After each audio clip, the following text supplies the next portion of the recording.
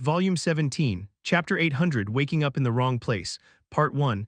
Splashing sounds of water being disturbed resonated through the tranquil atmosphere as Kyle stepped into the lake. The fishes in the lake appeared delighted to sense him. They gathered and began circling his lower body.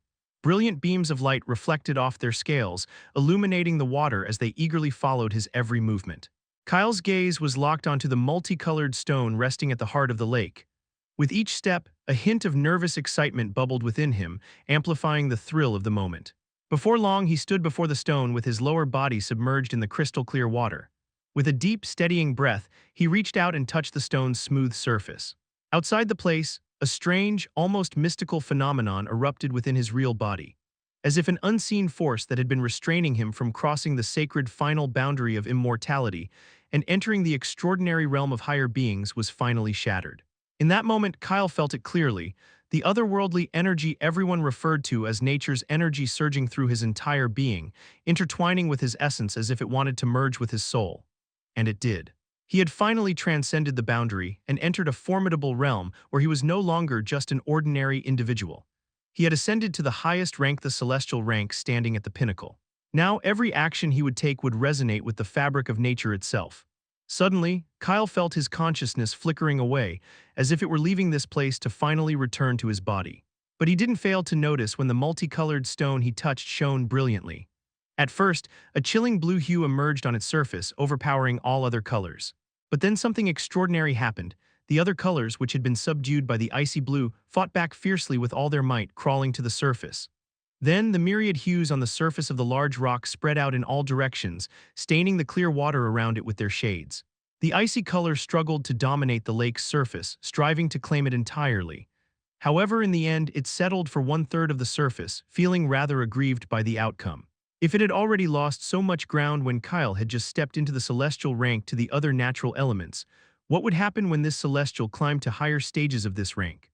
Wouldn't it be left with even less influence and presence in his life? With time, Kyle would undoubtedly grow stronger, and the icy color would inevitably be overshadowed by the powerful presence of the other elements, which, for reason unknown, appeared very eager to connect with this newly ascended celestial. If only the other celestials could witness this scene, they would likely have gone wild with utter shock and disbelief. A celestial can typically attract 1, 2, or at most 3 elements of nature when they cross the boundary, as nature doesn't favor being controlled by many. Over time, they may learn to command more elements. Yet this young cub had already attracted such a stunning array of colors to his lake. Unfortunately, this lake belonged to Kyle and would vanish when his consciousness returned to his body, meaning no one else could see it until he advanced to a higher stage in his rank and returned here. Of course, they could use force, but who would be free to do so except for the one with an inferiority complex who monitored every young person who ascended to the celestial rank? Yet even that person was dragged away by his companion. Kyle's vision turned blank. He didn't resist the darkness creeping in around him. With a satisfied expression, he willed himself to return to his body. He had gained a lot from this experience. He wondered how much time had passed in the outside world. A wide smirk spread across his face as he absorbed the knowledge flooding his mind just as his consciousness returned to his real body in the outside world. Unlike the lower power ranks, there was a total of 7 stages in the celestial rank. With each new stage, a person would grow more powerful. But how much? Kyle needed to uncover that over time. He was so happy that he let out a loud chuckle. Now imagine how his smile and excitement vanished faster than a candle's flame extinguished by the wind when he opened his eyes, only to be met by a very familiar pair of obsidian eyes with purple slits staring down at him. Azazel was kneeling on the same purple stage where Kyle had seen him last time, a haunting figure shrouded in darkness. The stage hovered just a few meters above the place where Kyle's body was floating. Faint howls of tortured souls echoed through the air, mingling with the aura of nothingness that engulfed everything around them.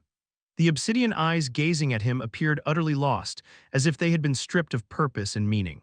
But as they stared at him, clarity finally ignited within them, as if a long-dormant fire had been rekindled. Okay, maybe Kyle had woken up in a very, very wrong place. With this thought in mind, he shut his eyes, hoping the man staring at him with a gaze that screamed kill, kill, and kill would overlook his meager presence. He had just broken through to the first stage of celestial rank and knew it would take time for him to acclimate to the new body his bloodline had created for him. Knowing all this, Kyle couldn't possibly confront someone more powerful than himself at the moment, especially not this man, even though he harbored an intense desire to kill him. lest he meet his demise on the very day he had attained a level of strength where he was no longer bound by fate, as his existence was now unshackled from its constraints. Previously, he didn't have a fate which had thrust him into many life-threatening situations, but now, as a celestial, he didn't need it anymore. But who was he kidding?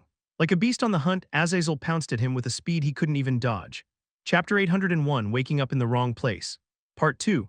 Kyle cursed when his leg was seized and his body, encased in a familiar layer of ice, was violently hurled away with a speed that felt like teleportation before he crashed into the shield surrounding the abyss they both occupied, causing it to shudder violently. He groaned as his entire body convulsed, and a trail of crimson blood oozed from his mouth, running down his glowing skin. Fuck, this is my new body. His sentence about how his soul had just gained this new body, which he hadn't even had the opportunity to explore yet, so don't dare to injure it, was abruptly cut off when a devastating punch struck his stomach, followed by a flurry of blows. Each impact forced a groan of pain from him, as the attacks were so lightning fast that he couldn't block a single one. Kyle yelled loudly, calling out to the crazy man who seemed to have finally lost it. The only saving grace was that, for some reason, Azazel wasn't using his spiritual energy or many natural laws. He was relying solely on pure physical strength to overpower him. He almost felt like the latter was venting his rage and frustration on him. Kyle could have tapped into the natural laws, but he refrained from doing so, knowing that the moment he did, the others would follow suit. Then he would be truly done for. Shit, shit, shit. With each punishing blow to his body, the glowing skin encased in an icy pale blue light became marred with bruises and blood. Kyle was 100% certain he had already fractured a few bones.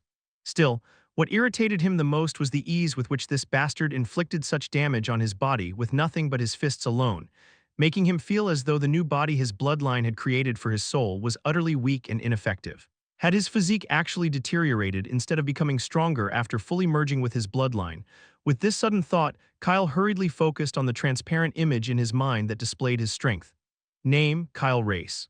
Human/semi-celestial bloodline, celestial soul rank, supreme rank last stage rank, celestial first stage stats strength, celestial first stage mana, supreme rank last stage divine energy.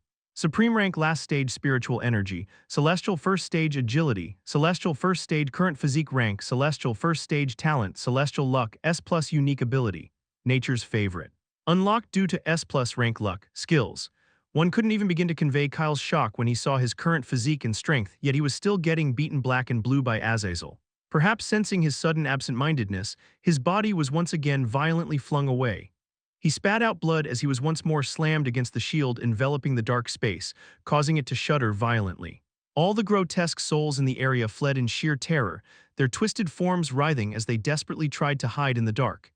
Even they were too terrified to intervene in this one-sided battle, fearing they might be targeted and become collateral damage. They lacked the ability to think, yet they could clearly sense danger. Kyle wiped the blood off his lips and vanished before Azazel could grab him again. His booming voice reverberated. Bastard, find someone else to pick on. Go back in time to finish off those you couldn't. Why are you attacking me out of the blue? His words were valid. Why couldn't Azazel just go back in time to tear those two individuals to pieces he wanted to destroy so desperately? Kyle didn't have much knowledge of the natural law of time at this moment, since he hadn't grasped it at such a high level, but he knew they could travel back. It was clear that Azazel was powerful, stronger than one could have ever imagined. So why the hell doesn't this bastard just go back in time and end all this shitty mess? His words clearly struck a nerve with Azazel, as the latter let out a scream loud enough to freeze Kyle in place. You think I didn't try? I didn't try? I freaking did. I did try so many times. But no matter how strong I am, I can't go beyond a certain point in time, and no one is allowed to alter the past or their bodies will disintegrate. His voice cracked as if he were unleashing a tempest of repressed emotions, revealing every ounce of pain and fury he had tried to contain within him. With bloodshot eyes, he lunged again to punch Kyle. However, this time before his fist could make contact, Kyle tore through the fabric of space and vanished into the crack. Ha ha ha! An unsettling laughter erupted from his dry lips as red veins slithered across his neck. A faint aura of an otherworldly power, when he had revealed to very few, seeped out, and his body began to glow with a purple hue, terrifying the essence out of all the souls around him as he stepped into the void without even tearing it to pursue Kyle. His eyes scanned the surroundings before locking onto the escaping blue light in the distance, compelling him to follow. Kyle's body was flung away once more, causing him to disappear into the darkness filled with glowing stars and distant planets like a discarded rag cloth. He couldn't even take a proper breath when the familiar pair of obsidian eyes with glowing slits flashed in his sight again, and another devastating blow struck him, this time to his face, shattering his nose in the process. His head spun badly as he struggled to block the relentless attacks.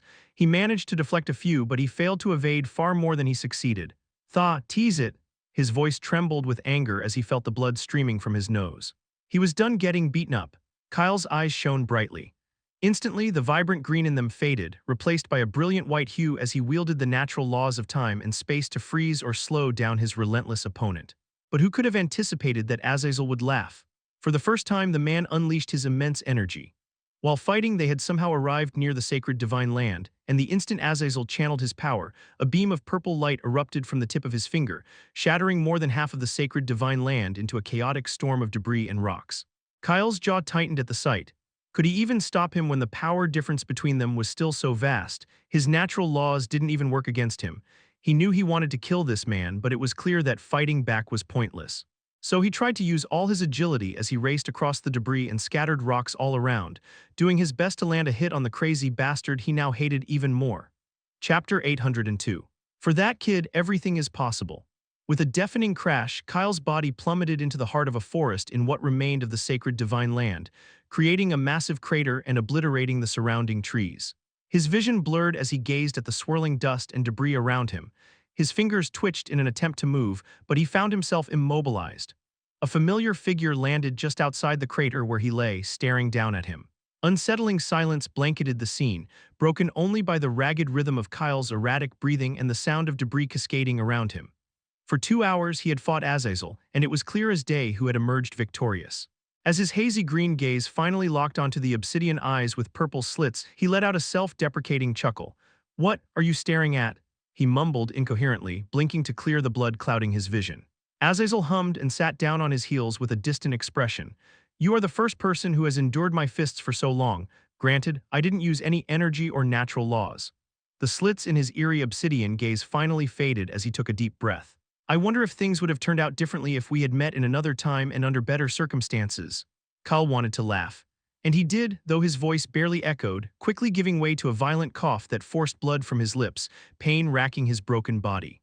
He took deep breaths to steady himself. "Different? No, it's already too late. At the end of this mess, one of us will die. That's already been written." Azazel arched an eyebrow. His eyes still lacked emotions, but a rare smile spread across his face.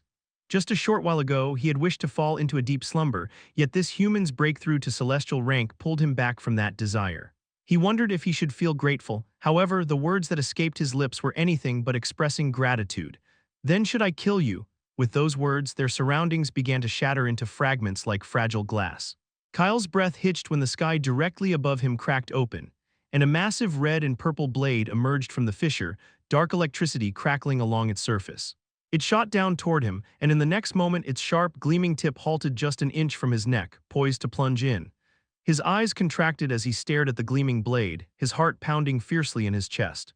Immediately, a layer of thick ice enveloped his neck and the rest of his body as he tapped into his bloodline power for protection. Now that it had become one with him, he could use it at any time.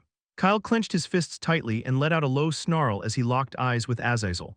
The hatred and rage in his gaze vanished into a sea of eerie, dark calmness. "Do it." He braced himself for the blade to shatter his body, prepared to use all his strength to save his soul and send it to a safe place. It was true he would need to form a new body for his soul once again and would lose a lot of strength. However, it was the only option available to survive at the moment. Still, the instant he returned, he would kill Azazel at all costs. This was Azazel's final chance to end him.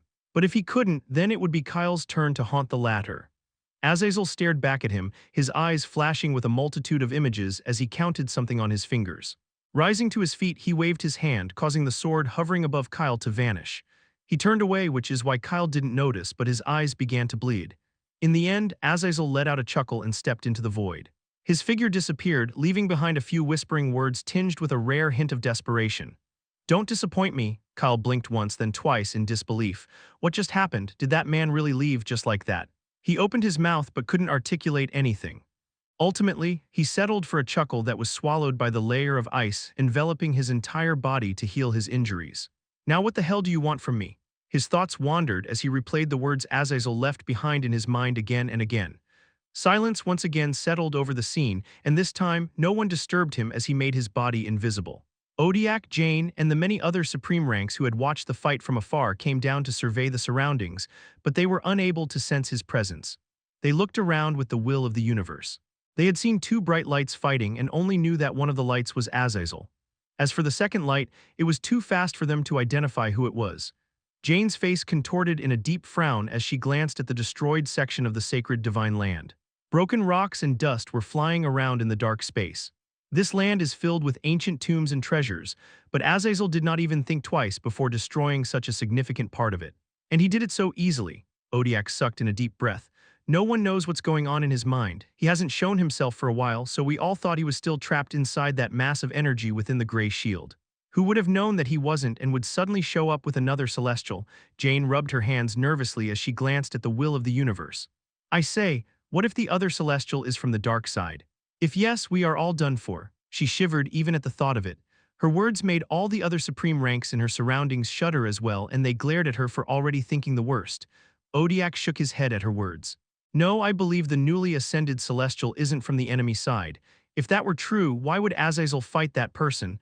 The will of the universe whipped his head back with a grim expression. What are you two chit-chatting about?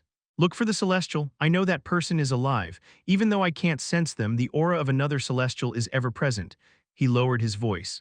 That person with the blue light is definitely injured after fighting with Azazel. We need to ensure they side with us, Jane scoffed at him. The other supreme ranks scattered to look around, but Odiak and she remained. She spoke in his mind. What about Kyle? Should we go back and contact James to save him? Now it's clear Azazel is not in that place, so it must be Kyle banging on the shield. Odiak's eyes trembled when he remembered Kyle. However, he didn't turn. Instead, a sudden realization dawned on him. His eyes widened comically as he let out a disbelieving murmur. No, that's impossible. Hearing his murmur, Jane leaned in. What happened? Odiak's lips trickled upward into a smile. Find the celestial. If my thoughts are on point, then that icy light can only belong to one person. If we're talking about Kyle, we can't put him in the realm of the impossible. For that kid, everything is possible. Jane's eyes widened and she nodded in agreement. Silently, the two parted ways to search the sacred divine land. They also contacted James and the other 5 elders to update them on everything. Just like the two, many of the supreme ranks who had witnessed the battle also sent news back to their respective planets. This meant that the information about what had transpired in front of the sacred divine land had already spread. On a distant planet, Alec's mouth hung open when he heard about the legendary battle that destroyed half of the sacred divine land. He looked away from James, who was telling him, Giant, and Asher the news, and asked the system in his mind, what are the chances that one of the fighters was Kyle? His fingers trembled with nervousness. A staggering 100%. Alec let out a chuckle at Soul's response. His eyes sparkled with excitement. Despite feeling a pang of sadness that Kyle had achieved the celestial rank before him, he was genuinely happy for his friend. I guess I need to work even harder. His sudden declaration made everyone around him want to run away. The first was Soul. The system wanted nothing more than to rest. This guy was going to exhaust all its energy. The second and third were Giant and Asher, who were seriously considering separating from Alec, because this man dragged them along whenever he went to train. And then there was James, who hadn't been able to sleep at all because Alec had the stamina of a beast and just wanted to fight. He and his entire team of warriors were on the verge of collapse. Now this kid wanted to train even more. Chapter 803, he is back. A while back, outside the elven planet where the Tree of Fate was dying, Nox held the unconscious Dark Phoenix in his jaws as he and Bia soared away from the chaotic battle raging fiercely behind them. Regius, Ua, Kurt, Nine, and all the powerful elves were valiantly fighting against Samara. The atmosphere crackled ominously with dark, swirling energy as Samara harnessed the natural law of darkness and ordered many demons to fight alongside her. Amidst the chaotic scene, all those below divine rank had fled the area, and even the divine and transcendent ranks were in poor condition because the heavy weight of the supreme rank's pressure was enough to crush anyone below divine rank. The Elven Queen, along with the others, had been battling against Samara for a long day without a break, but there was no sign of either side gaining the upper hand. It was clear that the intense conflict was going to rage on for many more days. Fortunately, due to the turmoil and the many people trailing Samara, Nox and Bia seized the opportunity to snatch the Dark Phoenix, who had lost consciousness after just a few strikes from everyone. The two couldn't help but snort at him. If he was so weak, why the hell did this tiny phoenix provoke the hornet's nest so boldly?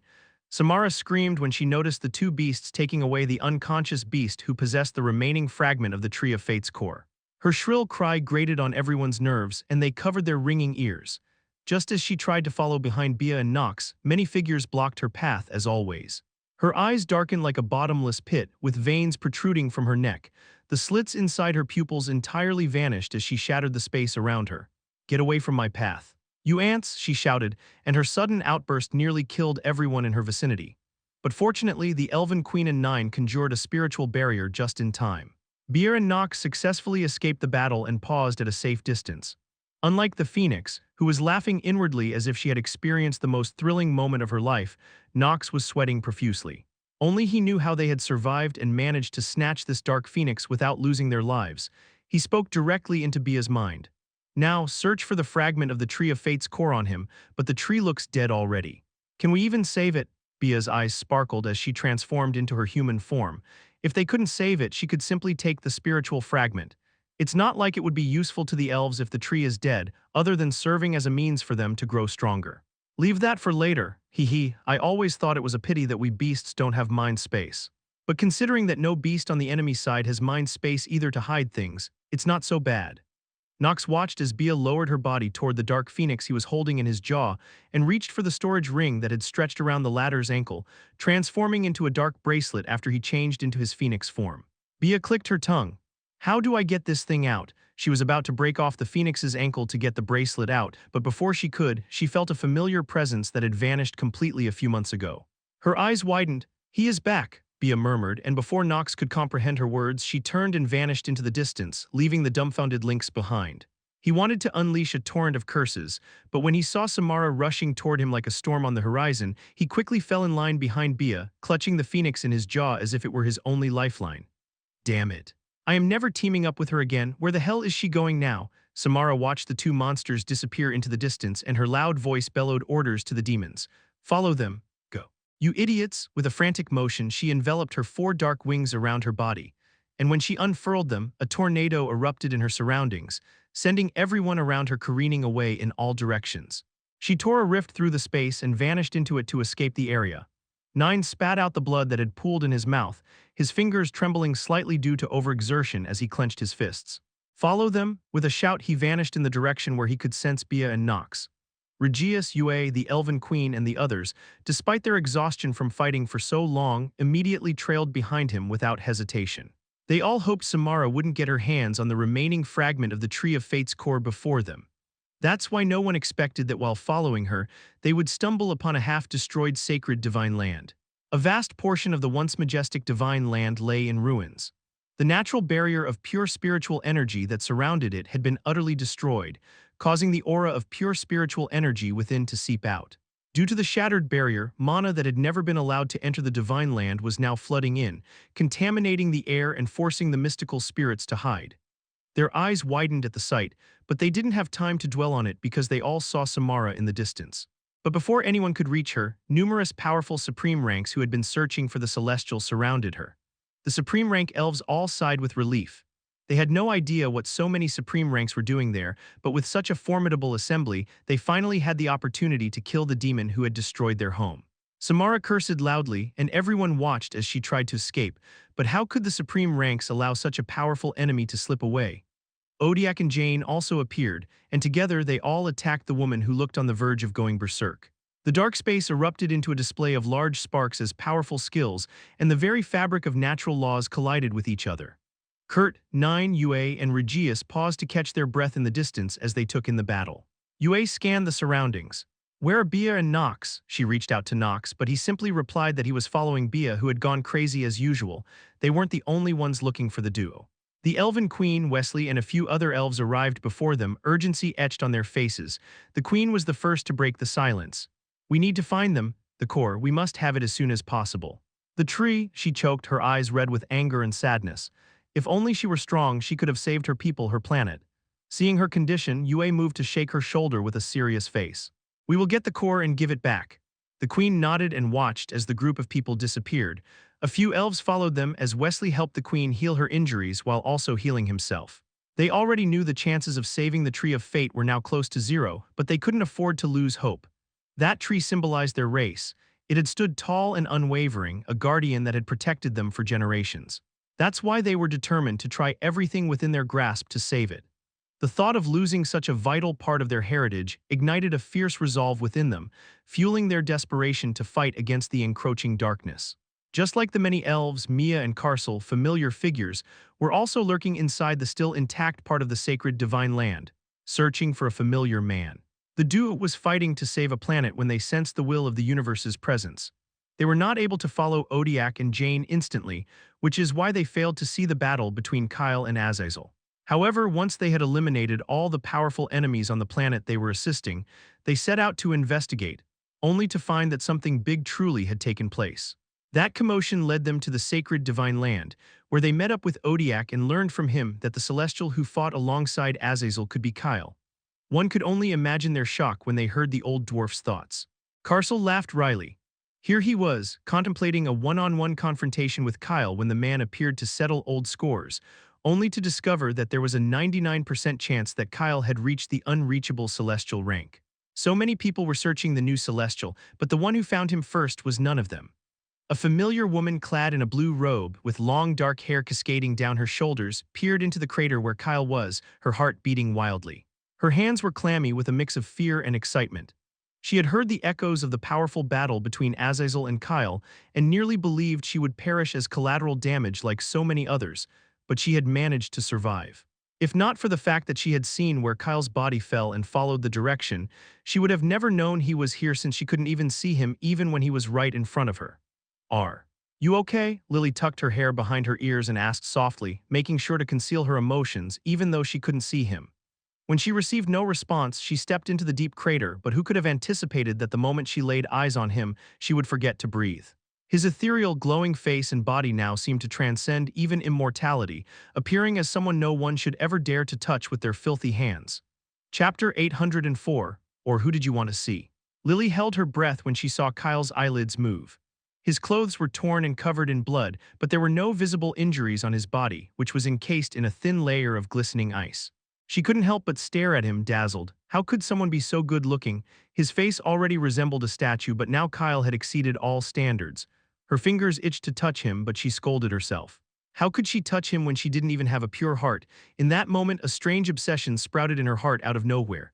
No one was allowed to touch him, no one, not even herself. She felt happy that she had entered the sacred divine land with Han and his wife, and didn't follow Sinon and Lara back to the blue planet. It was because of that she had found Kyle and seen him.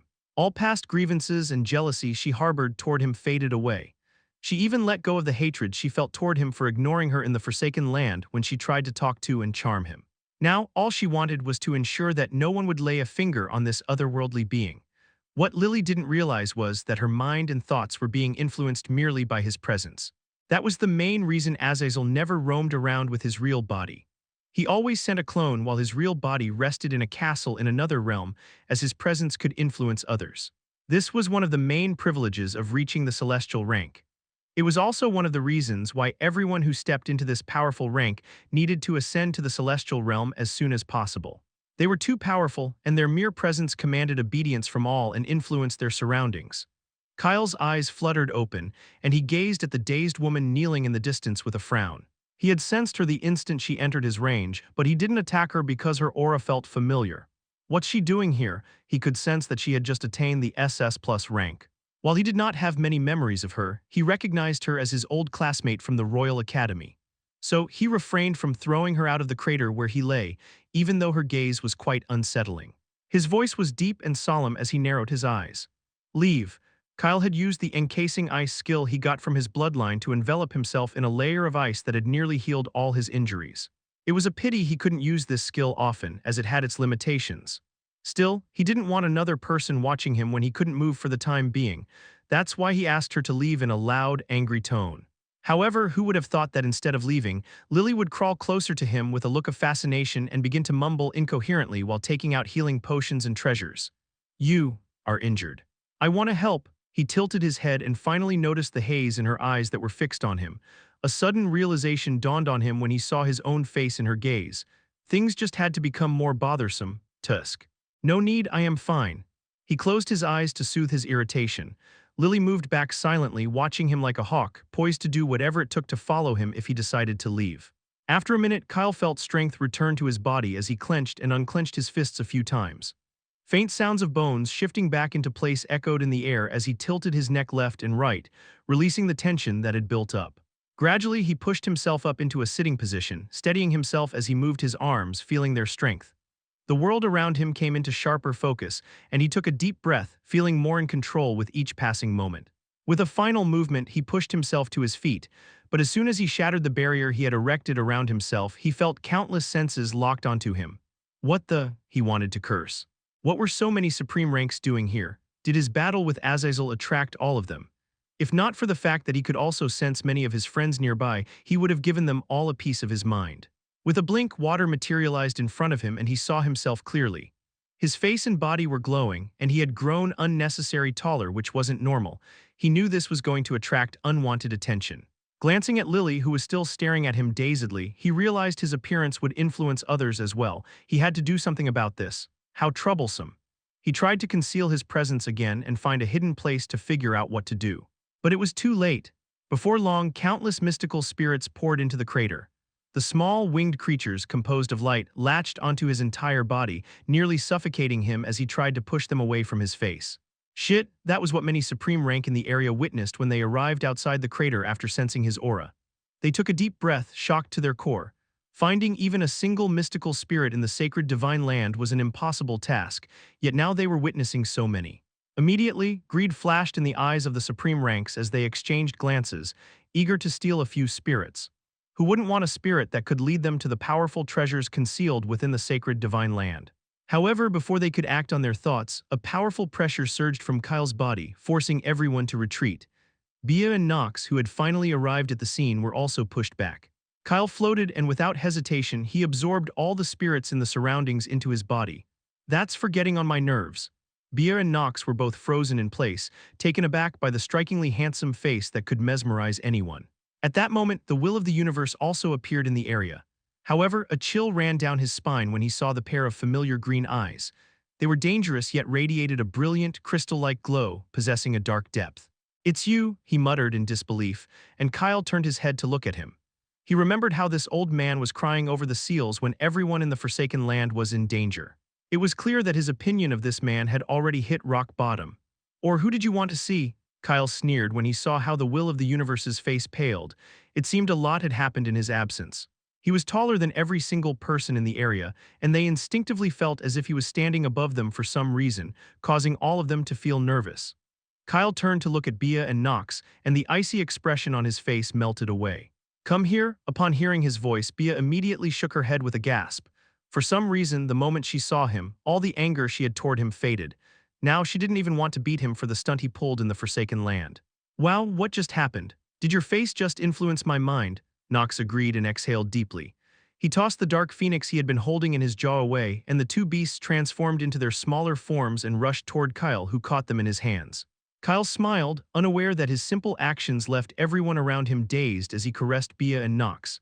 He turned back and locked his gaze on Carcel and Mia, who stood frozen in the distance beside a broken tree trunk, staring at him. "What are you guys staring at?" He spoke directly into their minds, and their eyes widened because they did not even realize when he invaded their senses. The duo jolted from their daze, and Carcel hurriedly covered Mia's eyes with his hands. He rolled his eyes and shot back. "Don't you dare charm my wife." Kyle's lips twitched, speechless. Why the hell would he need to charm someone else's wife when he has a wife? Suddenly, Lily, who had been staring at him silently, floated out of the crater and bowed before him with a solemn expression, as if she had made the biggest decision of her life. All eyes turned to her, the only one who dared to move in Kyle's presence. "Please take me as your servant, I want to follow you." Her words were enough to shock everyone. What surprised them even more was that, for some reason, they felt willing to be taken as his servants if he wanted. This angered them a lot, and the spell Kyle's presence had over them finally broke. Lily's actions were witnessed by Nine, Yue, Regius, Kurt, and the elves who had arrived at the scene as well. Everyone was taken aback by her sudden declaration, except for one person who glared daggers at Kyle's tall figure, daring him to say yes. Chapter 805, Why Does It Have to Be Him? Kyle stared at the woman bowing before him and shook his head, speechless. "No need, I am not Azazel, who had so many people groveling at his feet." "Why the hell do you want to be a servant?" Lily's face fell and she clenched her fists. She was resolute in her decision to follow him. If he wouldn't agree, then she would simply have to follow secretly. Kyle saw the obsession in her eyes and narrowed his eyes. He wanted to glimpse her future and determine whether he should eliminate her, as he currently had no reason to do so since she had done nothing wrong to him. But he didn't have this type of ability. So he decided to ignore her. He traced a few symbols in the air to conceal his appearance behind a barrier that was affecting everyone, and then he released Bia and Nox. Kyle's eyes traveled toward Yue, who became nervous when he finally stared at her. She had glared at him when she heard Lily's words, but upon seeing his face and his eyes on her, her heartbeat quickened. However, unlike her, he looked completely unfazed. She bit her lower lip. I should have anticipated this because I hadn't changed at all, unlike him, who now had an even more ethereal appearance. If only she knew that the aloof celestial staring at her had a lot of inappropriate thoughts swirling inside his head. His gaze even drifted downward, but the action was so subtle that no one noticed. The reason? It was because the instant he saw her, he recalled what he had thought while he was in the illusions during his breakthrough. He cleared his throat and cleaned his thoughts. The time and place weren't right. He wanted to spend time with his wife, but he needed to take care of the issue of his appearance first as soon as possible.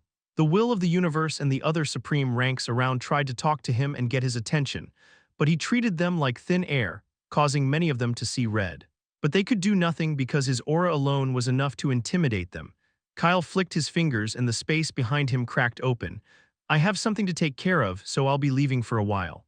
Contact me through the communication crystal. Nine nodded. He understood what Kyle intended to do. That's why he turned toward the dark phoenix tossed in the distance to search for what they were looking for. Regius gave a once-over to Kyle and followed suit. Bia wanted to follow Kyle, so she sat down on his head, but he picked her up and placed her on Yue's shoulder. Later, he murmured faintly, and Bia rolled her eyes when she saw his gaze was fixed on Yue. Just who was this later supposed to be for? She was ready to bet all of Kyle's fortune it was definitely not for her. Of course, she wouldn't bet her own. Yue grasped his sleeves and suddenly reached out to straighten his clothes, even though they were stained with blood. Currently her thoughts were a jumble. It was because Kyle had gotten too strong too fast, and he was very handsome. She knew that there were many powerful people who had more than one wife, but she didn't want to share him. That was the only selfish wish in her heart. That's why she wanted to have some time alone to sort out her thoughts. However, it was as if Kyle could read her feelings. He reached out to rub her back. Don't overthink. You are the only woman I will love and care for in this life. Unless we have daughters in the future. Yue's eyes widened, but the one who had just made her flustered had already turned his back toward her, leaving her with a red face. The heat even spread to her nape. Lily noticed their interaction and her eyes darkened. Why was this weak elven woman touching him? Why, no one was supposed to touch him. She wanted to attack Yue but trembled when Kyle stared at her darkly, sensing the malice that surged from her. Kyle left one last message for Nine. See her future, and if she is going to be trouble, kill her. Then he vanished into the rift he had created. The will of the universe could only grit his teeth and watch as he disappeared. Why does it have to be him? Yue heard him and whipped her head sharply to look at him with calm eyes, but her words were anything but calm. Do you have a problem? I can take care of it if you have one. The air around him crackled as she released her supreme rank pressure. Her words surprised both Bia and Nox. They had never seen Yue so openly aggressive. The will of the universe's eyes trembled with anger, but he wasn't supposed to harm any living being in the universe. So he just turned around and left the scene. Nine, who had taken the bracelet from the Dark Phoenix, gave it to the elves. They did what they could to help. Now it was up to the elves to handle their matter. His previous injuries weren't fully healed. But when he sensed that Odiak, Jane, and many other supreme ranks were still locked in battle with Samara, he gathered Carcel, Mia, Yue, Regius, Bia, and Nox. Together, they rushed to join the battle unfolding outside the sacred divine land. However, before they could launch their attack, who would have imagined that the Demon Queen would suddenly use an artifact and make a swift escape? Samara disappeared, but she left behind a flurry of curses and a threat that she would come back to kill them all. She saw that the tide of battle had turned against her, leaving her no choice but to flee. Although she was at the pinnacle of supreme rank, she knew she couldn't take on so many formidable supreme rank's opponents at once. What made her crazy was the bitter realization that once again, she had failed to conquer that damned elven planet and seize what she so desperately desired. The first time was because of Kyle, and the second time because of his friends. If only she had paid attention to her surroundings and saw that Kyle was still alive and had even attained the celestial rank, she would have undoubtedly fainted from anger. With her disappearance, many supreme-ranked individuals left as well. Now that they had failed to communicate with the Celestial, they needed to uncover his identity and ensure that no one from their home planets would provoke him or get on his bad side, as he was now the second strongest after Azazel. Odiak and Jane laughed wryly when they heard that the Celestial was indeed Kyle. They just hoped the young Celestial wouldn't hold a grudge against them after learning that they did nothing to help him when he was trapped in the Grey Shield and even stopped his friends from assisting. The Elven Queen, Wesley, and all the Supreme Ranks elves returned to their home to save the Tree of Fate when they got back what was stolen from them. 9. Regius and the others gathered in one place in the sacred divine land to heal from their injuries and rest for a while. Carcel and Mia joined them and also decided to stay. Ellie, who had been following Nine's group but couldn't enter the battle of the supreme ranks, helped them recover. Nine's eyes followed Lily, who instead of leaving, stayed around. He closed his eyes, but he was keeping her under check. The sacred divine land was finally calm, with peace restored. It was the only land that the dark side did not attack since no race inhabited it, and people only came to seek divine and spiritual treasures. Perhaps the main reason this land wasn't attacked by anyone was that Kyle had once mercilessly killed every single person from the dark side in this land to cleanse it. While Nine, Regius, and the others were healing and resting, Bia decided to torture the Dark Phoenix, who had finally regained consciousness. She wanted to kill it, but when she found out that the Phoenix's bonded companion had died in the war, she devised another plan. Nox didn't like her idea at all but felt powerless to stop her. Bia transformed into her human form and rubbed her hands as she stared at the Dark Phoenix, which was in his massive beast form, with a smirk. "Hey, I have an offer for you. You either accept it or die." Choose. She anticipated resistance but was left bewildered when she heard his response, which held no hesitation. "I accept." Bia stared back at him with suspicion. "Don't you want to hear it first?" However, the Dark Phoenix simply directed his gaze at the spiritual chains around his legs and the powerful barrier surrounding him. As if that wasn't enough, Bia and Nox were using their authority to force him to obey. He was only at the divine rank while they were both at the transcendent rank. "Do you think I have a choice? It's either death or I switch sides. I can wield dark energy, but that doesn't mean I pledge my allegiance to them. I am quite fickle, you know," he smirked. They could kill him. He was bored anyway and had nothing to do, so dying wasn't so bad either. But it was a pity he couldn't obtain the supreme essence Sino had promised him. Still, he didn't regret anything he had done. It was thrilling, and if given the chance, he would do it all over again. Chapter 806. Time to adapt to my new power. Bia was at a loss for words, but that didn't stop her from acting on her thoughts. Tisk, tisk, if only the dark side realized how easily their own can betray them. She narrowed her eyes at the Phoenix. "Okay, from now on, you're going to work as a double agent. To make sure you don't betray us, Nox will mark your soul with a skill he learned recently. That way you will die if you even think about betraying us." The Dark Phoenix's smile finally faded. However, he had seen worse, so he agreed. Bia chuckled. "Don't you want to know your task? It's quite simple. Sino slips away every time and we can never locate his true body. You need to lead us to his real form so we can finally eliminate him." Many people were surprised by her words. They thought Bia was messing around, but it seemed she had a good plan. Nine chuckled and glanced at the others before his unreadable gaze settled on Lily. After his injuries were healed, he stood up and approached her. Without hesitation, he placed his hand on her shoulder. "Do you want to travel with us?" However, in reality, he wanted to do what Kyle had asked him to. He wanted to see her future with his spiritual gaze. Lily blinked, truly surprised, and agreed to travel with them, driven by her desire to find Kyle and follow him. He had shot her a glare, and since she wasn't able to enter the rift he created, her only option was to stick with these losers to get stronger and find him. What she didn't notice was that Nine had already touched her skin. Only Ellie sensed that sudden brush of fingers against Lily's neck and glared at him. Nine's eyes flickered. The golden threads within them shifted, and multiple images flashed in his mind as he read her fate. The more he glimpsed her fate, the angrier he became. His powerful aura erupted, and everyone, including Ellie, who was glaring at him, jolted when Lily cried out in pain. Mia and everyone else shouted at him, grabbing him when they saw him trying to kill the woman who had collapsed from his pressure and was spitting out blood. "Nine, what are you doing?" Nine took a deep breath, but he couldn't calm down. His eyes had turned bloodshot as he struggled to believe what he saw. "I am eliminating future trouble. She is going to kill many of us. Don't stop me." Instantly, everyone froze.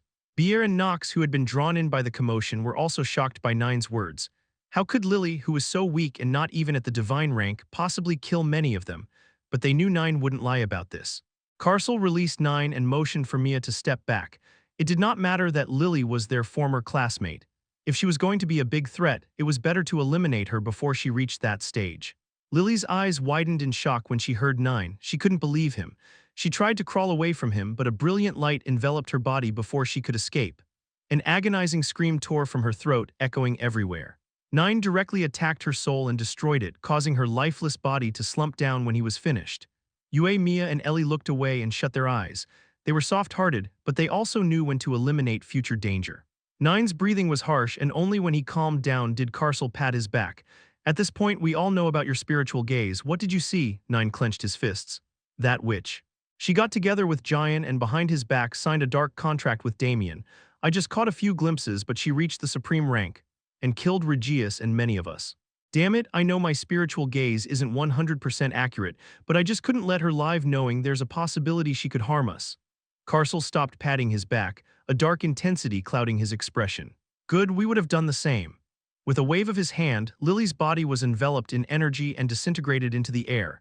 This scene was witnessed by Odiak and Jane, who had come to talk with the kids to find out what they were planning. Odiak appeared and glanced at Nine, but before he could speak, Nine interjected. We will continue helping the planets that are being attacked. Let's go. His words echoed in the air as the group vanished along with Odiak and Jane. While they left to battle the dark side and aid the planets, Kyle stood inside a cold cave in the sacred divine land, which he had found using his scent perception skill. At first, he considered creating a fake body, similar to Sino, and then concealing his true body in a secluded place to prevent his appearance from influencing anyone. But after contemplating it for a while, he ultimately decided against the idea. First, even though he had many treasures in his mind space, he lacked the knowledge to construct a fake body. Second, the thought of tearing a piece of his soul to send a fabricated version of himself into battle felt unsettling. I have to learn to split my consciousness and soul if I want a fake body. That is too much effort, and it would prevent my real body's agility, strength, and physique from growing if I am using fake bodies. In the end, he decided to simply change his appearance. While he couldn't do anything about his tall height, he could definitely use symbols to mask his face, allowing others to see him as an ordinary person. Kyle went through his knowledge and checked all the presence concealing and face concealing arrays he knew. Then he formed new, powerful array symbols that no one had seen before in his mind, tailored specifically for himself. When he finished, multiple symbols lit up all around him. They trembled as more and more symbols lit up and merged with them. In the end, they all combined to form a single symbol shaped like a teardrop glistening in the air. The symbol moved and engraved itself upon Kyle's neck under his gaze. He rubbed his neck and waved his hand. Instantly, a wall of water materialized in front of him to show his reflection. His crystal-like green eyes had dulled to a gray color, and his hair, which had turned silver after his bloodline fully merged with him, had changed to a dark tone. His pale, icy skin tone had transformed into bronze, and he looked just like an ordinary human that people would forget after seeing once. Not bad, but will anyone even recognize me in this appearance? A mischievous glint sparkled in his eyes as he suppressed his aura to the initial stage of supreme rank. However, feeling that it wasn't quite enough to deter people from approaching him, he elevated his aura to the mid-stage. Kyle engaged in a deep stretch, the sound of his muscles flexing echoed through the stillness of the cold cave. All right, it's time to acclimate to my new body and powers and have some fun, he declared, a grin spreading across his face as excitement surged through him. He had never felt this much power within his body, as if he could destroy an entire planet with just a flick of his finger. With a single step, he tore through the fabric of space before him and vanished, directly appearing in the midst of the dark, inky expanse filled with countless twinkling stars and many distant planets. He could feel the spiritual and divine energy surging around him, entering his body automatically as if magnetically attracted to him, while he extended his scent perception skill. The skill expanded at lightning speed, encompassing a vast area to the point where Kyle almost felt overwhelmed by the multitude of scents entering his nostrils. He had to stop when it became too much to handle, but he was certain his skill could reach even further. That's the power of the skill that broke through to the celestial rank with me. What would happen when it reaches the peak of celestial rank? He chuckled and vanished toward the nearest planet, which was being attacked by the dark side. Kyle crossed the planet's boundary and was immediately met with the sickening laughter of the dark race, echoing ominously everywhere. He touched down in the heart of the planet. The air hung heavy with the metallic scent of blood, intertwining with the acrid smoke that billowed from the remnants of crumbled buildings. Around him, the cries of the wounded and dying pierced through the laughter, creating a haunting scene. The sky was choked with dark clouds, casting an eerie pall over the landscape. Shadows flickered in the smoke, revealing figures struggling for survival. He frowned when he saw many demi-humans, humans, and elves, who appeared to be coerced, fighting alongside the dark race to destroy and conquer the planet. Why? Did they sign dark contracts? He didn't receive any answer. Instead, a powerful and overwhelming aura surged from his body, enveloping the entire planet and causing every single person, whether enemy or not, to freeze and fall silent. A shiver ran down their spines. It was as if a commanding presence, something beyond their comprehension, had exerted its power over them. Amidst the frozen debris and dust, Kyle walked and gazed around. He studied the nearest person to him, who was fighting against his own race with tears streaming down his face. It was a supreme rank. He examined the man's body with his strength, and just as he suspected, the person was infused with dark energy. He had indeed signed a dark contract. Kyle's eyes narrowed. He recalled how he had once freed Alec from the dark contract. At that time he hadn't studied it and simply burned it with his flames. But this time he stood before the man who trembled at the sight of him and examined the man's body to understand how the dark contract forced those who signed it to obey. Chapter 807, I Am Just a Passerby. Part 1, it didn't take Kyle long to sense the dark symbols binding the man's soul, and he waved his hand to perform a test. The person screamed in horror when he saw icy flames materialize before him, but he could only cry as they engulfed him. Kyle clicked his tongue and felt as his flames infiltrated the man's body. His control over his flames was exceptional, so in just a few moments, they discovered the man's soul and, without harming it, started consuming the dark symbols binding it. He frowned as he noticed how the symbols were wrapped around the soul, holding it in a vice-like grip. With one wrong move, he knew the man's soul would be destroyed. It felt like many years of torment for the man, but in reality, only a few seconds had passed since Kyle unleashed his icy flames, and he was already done. The moment he retracted his flames, the man dropped to his knees, trembling from the cold. He felt as if he had been fed a lot of ice, and his body was enveloped in a layer of chilling frost. Kyle stared down at the trembling figure before his feet, gasping for air. You are no longer bound by the dark contract. Use your life wisely this time and help your people. The man's eyes widened as the meaning behind his words dawned on him. He was a demi-human, forced to sign a dark contract after the people of his planet lost. He finally took a good look at Kyle's figure and saw his tall, bronze-skinned, muscular frame with dark hair and gray eyes before choking out a few words of gratitude. Tha nku, he blinked, and Kyle had already disappeared. Thus began the tale of the young, tall, bronze-skinned man who was hailed as the one who would finally save the universe, unaware that he had no such plans and was just testing his strength. Kyle appeared in the sky. The supreme ranks of the dark race, who had previously been immobilized by his formidable aura, were released when he stopped using his celestial aura and narrowed his eyes. The supreme ranks easily discovered him, as he was the solitary radiant figure engulfed in icy flames, illuminating the dark planet. But they were hesitant to attack. Many of them were even considering fleeing. They had sensed his aura and realized they were no match for him. So what was the point of fighting and dying? It would be better to just contact the Shadow Generals and call them to eliminate this powerful enemy. However, no one could escape because Kyle used an array to seal the planet. All the supreme ranks from the dark race were mercilessly killed, their bodies left in ruins, instilling fear in the weak enemies in the surroundings. The planet's inhabitants were shocked beyond words when they saw how those who had just moments ago been tormenting them and killing their loved ones were eliminated so easily. Kyle looked around. The teardrop symbol on the back of his neck trembled, unable to conceal his appearance when he used too much power, and his eyes turned green, glowing in the darkness around him. That otherworldly scene was etched in the minds of all who witnessed it. They watched as, under the simple gesture of his hand, a powerful ice domain descended, enveloping the entire planet in a frigid embrace, as if the very essence of winter had come to claim its dominion. Massive ice spears materialized in the sky, piercing the air with a chilling grace. The people of the dark side cried out in horror as they witnessed the scene unfold before their eyes, their hearts pounding with fear. Yet despite their desperate attempts to flee, they could not escape the onslaught when the ice spears surged forth, impaling their bodies with ruthless precision. When Kyle was finished, an eerie pin-drop silence enveloped the entire planet. No one dared to breathe, not even the numerous monsters lurking in the ruined forests. The whole planet was engulfed in ice structures and the lifeless bodies of those from the dark side. The sky above, which had been filled with smoke, the scent of blood and inky darkness, was now filled with tiny sparks of ice cascading down like delicate crystals, blanketing the land in a surreal, glistening embrace. Kyle sucked in a deep breath. His fingers trembled, not from exhaustion but from the thrill and adrenaline that accompanied such immense power. His eyes turned gray once again as icy flames surged from his body, engulfing all the dead bodies lying around and transforming them into particles. The surviving people of the planet didn't dare to speak or breathe as they watched him in silent fear and awe. All those who had been compelled by the dark side due to the dark contracts to fight against their own people cried out inwardly in gratitude when they realized they hadn't been killed by the tall, formidable man who had appeared out of nowhere. However, their instincts kicked in and they wanted to flee when they saw the familiar icy flames heading toward them. But who were they kidding? The flames engulfed them in no time.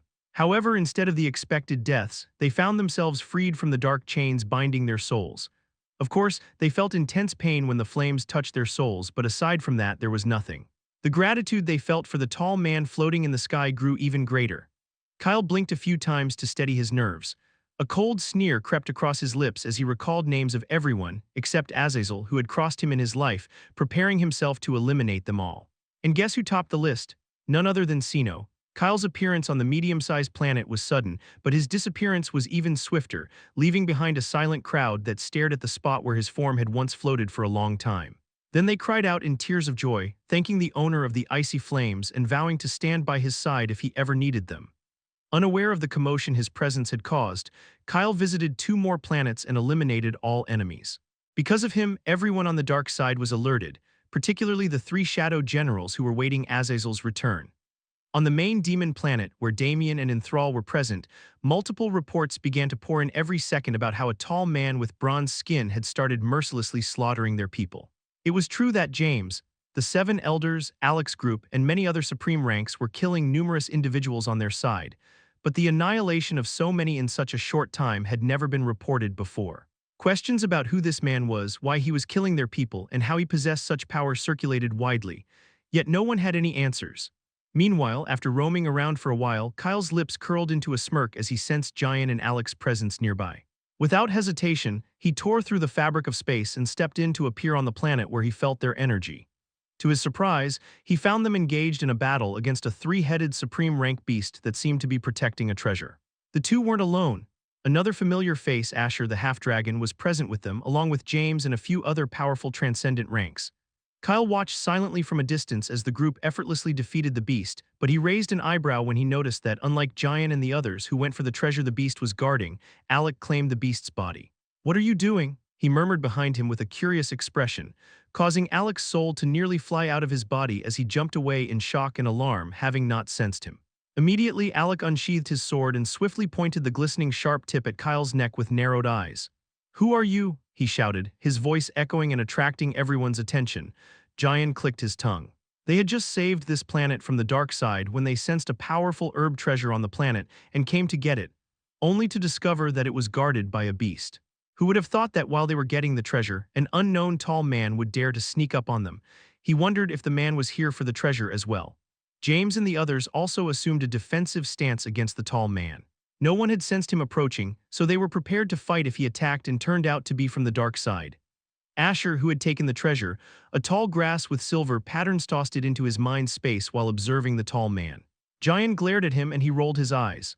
"I don't need it. I have plenty of treasures in my mind space. Take it from me when we find out who this person is." Kyle's eyes flickered with a hint of amusement as he stared at the sword pointed at him. He was taller than Alec, making his presence intimidating. "You ask who I am? I'm just a passerby." Alec had a bad premonition.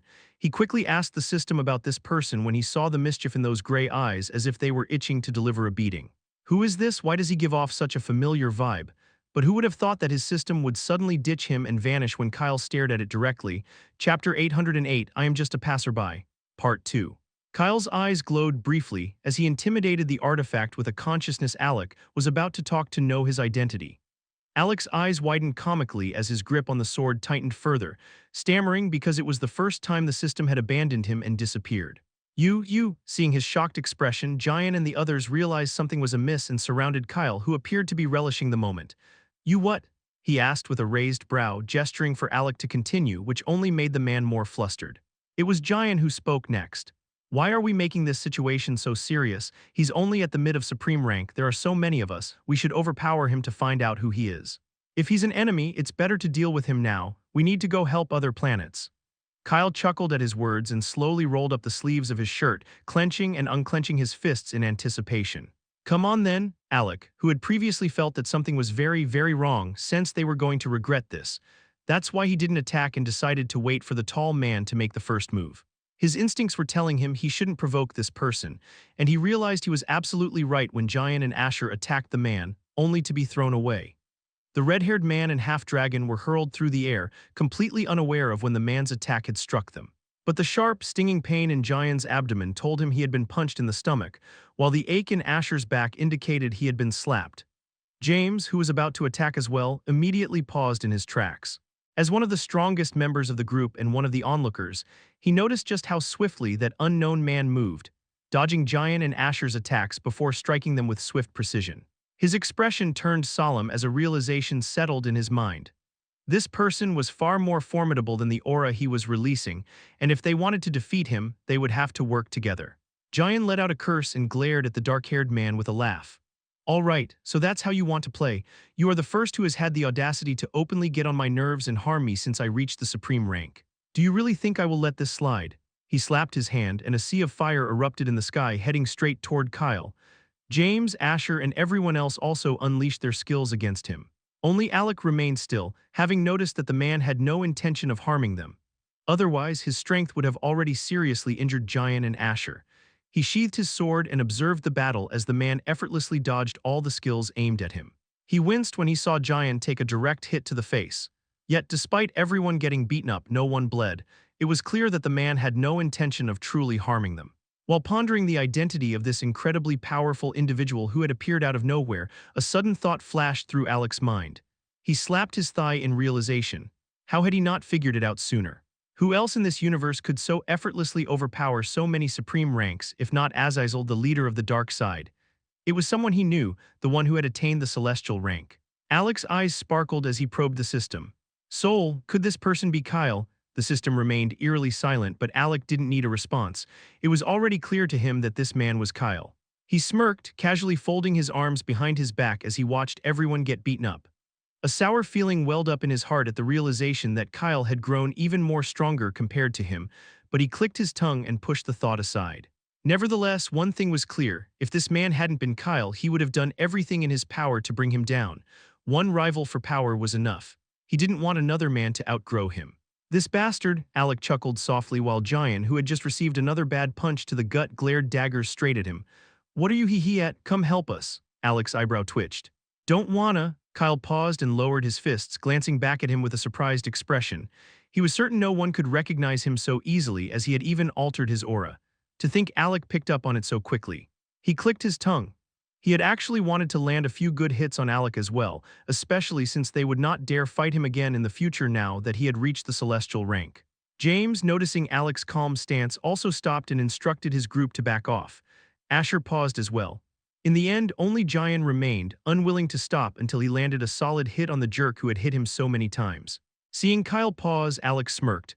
Are you done? Kyle hummed as he flicked his fingers, and Jian froze in his spot, his newly created fire attack halting in midair.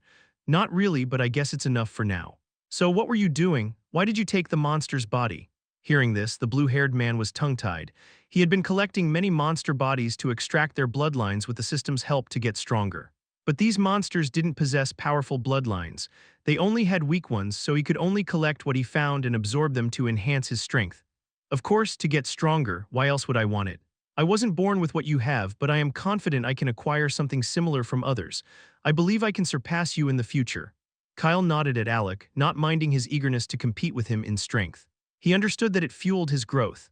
Let's see then, I will be waiting for you to reach the celestial rank. When you do, let's have a good battle on equal footing. Jian, who had been trying to move after Kyle used the law of time on him, froze. His eyes widened as he heard the duo. James's suspicion was confirmed. This person truly was Kyle. He hissed in pain while rubbing his bruised chin. You could have been a little merciful. Why do you have to beat us all so much? Yet the shock in his eyes was unmistakable. He was in the presence of a celestial, a true celestial. He had never imagined that anyone other than Azazel would reach such heights. If Odiak hadn't given him a heads up about the news, he wouldn't have been so calm when Kyle casually mentioned the celestial rank. Unlike him, everyone else around him gasped when they realized that this man had ascended to the celestial rank. The atmosphere grew tense, filled with a blend of nervousness and awe. Kyle glanced back at James. The man was just as he had been before. I controlled my strength, otherwise none of you would still have the ability to float. James hissed at his blunt remarks, but he had no response. He still felt guilty about the time when he and the Supreme Elders had failed to help Kyle in the past. I know it's not necessary anymore now that you've reached the celestial rank, but are you all right? And why did you change your appearance? Is this the new form of the body you created? Jian, who was finally freed from the tight grip of stillness, interjected. Are you really Kyle? His lips trickled upward into a grin. The pain from when Kyle had beat him faded, and he no longer felt the urge for revenge. I have to say, your new form is quite handsome. He, of course, not more than me. At last, I'm the most good-looking one among us. Sure, I might be a bit shorter, but it's the face that counts. He stepped forward and gave Kyle's shoulder a reassuring pat. Don't worry, I really don't mind even if my friend is a bit ugly. Everyone around was speechless. From what angle do Kyle possibly look ugly? True, His appearance had changed from a strikingly handsome ice statue to that of a tall, bronze-skinned man, but even that was well beyond normal standards. Silently, Kyle roughly swatted the hand patting his shoulder away and pursed his lips to conceal his amusement. "Oh, really?" The teardrop symbol on his neck glowed, and Giant gasped as Kyle's appearance transformed into that of an otherworldly being capable of charming anyone. He stared in a daze, even forgetting that he was about to pull out his communication crystal to inform Sinon and the others that Kyle was no longer handsome. A sudden urge to follow this man overcame him. What the? That's not fair. Asher, Alec, and James looked away with furrowed brows when they realized that his appearance was affecting them. Kyle blinked, and his appearance transformed once more. He ignored Giant, who was gaping at him in astonishment. "Well, let's discuss what has transpired during my absence and the current state of the universe. I need you all to fill me in on everything that has happened." Chapter 809, What More Was Left. A few hours later, inside a rundown old wooden elven restaurant at a round table, Kyle sat across from James and Alec, a deep frown on his face. "So all in all, we need to locate the remaining celestial spirits," he asked quietly, and Alec nodded with a somber expression. They had informed him of everything, and he had to admit he didn't expect the situation to be this dire. "Now we have 2 decades, Giant interjected from a distance. "Nope, it's even less than 2 decades. You were away for several months. We actually have 19 years and half a year remaining." Kyle rubbed his chin and silence fell over the space, but his next words made James spit out the tea he was drinking. "Well, many of us have seen the celestial spirits before, so it's easy for us to recognize them if we ever encounter one." Asher pulled the chair next to Kyle and settled in with his hands folded, chuckling at James, who was coughing and staring at Kyle with wide eyes as if he weren't human. Well, in truth, Kyle wasn't a full human anymore given his current race. Yes, the ones we discovered in the lost treasure tomb where I was trapped, but Azazel captured those spirits right before our eyes the instant they appeared, and we could not do anything but watch. James rubbed his chest, trying to process the revelation. So this group of friends had even encountered celestial spirits. What more was left? The air in the restaurant grew tense, with everyone on James's team staring intently at Asher and Kyle's backs. Nevertheless, no one among them dared to speak while the powerhouses were conversing. Kyle tapped the rim of the cup of tea that James filled for him and dropped another bombshell. This time, James wasn't the only one who choked on his breath. Actually, the lost treasure tomb was the second place where I met a celestial spirit. The first time was in the no-mana land. Giant stood up, causing his chair to skid backward, and strode over to Kyle's table with a wry smile. "Why does it feel like meeting celestial spirits is an everyday occurrence for you? Do you have some secret that the rest of us don't know about?" James set his tea aside to avoid choking on it again, and like everyone else, focused intently on Kyle, eager to hear his answer. By now, they all understood that there was something extraordinary about him. Kyle paused for a moment, contemplating how to provide them with a good answer without divulging too much information. He didn't want to disclose the existence of his bloodline or the time he met Azazel in the no-mana land to James. Giant and Alec were already aware of his bloodline, and now that it had merged with him completely, no one could take it from him. Still, he wanted to avoid unnecessary annoyance by sharing too much. "I think they are drawn to me. Perhaps it's because of my cold temperature. Even in the sacred divine land, the spirits seem to like my presence, almost as if they wanted to devour me like a treasure." His eyes gleamed with a chilling coldness as he remembered how those celestial spirits tried to confuse his mind to eat his essence. If he could capture them, he would undoubtedly absorb them like Azazel was doing. But since they needed them to reach the people in the celestial realm, he had to set that plan aside for the time being. James could see Kyle was hiding something, but he didn't probe. His face brightened slightly as a sudden thought appeared in his mind. He wasn't the only one. Alec and Giant also seemed to be planning to use Kyle as a bait to get their hands on the celestial spirits. Similar to the Shadow Generals, they had been searching for the celestial spirits, but neither side had succeeded in finding even a single spirit.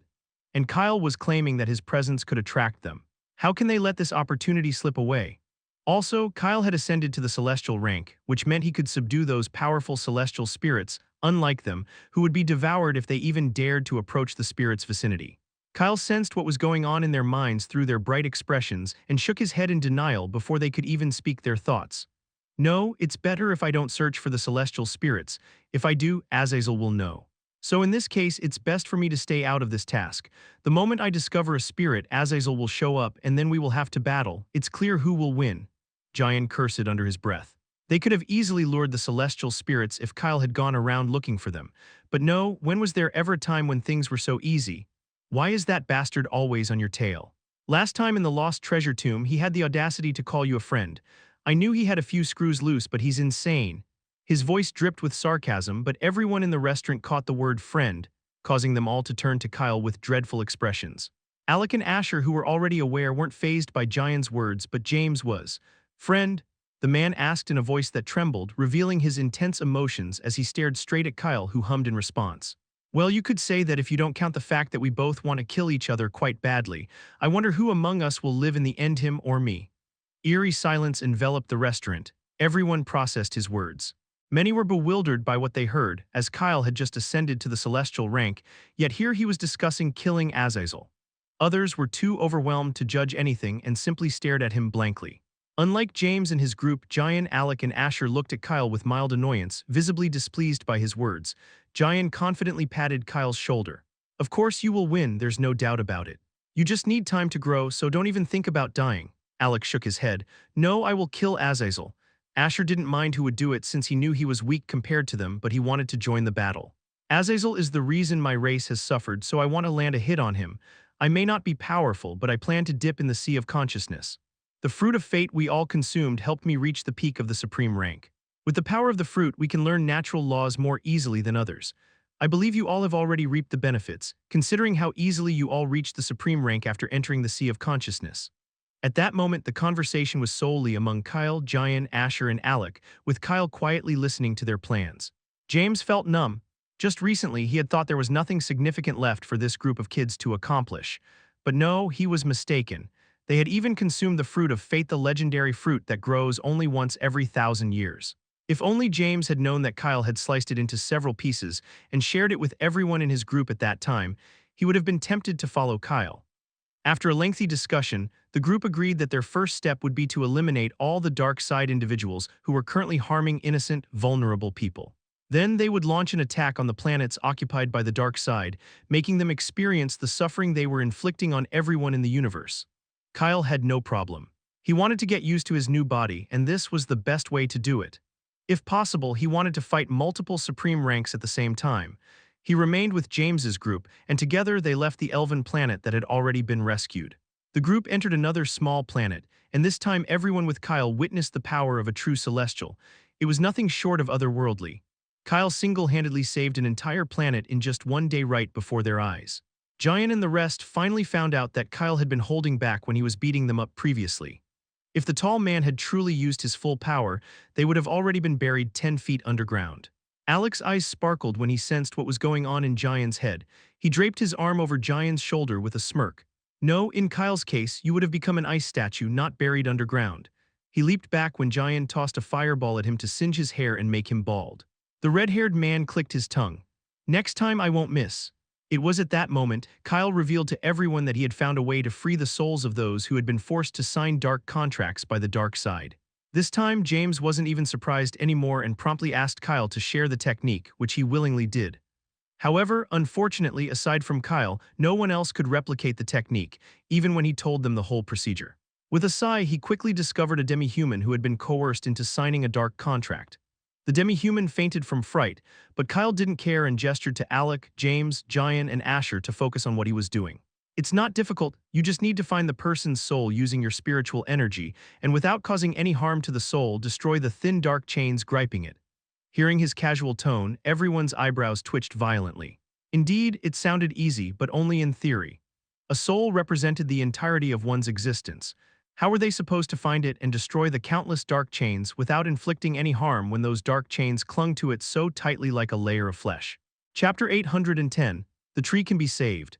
Sweat trickled down the foreheads of Giant, James, Alec, and Asher as they struggled to grasp what Kyle was doing and telling them since it was challenging. At that moment, James's communication device buzzed. A minute. He vanished with the crystal, leaving the others who watched his retreating figure with expressions of discontent. Kyle paused after James left. He wanted to wait for him to return, but he finally noticed the blank expressions on the faces of those he was teaching. His eyebrow twitched. I suppose you all need to understand array symbols first to grasp this. So give it a try once you have learned them. He shook his head and freed the man he had captured to demonstrate how to break the dark chains binding the souls of those who had signed the dark contracts. Moments later, James returned, but his expression was grim. They were supposed to travel to another planet to assist, but now he couldn't travel with them. The Elven Queen had just contacted him, informing him that the Tree of Fate had died and that the elves wished to give the remaining fragment of its core to someone worthy. They needed his and the Supreme Elder's assistance to make this decision. Kyle furrowed his brows. The Tree of Fate has died, James nodded, but Kyle's expression became even more troubled. His scent perception skill was active because he wanted to acclimate to the overwhelming sensation. That's why he could sense that the tree's consciousness was still alive. "No, it's not dead yet," he whispered, and in the next second he tore the space in front of him and stepped through. Giant followed immediately as if he could see it coming, but the others weren't able to enter in time and the crack closed. Alec's face fell. "What the? Did they just ditch us?" Asher patted his shoulder. "No, we just weren't fast enough." They glanced at James, who had awkwardly reached out to enter the rift Kyle had created but hadn't made it in time just like them. They chuckled before Alec asked the middle-aged man to create a rift leading to the main elven planet. He could form one as well, but he wasn't able to make one that opened so far away from their location. James nodded and summoned all of his people through telepathy before breaking the space in front of him. Together, they all stepped through the rift, but the planet they arrived at was filled with nothing but the sounds of cries and wails. Kyle was floating in the far distance, observing everything with Giant by his side. Countless elves were weeping as they knelt around the massive tree trunk that had lost all its strength and vitality. The atmosphere on the planet was heavy with despair, as if the elves had lost their most precious possession. All around the desolate tree, every house and city had been reduced to rubble, with the lifeless bodies of elves and demons lying scattered across the ground. The air was thick with the scent of decay, mingling with the bitter taste of loss that hung heavily over the landscape. In the center of it all stood the supreme rank elves alongside their queen, who held a glistening fragment of core in her palm. Kyle narrowed his eyes as he noticed numerous dim souls roaming the land. He knew that the realm of the dead had been out of order for now, meaning there was no path for the deceased. Therefore, he always eliminated all souls whenever he killed others, for if he didn't, they would transform into haunting spirits and possess weaker people. The elves didn't clean their land. Giant sighed beside him. How can they have the strength to do it when they are all crying like this? It's almost as if they have lost all hope. He wanted to say more but didn't, turning to look in another direction. He had seen a lot in his life, but still digesting the sight of so many in grief was heavy. "I will eliminate all the souls on this planet. Whenever I do this, I know it's for the best, but still my hands tremble. It's like I am destroying another entire existence."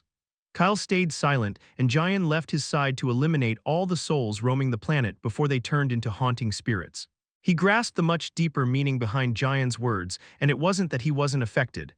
In the past, he had never destroyed anyone's soul, not even the soul of his worst enemy.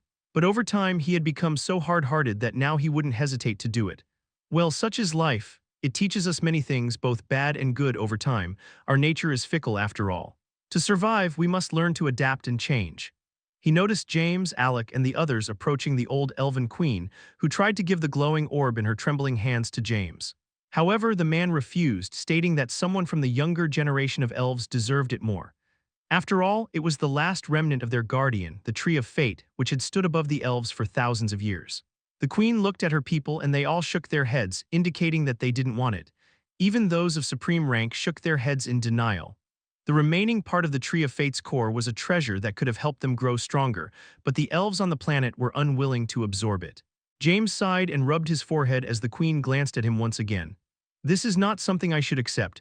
True, if it were in the past, I would have fought for it, but now that the elves have lost so much, how can you expect me to take it? Just find a young, capable elf from your race and give the fragment to him so he can protect his people in the future." It was at that instant that Kyle blinked and appeared beside them. He nodded at the queen in greeting, but she didn't recognize him due to his appearance.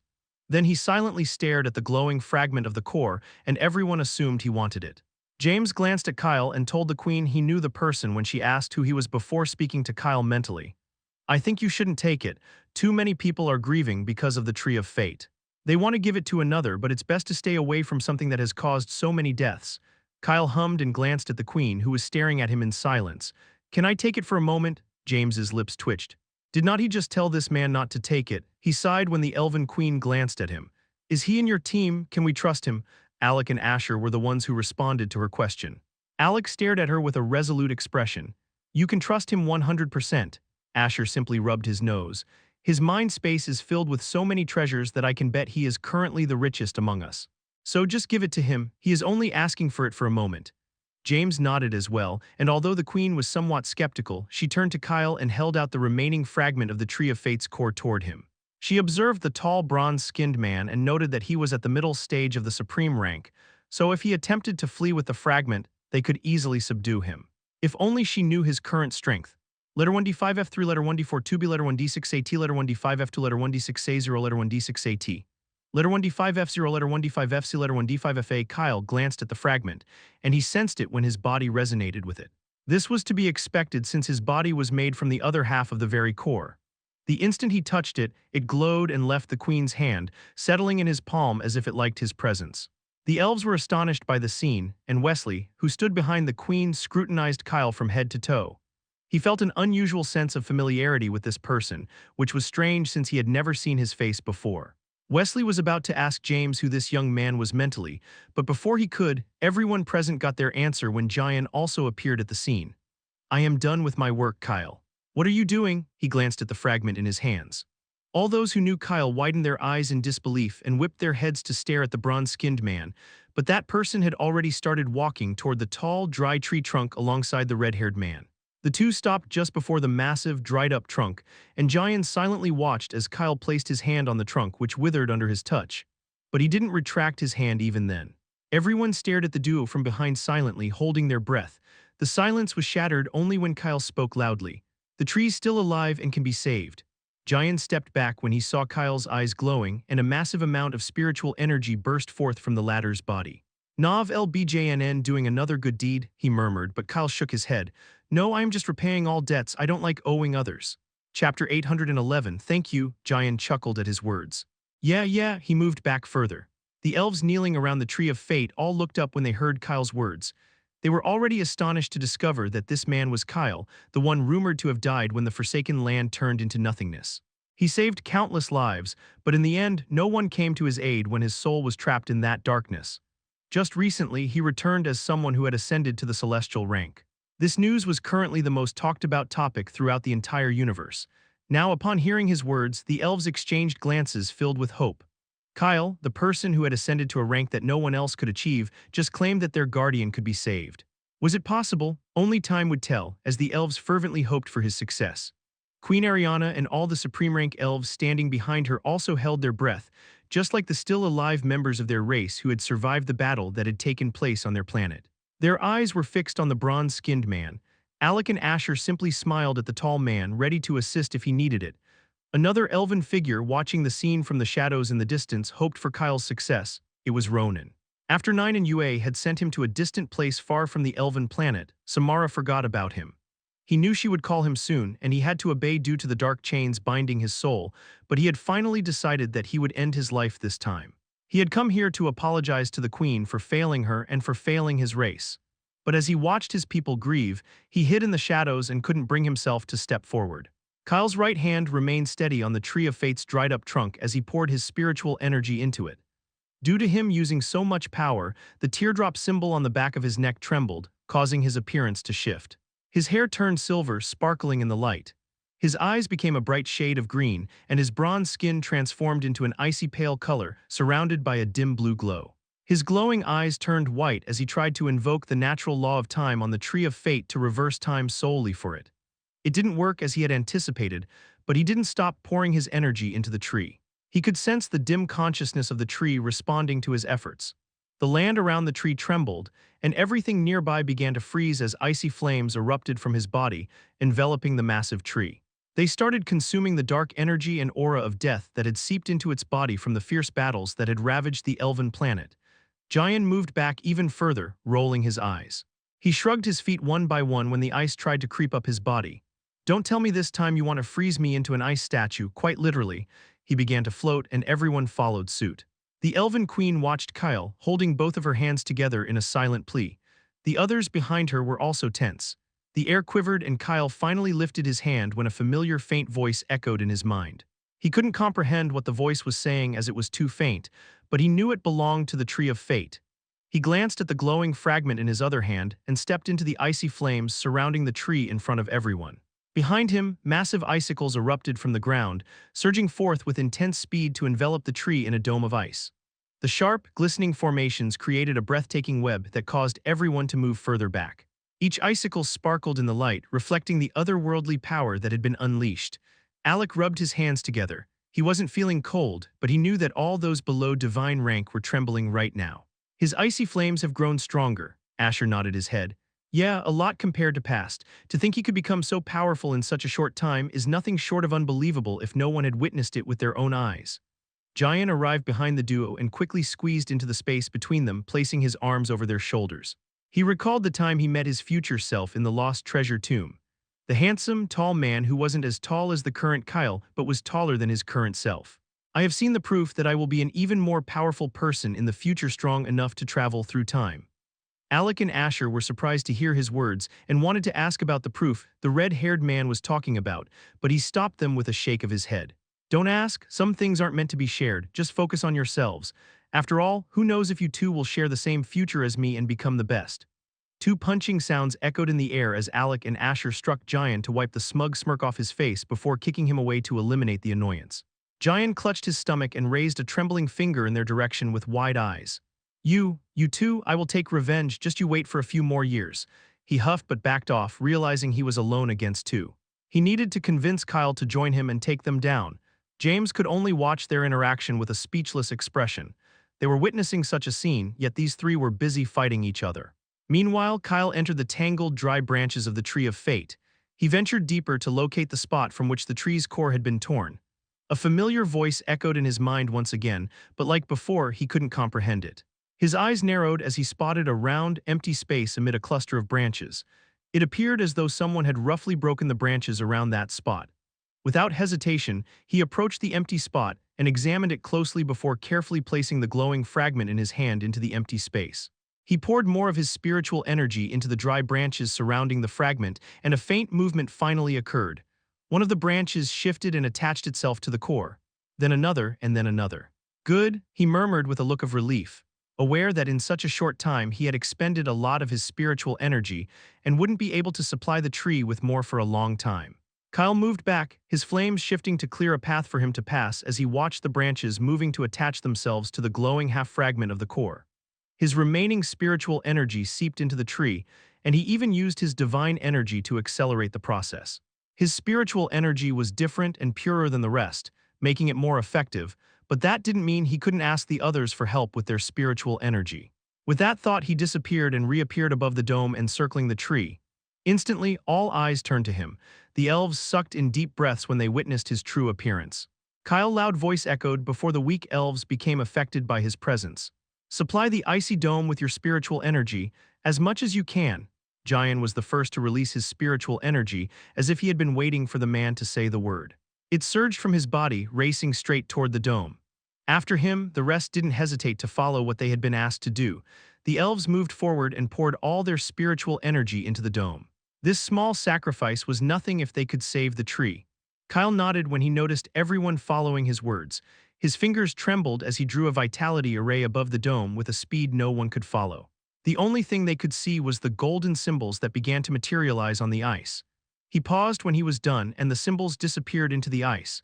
Everyone waited with bated breath, and a while later, a familiar voice echoed in the air. This time it was heard by everyone on the planet. Thank you, the elves cried out when they felt the connection with the familiar voice. Even without knowing, they understood it belonged to the Tree of Fate. Kyle hummed and waved his hand, and the ice around the tree shattered into particles. As the ice shattered, the dead branches of the tree surged outward in a grand display. You're welcome. The ground trembled beneath the tree, and a warm, brilliant white light radiated from its body, illuminating the surroundings.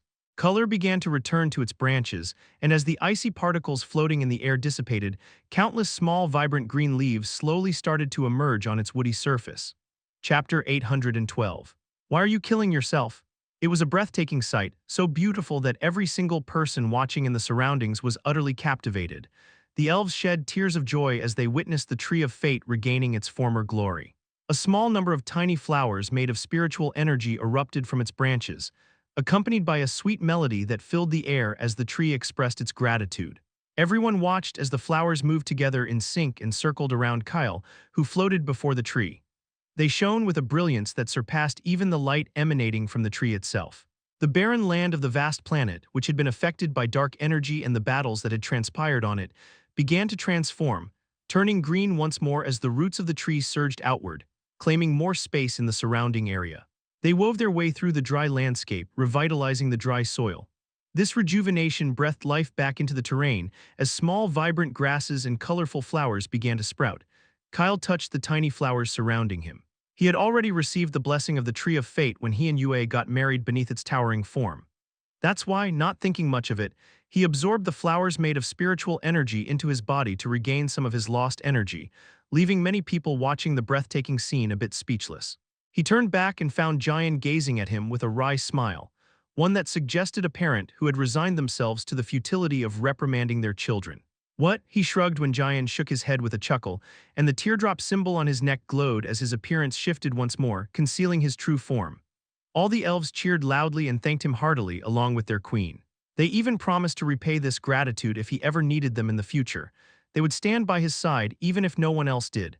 Alec and Asher, who were floating beside James and his group, rubbed their noses sheepishly, appearing more pleased than the one who had put in the most effort. Kyle felt uncomfortable with so many people bowing before him. He nodded at the queen and the supreme rank elves. "There's no need for all that. I just did this to repay." Jian interrupted him mid-sentence, fully aware of what he was about to say. "He has acknowledged the gratitude. I just hope the elves will honor the promise they made today. If they fail to do so, this will be our final offer of assistance." He gestured for Kyle to remain silent and communicated with him mentally.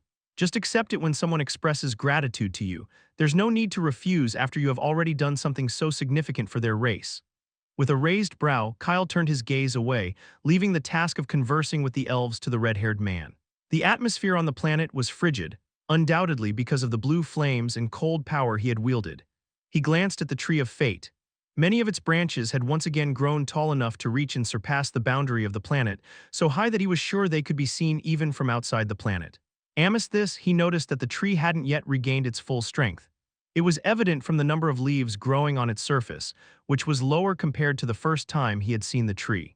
This was to be expected, as part of its core had already been consumed and was missing. Nevertheless, with the remaining fragment of the core in its body and the vitality array Kyle had engraved on it, its consciousness had been saved from dying, and the tree had regained much of its strength. Now the Tree of Fate could recuperate, recover its damaged consciousness, and gradually restore its power over time. Suddenly, almost as if sensing something, Kyle's eyes narrowed and he vanished. James and many others noticed this. Where did he go? He and everyone received their answer when a painful scream tore through the air. They looked in the distance, and from the shadows a figure was thrown out. The person gasped, blood oozing from his mouth as he clenched his stomach where he had just been punched. Kyle appeared beside him with a frown. "Why are you killing yourself?" Wesley, the queen, and the elves who recognized the figure gasped and quickly rushed toward the man, who was coughing blood and groaning in pain before Kyle. Ronan let out a self-deprecating chuckle when he noticed so many eyes on him. "I don't have a choice, that's why." He had already accepted his fate. It was true he didn't want to die. Who would want to when there was no realm of the dead? But he didn't want to harm his own people any further with his actions. So, even if his existence would disappear with his death, he wished for it to end his misery.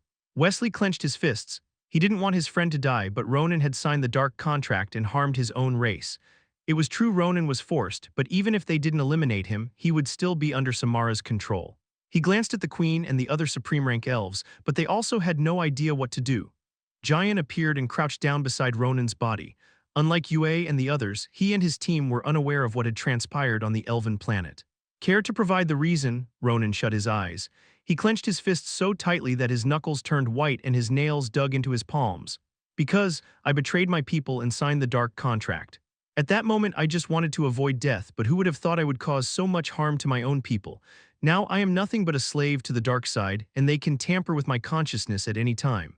Chapter 813. How did I miss this? To everyone's surprise, Jian just tilted his head with a calm expression. "That's it," he murmured, causing Rona to laugh. No, this is not something trivial, you don't understand. I am now a puppet of the dark side. They can manipulate my mind at any moment. At any moment, they can force me to do anything they desire." Jian glanced back at Kyle. "I'm going to try that thing you were teaching us. If I make a mistake, intervene and save him, okay?" Kyle gave him an okay sign and extended his spiritual energy to keep watch. Taking a deep breath, the red-haired man turned to Ronan once more with an evil smirk.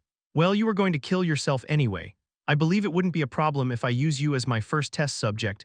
Consider this your punishment for your wrongdoings under the influence of the dark contract. He closed his eyes and poured his spiritual energy into Ronan's body. His senses were stretched taut as he searched for the man's soul, and when he found it and got closer, Ronan let out a loud, agonizing scream. Giant immediately used one of his skills to restrain the convulsing elven man. With sweat dripping down his forehead, he concentrated on destroying the dark chains that were tightly wrapped around the bright soul he could sense with his closed eyes, employing the same method that Kyle had instructed and demonstrated earlier. Wesley and the elves grew restless. Instantly, faint murmurs about what Giant was doing and why Ronan was screaming in agony echoed through the air. Unlike the tense crowd, Alec and Asher were gawking at the red-haired man. Beside the duo, James murmured with a solemn expression to mask his astonishment. He learned it. The human and half-dragon with him, who were feeling sour about this development, glared at him, and he shut his mouth. After all, he was feeling sour as well. Kyle watched Giant throughout every step and guided him with his spiritual energy. The process of destroying the dark chains, which should have taken only seconds, stretched into many long minutes. During that time, Ronan experienced the worst pain of his life. He was breathing heavily, with blood oozing from his skin when Giant finally finished with him. Ronan glared at him, tightly clutching his heart, which had nearly stopped. Why not just kill me outright? He halted abruptly mid-sentence when he noticed that the chains binding his soul had vanished. His eyes widened, and he gasped as he fixed his gaze on the red-haired man, who wore a smug smile even though both of his hands trembled slightly. How Giant chuckled and ran his fingers through his hair. To be truthful, he nearly destroyed Ronan's soul several times in the process, but Kyle's timely help saved it every time. He was never going to share this secret. Just a little trick I learned. You can thank me as much as you want. He patted his shoulder, causing those who knew the truth to roll their eyes. But who would have thought Ronan would actually hold his hand with red-rimmed eyes? Thank you. Really, thank you. Kyle chuckled when Giant panicked at the sight of such a grown man on the verge of crying while holding his hand tightly. He waved his hand, and his spiritual energy entered Ronan's body, healing his injuries at a speed that was truly astonishing. Queen Ariana couldn't thank them enough. She took out multiple powerful treasures to gift them to Kyle and the rest. James, knowing that this group of friends already had many treasures collecting dust in their mind space, wanted to refuse. But he never thought that both Kyle and Giant would step forward to accept the gifts. Giant glanced at the dark-haired man and whispered with narrowed eyes, "Why are you taking treasures? I thought you were rich. Give me yours as well." Kyle quickly stored the storage rings the queen had given him in his mind space. "When did I say I was rich? I always use them to operate arrays. Currently, I am very poor. You should be the one to share." He was right. He had used most of the powerful treasures he had collected. It seemed it was time to go hunt for more. Hearing his words, Giant vanished, causing him to purse his lips into thin lines. "It's not like I was snatching." Queen Ariana left his side and floated before the Tree of Fate. With a loud voice, she addressed the gathered elves. "This is a good day for us, finally a good day after so much suffering. I know many of us have lost loved ones, but let's start anew and rebuild our destroyed homes to make this place suitable for the younger generation. We need to prepare and grow stronger. The dark side will attack again, but this time we need to be ready." The elves responded with enthusiastic agreement, their eyes ablaze with a fierce desire for vengeance. Yet to accomplish this, they knew they needed to become stronger. Soon enough, they dispersed to begin the arduous task of rebuilding their planet and their homes. At that moment, Ronan, who had been recovering silently in the distance, finally gathered the courage to face the queen. Ariana shook her head. "Don't apologize. Maybe if someone else were in your place, they would have done the same. You are the strongest in our race. Just give it your all now that you are free from the dark contract." She reached out to pat his shoulder. "I am relieved that you are alive." Kyle observed everything. He was seated cross-legged on the highest branch of the Tree of Fate, replenishing the spiritual and divine energy he had lost. James and the rest were assisting the elves and waiting for him so they could leave together. It was a peaceful moment. But when had peace lasted for so long in his life, trouble was bound to arise. The elves, who were building their homes with faint smiles, all froze when a powerful spiritual aura suddenly surged from deep within the planet. Immediately, the entire planet trembled, causing them all to panic. Kyle's eyes widened as he stood up. "How the hell did I miss this? There's a celestial spirit hiding within the roots of the Tree of Fate. It's coming out." Chapter 814, Tell Me. Not long ago, within an enormous two-room house that loomed in the midst of an endless sea of darkness, a familiar figure tore through the void and arrived. Azazel breathed in the darkness. Inside this enigmatic space, the air was thick with shadows, illuminated only by mesmerizing purple and red particles swirling around. He took a step forward. The house was utterly desolate, dominated only by a large throne encrusted with crimson gems that loomed majestically in the center of one room, while a shadowy, foreboding bed rested silently in another.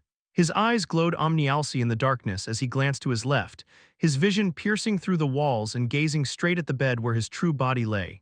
He blinked and appeared before it. It radiated a faint purple glow and was taller than his false body. He looked to his left and another of his false body was crouching in the distance. "What are you looking at?" it asked, and he tilted his head. "Why are you back empty-handed again?" The other body stood up. "I couldn't find any celestial spirits in the second realm you sealed off to get rid of those old supreme ranks in the past. If you go to that place to confirm, destroy it." With that, it melted into purple particles that flowed into the body lying on the bed. Azazel vanished and ascended to sit on the throne in the other room, gazing silently into the eerie darkness.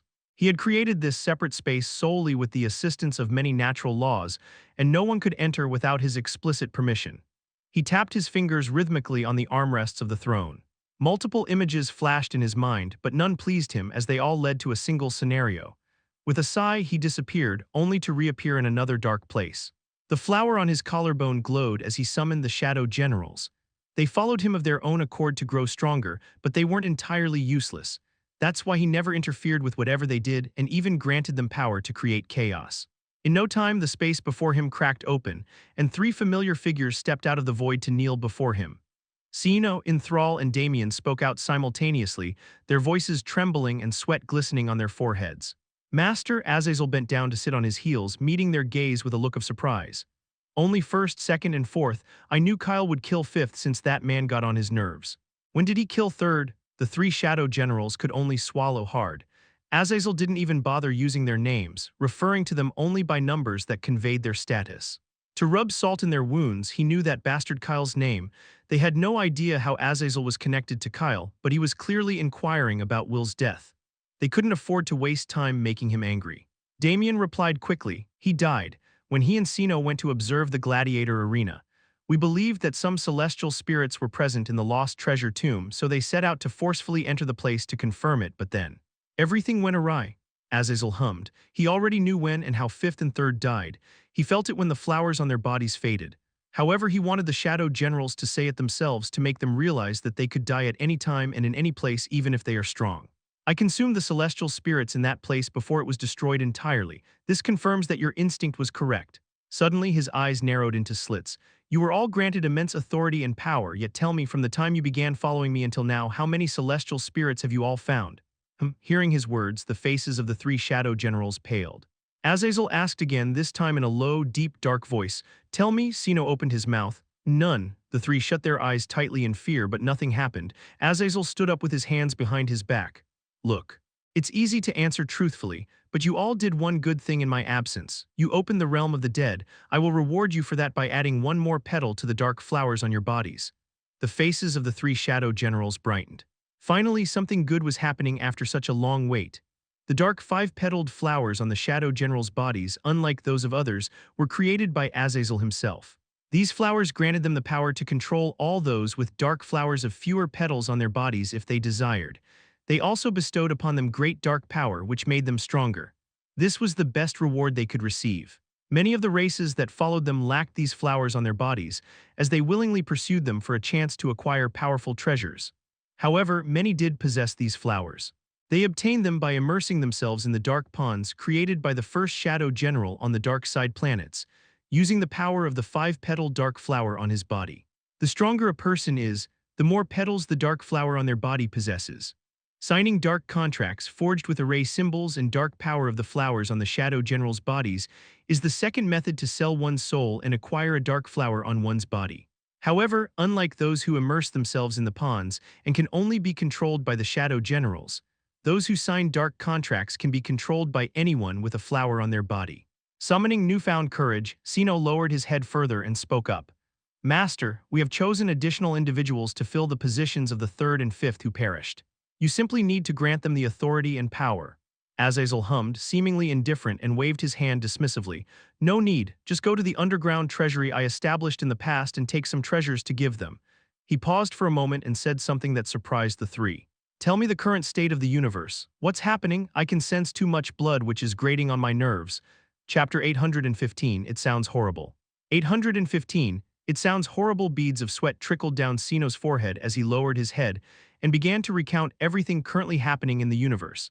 How their forces were attacking all the planets and conquering them in a relentless search for the celestial spirits. Their master had never shown much concern for the universe's affairs. His sole focus had always been on finding the celestial spirits, but now that he had asked, they could only tell him everything truthfully.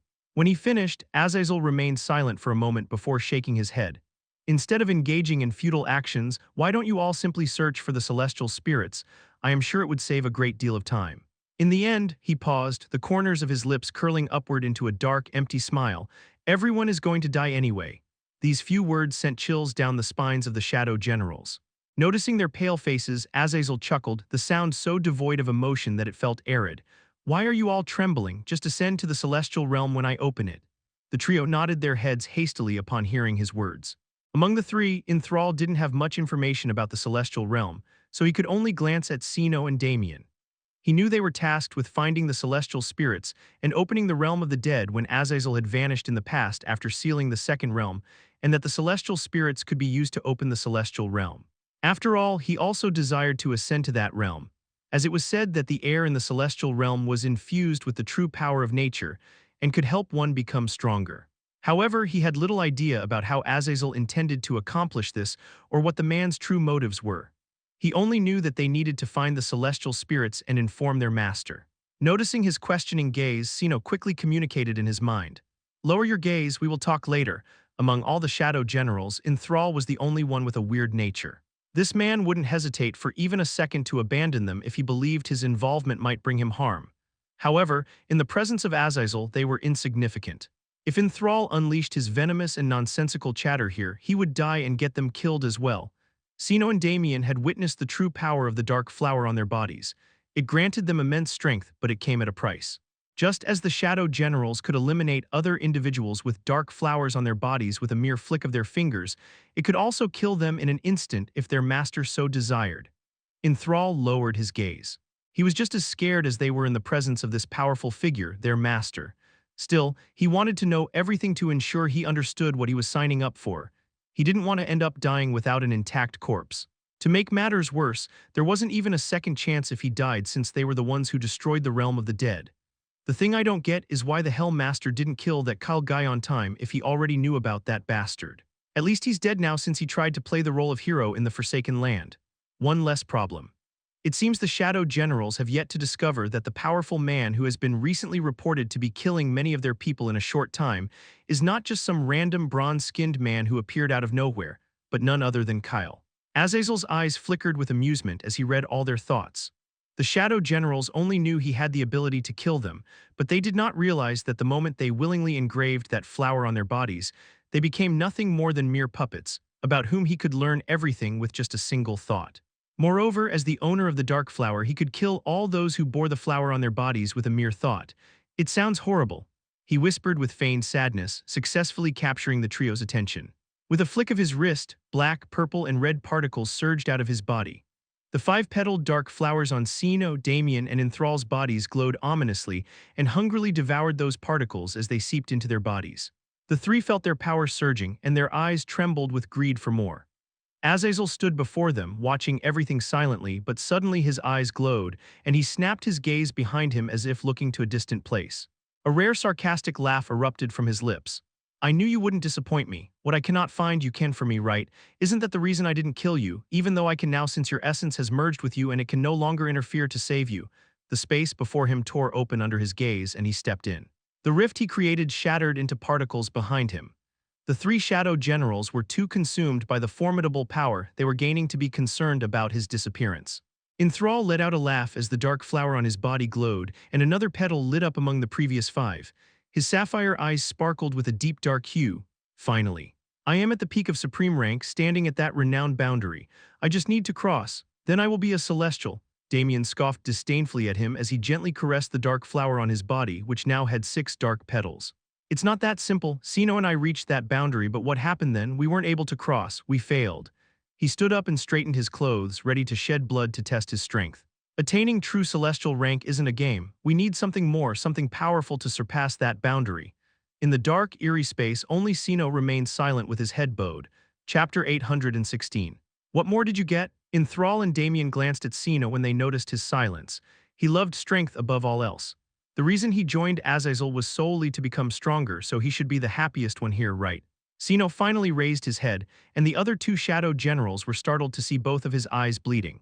The golden hue within them had transformed into a deep molten color, with thin threads of immense darkness and spirituality swirling around endlessly as his lips stretched wide. "Thank you, Master," he murmured and let out a loud, eerie laughter that reverberated through the dark space, causing the dark energy in the air to quiver in delight in response. A euphoric sensation surged within his heart as he absorbed the knowledge of a powerful skill never heard before flooding into his mind. The knowledge of how to consume another's life, power, soul, and even fate to become stronger. Damien and Enthrall finally noticed that the dark flower glowing on Sino's body had 7 petals, not 6 like theirs, indicating that he had gained 2 additional petals. Enthrall's eyes widened and his furious voice reverberated through the air. "No, why? We worked together and opened the realm of the dead together. It's not our fault you lost your false bodies to that bastard Kyle. The reward should be equal. So why do you have more?" His words were abruptly silenced as his body was violently slammed to the ground, instantly creating a crater that swallowed him completely before the fractured land slammed shut and sealed itself. Dust and debris rose into the air as Sino stood above the sealed ground, leisurely brushing off his clothes and wiping the blood from beneath his glowing eyes. "SHHH. Learn to stay quiet, will you?" Damien stepped back when those glowing eyes turned to him. He was shaken but still found the courage to satisfy his curiosity. "I can sense you are at the peak of the supreme rank just like us." "What more did you get from Master?" Sino chuckled. He had suffered the most because of Kyle, but now he didn't feel bad knowing that in return he had gained a lot. "You know I am from the Mer race. We are different and some of us have the ability to see fate. My spiritual eyes were never very useful before, but now I can see anyone's fate just by touching them. I have also acquired a celestial rank skill." Damien shuddered inwardly. A celestial rank skill? Was he hearing right? He had never heard of anyone else in the universe possessing them, except for Azazel and possibly that human Kyle. His strange icy blue flames were incredibly powerful, enough to be regarded as a celestial skill. However, Kyle had died some time ago, leaving only Azazel with celestial skills. Still, to think that Azazel could directly grant celestial skills to others, that was simply impossible. While one can share their skills with others, it is only a weaker version achieved through the creation of artificial cores.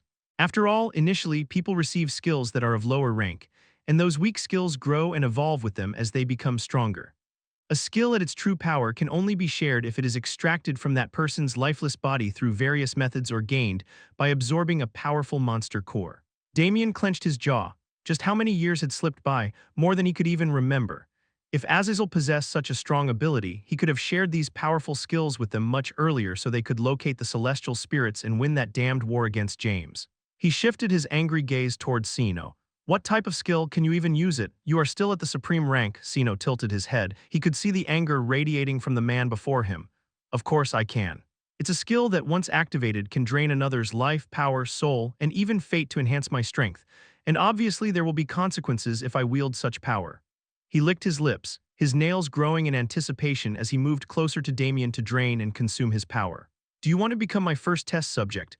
I can say you were contemplating betraying Master. You know, I have 7 petals on my flower, which means I am above you in terms of authority." Damien's eyes dilated, and he vanished without a second thought upon seeing the wild intensity in those golden eyes. His figure reappeared in a distant location. "Sino, control yourself. We aren't supposed to kill each other." He spat out loudly with a dark expression as he summoned his weapon to fight if this crazy jerk dared to come closer. Just what the hell did their master see in him to grant him such a powerful skill? If you want test subjects so badly, go and use this skill on the enemies. On all those supreme ranks who have been fighting us and hindering us for so long. Also that bronze-skinned man who has appeared recently and killed many of our people. Sino raised his hands and blinked innocently. His young and harmless appearance made his demeanor even more convincing. "I was just joking. Why take it seriously?" With that, he disappeared.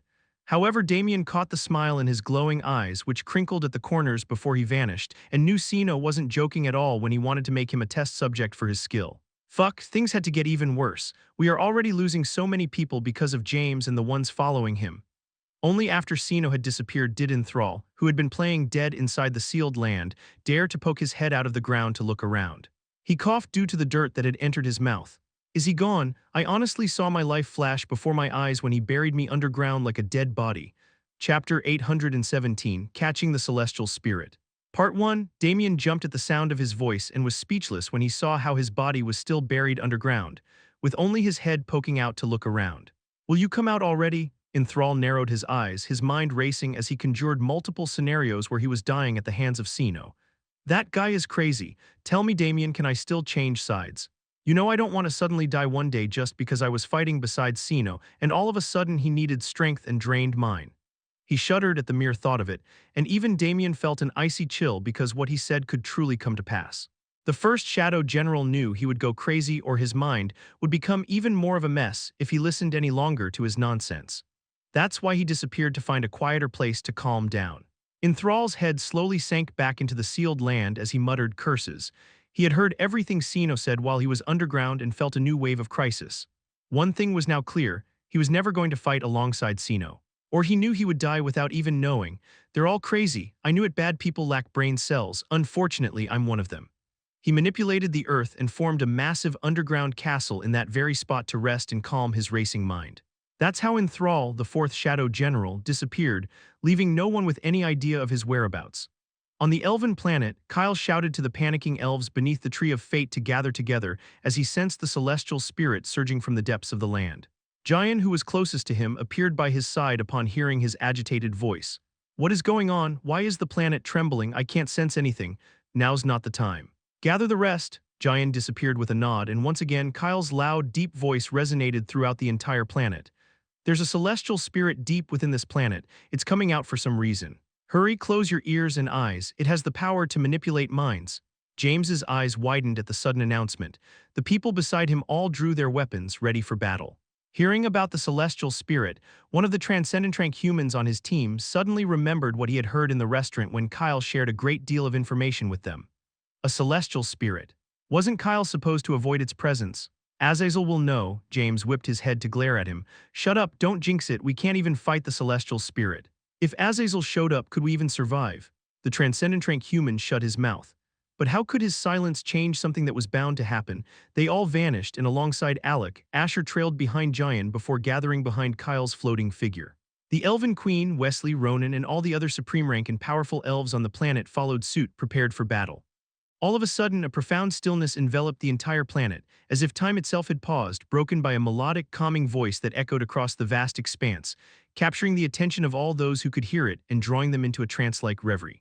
Then before multiple eyes, a colossal creature composed entirely of spiritual energy surged forth from the land. It didn't destroy anything. Instead, it passed through the terrain, leaving a trail of ripples that danced like liquid light behind it. Those who hadn't closed their eyes stared in a daze, spellbound by the formless figure, which was a manifestation of spirituality with shimmering, iridescent wings that appeared to radiate numerous colors. A brilliant light emanated from the spirit, illuminating everything and enveloping the surroundings in a warm, golden glow. The air seemed to hum with a soothing energy that calmed everyone's hearts, and those watching felt an irresistible urge to move forward toward the formless entity made of light. However, the serene atmosphere was shattered when Kyle slapped Jian, who had dared to float toward the spirit, causing the red-haired man to tumble down. Jian hurriedly maintained his balance in midair and cursed loudly. Who the hell dares? He shut his mouth when he saw the familiar tall, bronze-skinned man staring at him darkly. A dry, nervous laugh escaped his lips as he rubbed his aching head. It's fine, it's fine. Thanks for helping me snap out of it in time. This scene successfully snapped all those floating behind Kyle out of their daze. Ronan hissed and looked away. Don't look at the spirit. Hearing his shout, everyone turned their gaze. Alec moved forward. How are we going to capture it? He swallowed his next words when he saw the spirit coming straight toward them. It's coming here, move back and attack with your powerful skills. Instantly, everyone moved back, and Kyle hurriedly grabbed Jian's collar to hurl him toward the others before moving forward. Attack from a distance, I will catch it. His eyes glowed with a green hue as he drew a powerful binding array that only he could control through his celestial power in the air to capture the spirit. He tossed all the treasures he had just received from the Elven Queen into the air without hesitation, and the array eagerly consumed them. An icy smile lit up his face as he recalled how spirits similar to this one in the past had attempted to consume his celestial essence by manipulating his mind. I will ensure you become a part of my strength once we finish contacting the celestial realm. Think of it as revenge. The celestial spirit, which was surging toward him at full speed, slowed its pace when it sensed danger. It had been sleeping for a long time within this vast planet filled with spiritual energy, and because the roots of the tree of fate surrounded its formless shape, no one could detect it. However, it awakened upon sensing a powerful spiritual energy in a vast quantity that could only belong to a celestial on the planet. At first, it wanted to remain dormant and wait for the right moment to approach the celestial and absorb some of his power, but it could no longer wait when it sensed the celestial seated calmly and replenishing his spent energy. The enticing source of power before it was something it had not encountered in a long time, so how could it let it slip away? Chapter 818, Catching the Celestial Spirit, Part 2. Floating high above in the gap between the branches of the tree of fate that reached toward the sky, Kyle smirked when he saw the celestial spirit slowing its pace. It's already too late for you to escape. He slapped his hands together, and with a powerful spiritual surge, a blue net made of his icy flames and spiritual energy erupted as the countless symbols surrounding him merged before vanishing to ensnare the spirit that had entered his vicinity. The spirit let out a loud, angry screech, a stark contrast to the melodic sound it had released earlier to control everyone. From right behind Kyle, multiple powerful skills and spells composed of fire, earth, water, and air surged toward the spirit. Those who could harness the laws of nature manipulated the space around the spirit to prevent it from breaking free from the blue net that enveloped it. Kyle clenched his jaw as he recalled how Azazel had shrunk the size of one of the spirits in the past before consuming it. He had to do just that, but he would use his own power instead of dark energy. Shrinking its size to that of a small core would be sufficient to capture it, and then they can contact the will of the universe to use the spirit to reach the celestial realm. Almost as if he were grasping a rope, Kyle seized the remaining symbols around him. Those symbols immediately latched onto the blue net enveloping the struggling spirit. He moved back, pulling the symbols in his hand with him, and the celestial spirit let out another loud, furious cry. Suddenly, radiant patterns emanated from the spirit's body, casting a brilliant white light all around. However, that glow had an unsettling quality because it began to drain spiritual energy from everything it touched. Many spiritual flowers blossomed from the land before quickly wilting away. All that energy coalesced and slammed against the power of the natural laws and the icy blue net binding its formless body. Alec cursed under his breath as the power of his natural law shattered entirely and he lost control over the space. Just like him, many around him also lost their grip on the natural laws they were using. Kyle's palms began to bleed as he moved backward with the glowing symbols. With every short distance he covered, the icy net enveloping the spirit shrank, causing its size to diminish as well. The celestial spirit struggled with all its might, letting out cries and thrashing about in an attempt to destroy the array. It tried to manipulate the minds of the many weak elves below on the land, but after the initial days, everyone had closed their eyes and ears, rendering its efforts futile. Kyle gritted his teeth and called out, "Help me!" James and Ariana glanced at the others, and everyone rushed forward to help him. They thought the tall man wanted them to assist him in moving back. However, for that, they had to grab his body. Giant moved to the forefront, gathering all his courage as Alec and Asher both raised their hands in clear denial. "Scaredy bastards," he muttered, ready to grab Kyle's waist. That way everyone else could grab him and they could successfully push Kyle back, but the tall, bronze-skinned man glared at him. "Not you all, attack with your skills and natural laws from a distance," Kyle shouted as he wrapped the symbols around his fists. He wasn't asking them for help. He was asking the tree of fate. Giant didn't know whether to laugh or cry. Why the hell was he always the only one getting on Kyle's wrong nerves? What did he even do wrong? He grumbled under his breath, feeling wronged, and floated back but stumbled when suddenly one of the branches of the tree of fate moved, followed by another, and then numerous others. Wesley grabbed his collar just in time before he became collateral damage and got tangled up in the moving branches. The red-haired man quickly grasped the old elf's hand and balanced himself in midair before inhaling a deep breath. "Good catch," he murmured, and under everyone's gaze, the large green branches of the tree of fate surged forward with astonishing speed and began wrapping themselves around the icy net that ensnared the struggling spirit. The tree of fate hadn't yet regained its full strength and spiritual power, but it could aid with whatever power it had recovered. Kyle floated in the midst of the scene, both of his fists tightly gripping the symbols as he slowly moved backward. His eyes lit up when he saw the spirit's size shrink again. Almost there, hearing his shout, those behind him once again utilized their skills and natural laws to assist, alongside the tree of fate. They closed the space surrounding the spirit's formless body and launched their attacks to hinder its struggles. With another strong pull, Kyle summoned all his strength and executed a backward flip in the air, covering a considerable distance in a brief moment. Instantly, the spirit let out a thunderous, agonizing screech, and before everyone's eyes, its massive size diminished at a frightening speed. Kyle didn't stop, and in just a few seconds, the spirit's size was reduced to match his own. Giant's eyes brightened at the scene. "Just a bit more, you can do it," He shouted loudly at Kyle before looking around at the others with him. Those who can use the natural laws unite your powers. We just need one final pull. Seeing his enthusiasm, everyone became excited, and those who could manipulate space harnessed their natural laws. It was a scene never witnessed before, and they were just moments away from capturing a celestial spirit. A freaking celestial spirit. What a beautiful sight. An empty voice whispered as Azazel stared at the scene from far above. He had arrived at this place the moment the spirit emerged from its hiding spot, but watching others do the work for him wasn't a bad thing sometimes either. Chapter 819, Catching the Celestial Spirit. Part 3. Azazel watched as, with a final pull, Kyle successfully ensnared the celestial spirit in a fist-sized blue net and released the array symbols he had been gripping tightly. The Tree of Fate's branches moved back, leaving behind the fist-sized core floating in the air with the celestial spirit inside. Kyle let out a chuckle and stumbled in the air, but two pairs of hands caught each of his arms before he lost his balance. It was Giant and Alec, their eyes sparkling with excitement. Giant slapped him on the back, making him wince. "You did it, damn, we caught the spirit." Everyone floating behind the duo laughed, caught up in their excitement. They couldn't describe the amount of thrill and adrenaline rush they had just experienced. Even the Tree of Fate emitted a melodic sound to join in the joyous occasion. Sensing the familiar, soothing spiritual energy from the tree, the countless elves below, standing together on the land, finally opened their eyes and ears. They saw the scene in the sky and knew they had won the battle against the celestial spirit. They glanced at each other, and in unison all the elves on the planet let out a loud, victorious cheer. Then they began calling Kyle's name with enthusiasm. Watching the scene, Azazel hummed softly. He straightened his shirt, dusted off his sleeves, and vanished from his spot. At the same time, Kyle balanced himself in midair and glanced at the spirit. Alec and Giant let go of his arms and watched as he moved toward the spirit.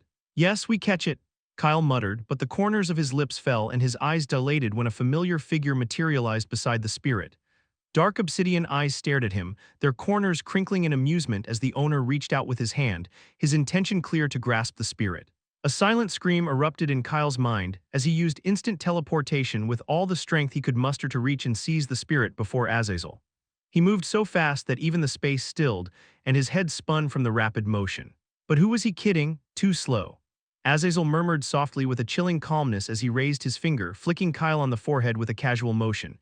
In an instant, Kyle's body was catapulted backward with such explosive force that he shattered through the branches of the Tree of Fate behind him. It occurred so suddenly that everyone floating directly behind him was affected as well. Alec and Ronan were also swept up in the turmoil. All of this unfolded in a heartbeat, so fast that no one could comprehend when or how it happened, except for Kyle, who felt every agonizing moment. With a blink, Azazel lowered his finger. "Oh, I forgot to control my strength." Giant's eyes quivered. His arm, which he had extended to drape over Alec's shoulder, hung suspended in midair, trembling. He turned his gaze forward and met those familiar obsidian eyes. Azazel tilted his head, staring directly at the red-haired man. Silence enveloped the scene as everyone else in the area finally noticed the figure clad in dark clothing that had materialized out of thin air. They all trembled in his presence, and this was before he had even released his aura. The elves on the land also sensed his ominous presence. They held their breath, feeling that if they exhaled, they would die. Under the gaze of everyone, Azazel wrapped his fingers around the fist-sized blue net in which the spirit was trapped, and they could do nothing but watch. Dark energy erupted from his body, enveloping the spirit in his grasp and compressing it into an even smaller size. One last faint cry escaped the spirit before the dark energy fully shrouded its form. Then, the tiny core in Azazel's hand burst into energy before entering his body and vanishing. Giant's eyes trembled with fury, and in a moment of pure rage he clenched his fists and charged at Azazel. They had toiled endlessly to capture the spirit. How could he just waltz in and take it? "You shameless bast!" Before he could even finish his sentence and get any closer, Giant's body was thrown aside, blood gushing from his mouth and nose as his vision faded to darkness. But his reckless bravery created an opening for another to strike, and that person finished his words with a piercing shout. "Bastard!" Azazel staggered back midair as a powerful punch landed squarely on his face. A faint yet clear, crisp sound of flesh connecting with flesh and bones breaking echoed in the air. His obsidian eyes turned blank as he lifted his gaze slightly to meet the glowing eyes of the silver-haired human who had seized the fleeting moment of distraction to land a hit on him. Kyle winced. He was the one who had punched, but instead of Azazel's nose, it was his own fingers that were broken. It felt as if he hadn't struck a person but rather a solid boulder. His eyes trembled with anger and the green hue in them darkened further. He curled his knuckles tightly and his bones shifted back into place. Everyone in the surroundings gulped nervously at the charged atmosphere. The punch Kyle had just successfully thrown at Azazel's face sent a jolt of thrill through those who recognized the man clad in dark. They wanted to move and help Kyle, but they were unable to and could only watch. Under the fearful eyes of many, Azazel touched his nose and inhaled deeply. His blank expression cracked slightly to reveal a faint, rare smile with a hint of mockery. You have grown stronger. But only, he raised two fingers, making a pinching motion with them, leaving a very tiny gap between as he fixed his gaze on Kyle. This much. Hearing his taunt, Kyle clenched his fists with such ferocity that his nails pierced deep into his palms, drawing blood. But suddenly, the rage, frustration, and intense desire to kill in his gaze faded, and his eyes turned emotionless as he replied eerily, Tusk, I am truly flattered. Chapter 820, just 4 more to go. Azazel let out a chuckle, his eyes darkening further, the purple within them threatening to emerge as he stared at the silver-haired man before him. Really? He muttered with a blink, and in the next moment Kyle's nose was broken when a punch landed on his face. He tried to fight back, but he couldn't, just like always. Yet his face showed no pain, only an eerie calmness. His eyes glowed white as he shattered the space around him to take Azazel far away from this place, to make sure no one would be affected. However, almost as if sensing his intent, Azazel grabbed him by the hair and threw him down. His body tore through numerous branches of the Tree of Fate, causing the elves below to cry out. With a loud boom, he slammed into the ground, obliterating everything in his path. Dust and debris surged, clouding his vision, which was spinning violently. Alec and Ronan, who had finally returned after being swept up in the previous attack with Kyle, along with Asher, James, and the Elven Queen, attempted to attack Azazel and save Kyle, but they were tossed aside before they could even reach him. The pair of obsidian eyes glanced at them. Don't interfere, or else I will kill you, he muttered, sending chills racing down their spines. In the next instant, dark energy surged from his body, spreading quickly to engulf the entire planet. The ground began to fracture, and the Tree of Fate emitted a heart-wrenching noise as its roots started to wither away.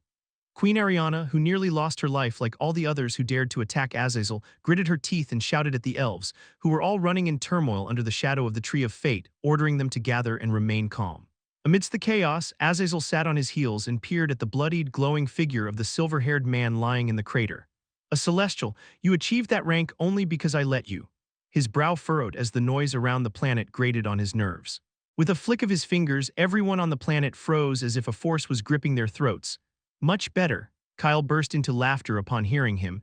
His eyes were fixed on the man as he wiped the blood off his broken nose. Immediately, the dim, icy blue glow surrounding his body began to heal his injuries. Then kill me, he was laughing, but his eyes revealed nothing at all. Azazel's smile widened. I like you this way better, you know. It feels like we are somewhat similar. He touched his nose. You surprise me every time, but you have too many hindrances. You can never truly become powerful if you have so many people to care about. Kyle shook his head. He understood that if this insane man truly wanted to kill him, he would have done it already. Why was he waiting so long? Why bother involving them? You want to use me, don't you?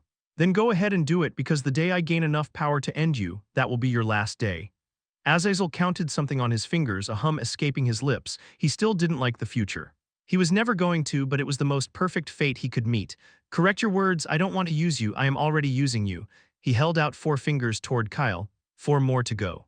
Just 4 more, seeing Kyle's confusion, he whispered. I am talking about the spirits. Only 4 more to go, you will find them for me, won't you, my dear friend? Kyle blinked calmly, he smiled back. But just like Azazel, his smile was empty. Don't call me that, I am not your fucking friend. As for the celestial spirits, the next time I encounter one, I will consume it. This time I made a mistake. Azazel feigned a hurt expression, but his empty eyes, filled with mock amusement, completely betrayed his facade. Ah, and here I thought we were friends. We spend so much time together in No Mana Land. So I had this idea, you know. His eyes quivered with an unsettling intensity, sending goosebumps flaring across Kyle's skin, making his nerves scream that he was about to die. Do you want to dig out my bones as well, or should I unearth one to offer you? Perhaps that way we could finally be friends. Kyle vanished without a second thought, and in the blink of an eye, a massive portion of the planet shattered into pieces. Azazel raised his fist when he saw his attack had missed. He blinked and vanished behind him, taking the darkness with him. The people on the planet, frozen in place because of his power, finally dropped to their knees, trembling, and cried out. The Tree of Fate also let out a faint cry as the dark energy consuming its roots vanished. It almost faced death for the second time in such a short span. Yet when they raised their eyes and beheld the destruction Azazel had left behind, their hearts thundered with fear. A large portion of the planet lay shattered, leaving behind nothing but dust and debris swirling in the void of space. The roots of the Tree of Fate in that region weren't just destroyed. They were obliterated, severed from existence as if they had never been. Alec floated out from the crowd, heading toward Giant's unconscious body. "Where is Kyle?" His words were met with silence, and he could only grit his teeth hard enough to draw blood because they could do nothing. "Why the hell is he so powerful? Just why?" he shouted and slammed his fist into the ground.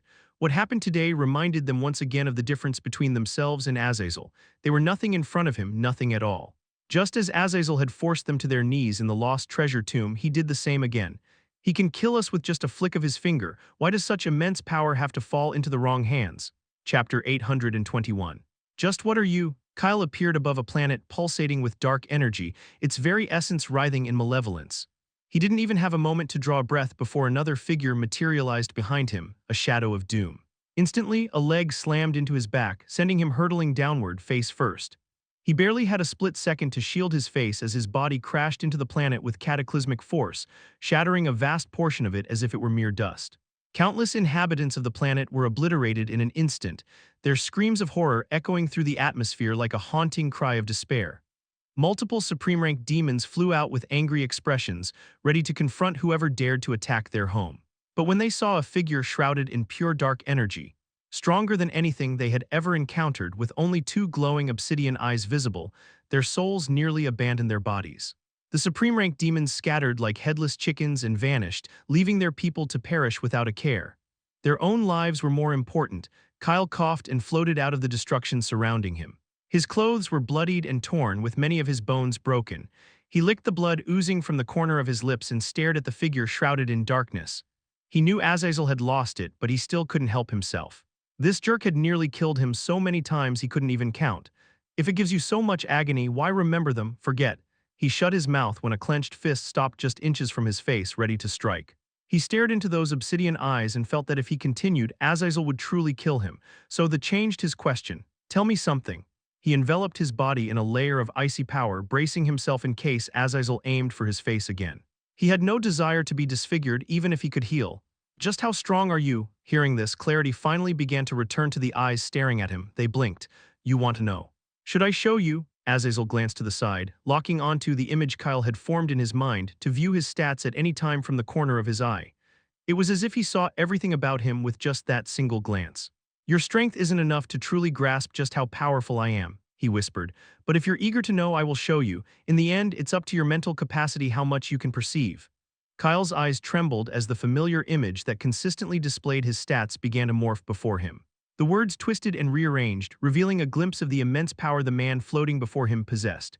Name: Azazel, race, blessed/dark celestial, bones, celestial, soul, rank, celestial, stats, strength. Celestial, mana, unlimited divine energy, unlimited spiritual energy, unlimited natural energy, celestial, agility, celestial, current physique, rank, celestial, talent, celestial, luck, C+ unique ability. Ruler of darkness, celestial, rank, acquired after becoming one with the darkness. It grants the ability to manifest dark flowers within another's body, turning them into puppets. Skills. Kyle's eyes began to bleed. The words on the image vanished in a heartbeat, yet he absorbed every single detail in that fleeting instant. Every minuscule element. "Just what are you?" Azazel felt Kyle's consciousness fading in and out and looked at him, only to see his green eyes clouded with blood. He unclenched his fist and pressed one of his fingers to his forehead, a gesture meant to accelerate the moment when his body would lose its balance midair. "Like always.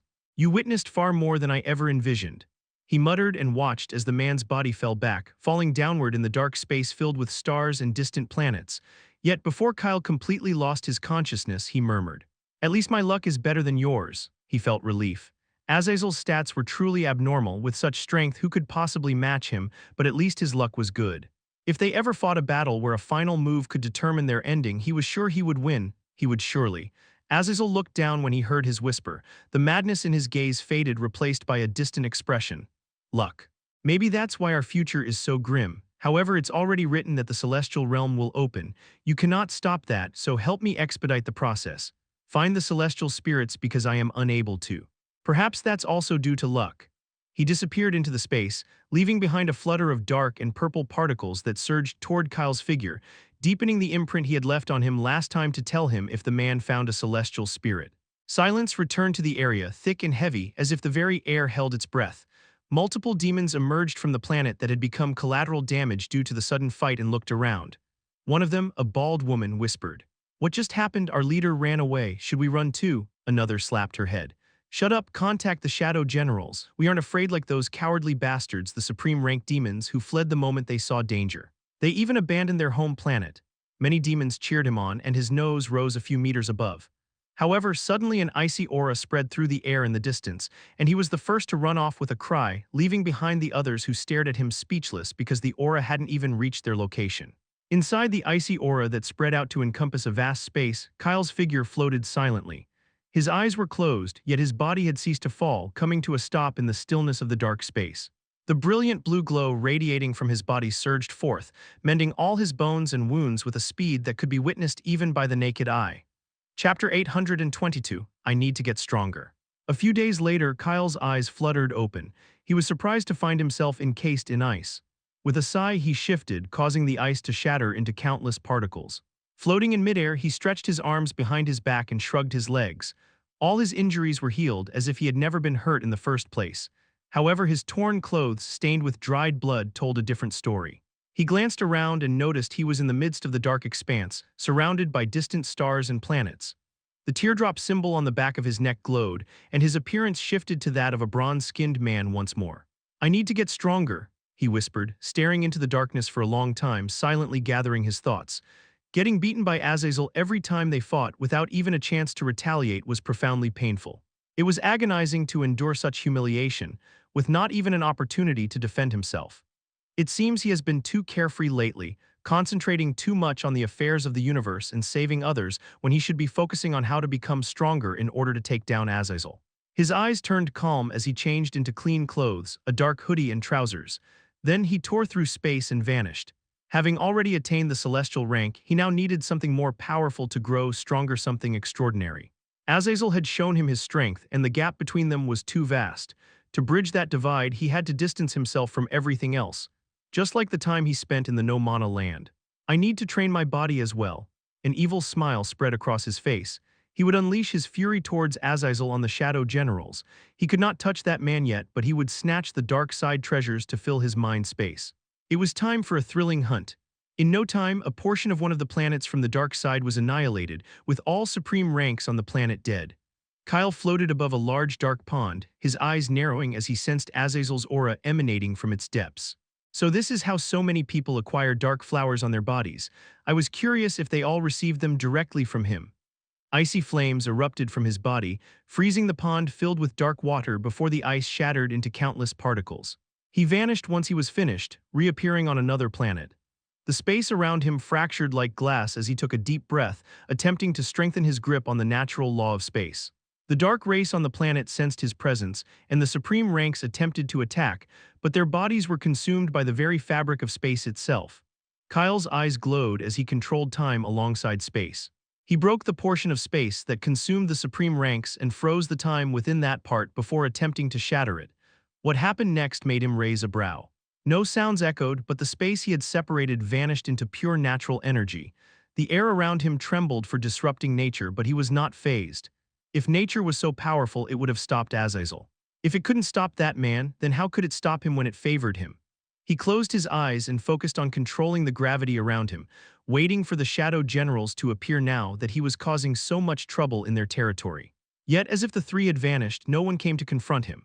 It took him a few days, but he ultimately succeeded in mastering the natural law of gravity. At the same time, the terrifying news of a single man slaughtering multiple supreme ranks of the dark side and plundering their treasures spread like wildfire across every planet of the dark side. The entire dark side was plunged into complete chaos. Yet their leaders were all missing. Those individuals in power on each planet in the dark side immediately contacted their people, who were attacking multiple other planets in the universe to conquer them in search of the celestial spirits and asked them to return. They needed to survive first before harming others. In just a few weeks, every planet that had allied with the Shadow Generals was tense with dread, fearing that the bronze-skinned man would attack their planet next. Their nerves were stretched taut, and during that time many who were attacking other planets retreated, causing a glimmer of peace to return to the chaotic universe. Yet the man who caused all this remained indifferent. He only killed those of supreme rank, the strongest of their kind, to instill fear in them and ensure they understood what they had signed up for. Floating above a dark pond, Kyle's eyes flickered with irritation as he realized he could not advance in the natural laws beyond a certain point. Previously, he could control the natural laws of space and time, and now he had also learned to manipulate the natural laws of wind and gravity. However, beyond that, he was unable to grasp another natural law, nor could he advance in the ones he had learned to manipulate as if he were stuck. With a flick of his wrist, he destroyed the fifth pond he had discovered since starting his hunt. It was quite vast, stretching far and wide to occupy a large area. Tusk, how did they even create these? They all eagerly bathe in these dark ponds just to become another puppet. Why would they want to be a slave just for power? Then he spread his scent perception skill. The air on the dark side of the planet was murky and thick with unpleasant scents, but he carefully located all the treasures on the planet and within a short time took every useful item that the dark side had stored in their safes or massive structures. When he was done, he decided to head to the Sea of Consciousness. It was about time he visited that place. However, for some reason, he had a nagging feeling that he was forgetting something very important. He only remembered what it was when his communication crystal buzzed in his mind space. He had already spoken with Alec to inform the man that he was fine and would be moving alone from now on.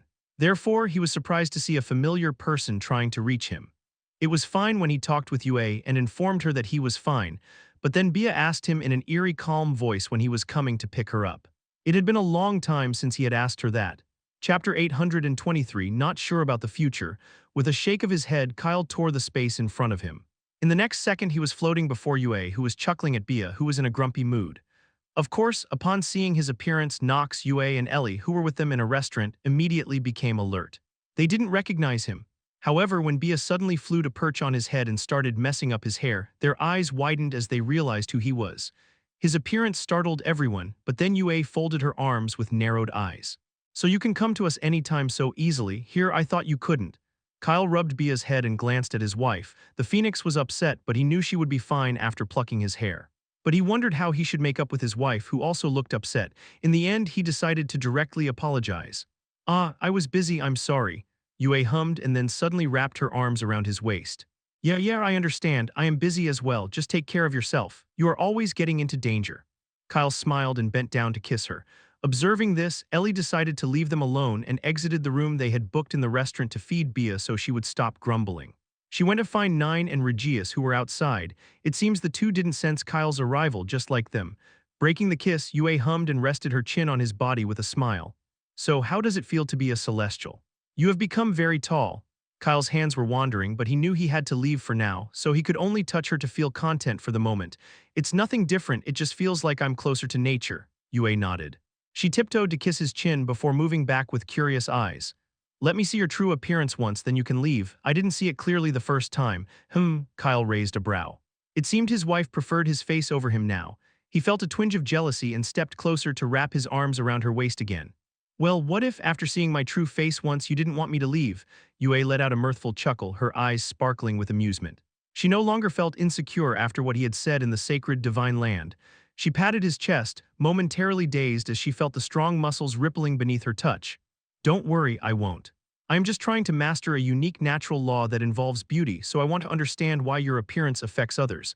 I noticed it had an impact on Lily's mind. She was ready to be your slave." Kyle blinked and nodded. With a thought, the teardrop symbol on his neck trembled and his appearance transformed. Yue's heart skipped a beat at the sight of him and her face flushed crimson. Her heartbeat quickened even more than before, leaving Kyle, who could hear it as clear as day, speechless. So his wife truly preferred his appearance more now. She reached out to touch his face. The glow surrounding his body didn't diminish even when she made contact. It was a bit cold to the touch. Even though she had seen his ethereal appearance before and thought she would be immune to it, she still felt an unfamiliar emotion crawling in her mind that no one was allowed to touch him. No one at all. Before Yue's thoughts wandered into dangerous territory, Kyle snapped his fingers. "I told you," Yue giggled and shut her eyes. "Kiss me, okay," he chuckled and leaned down. She peeked out with one eye to catch a glimpse of him and amusement flickered in his eyes. Bia's eyebrow twitched at them. "Don't you two know there are two kids in here, and I am not done being angry yet?" Knox, who was peeking through the gap between his paws, instantly turned away when the phoenix glared at him. Kyle stepped back after a while, his appearance shifting again as he tore through the space in front of him to leave. Yue called out to him from behind. "Where are you going now?" "The Sea of Consciousness." He vanished, and a moment later Nine and Regius stumbled into the room, crashing down together. Regius's eyes widened as he glanced around. "Where is that jerk? He stopped time so he couldn't come in, and for so long." Nine straightened his clothes and stood up with a composed expression, showing not the slightest hint of embarrassment at their entrance. He was here and he left. His control over time has become incredibly powerful if he managed to stop it for that long. Yue blinked in surprise, so Kyle stopped time.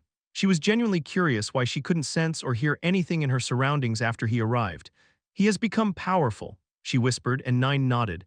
His eyes glowed, the golden threads within them shifting as he suddenly patted her hand. He will become even more powerful in the future. We've all come so far alongside him, but I'm not sure about the future.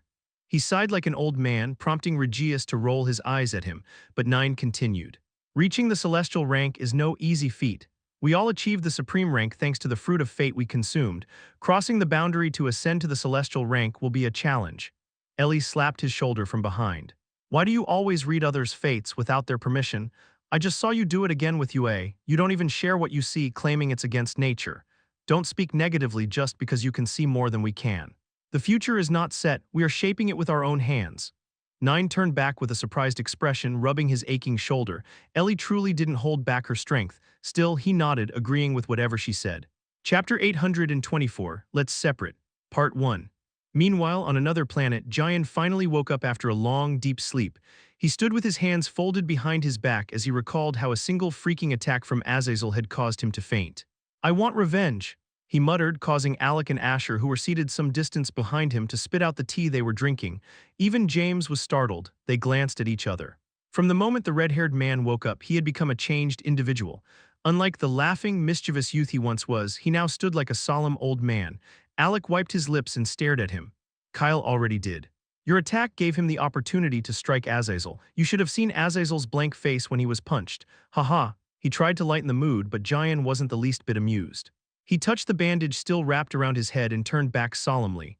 That's not what revenge is. Revenge means I need to deliver an equally powerful blow to the person who harmed me. Asher cheered him on, causing the others to glare at him. So he sealed his mouth. Alex stood up and approached Jian. Okay, you will in the future, he patted Jian's shoulder. Now rest, you know your injuries aren't healed yet. Thanks to Kyle, some peace has returned to the universe. So we don't have to go around fighting the dark side. They have lost many supreme ranks and a substantial amount of manpower in the past months. Now, it would be impossible for them to launch attacks on others. The only thing they can do currently is protect themselves and their planets. James agreed with him. He signaled a waiter in the distance to clear away the empty dishes from their table. Since Jian was unconscious, they always needed to find a suitable place and reserve a room whenever they visited a new planet so he could recover without disturbance. There was silence in the air. Even the waiter was tense. But it was broken when Jian let out a grunt. His serious expression cracked, revealing his usual carefree demeanor. He pushed Alex's hand away with a sigh. No, I can't rest. Let's separate. Kyle is right. This way we won't be able to grow stronger. We all need to find our own paths in the supreme rank, our own natural laws. With that, he suddenly disappeared, leaving no opportunity for anyone to respond. Alec gazed at the empty space, stunned. Behind him, James spoke in a subdued voice. So what about the plan to attack the dark side planets for revenge?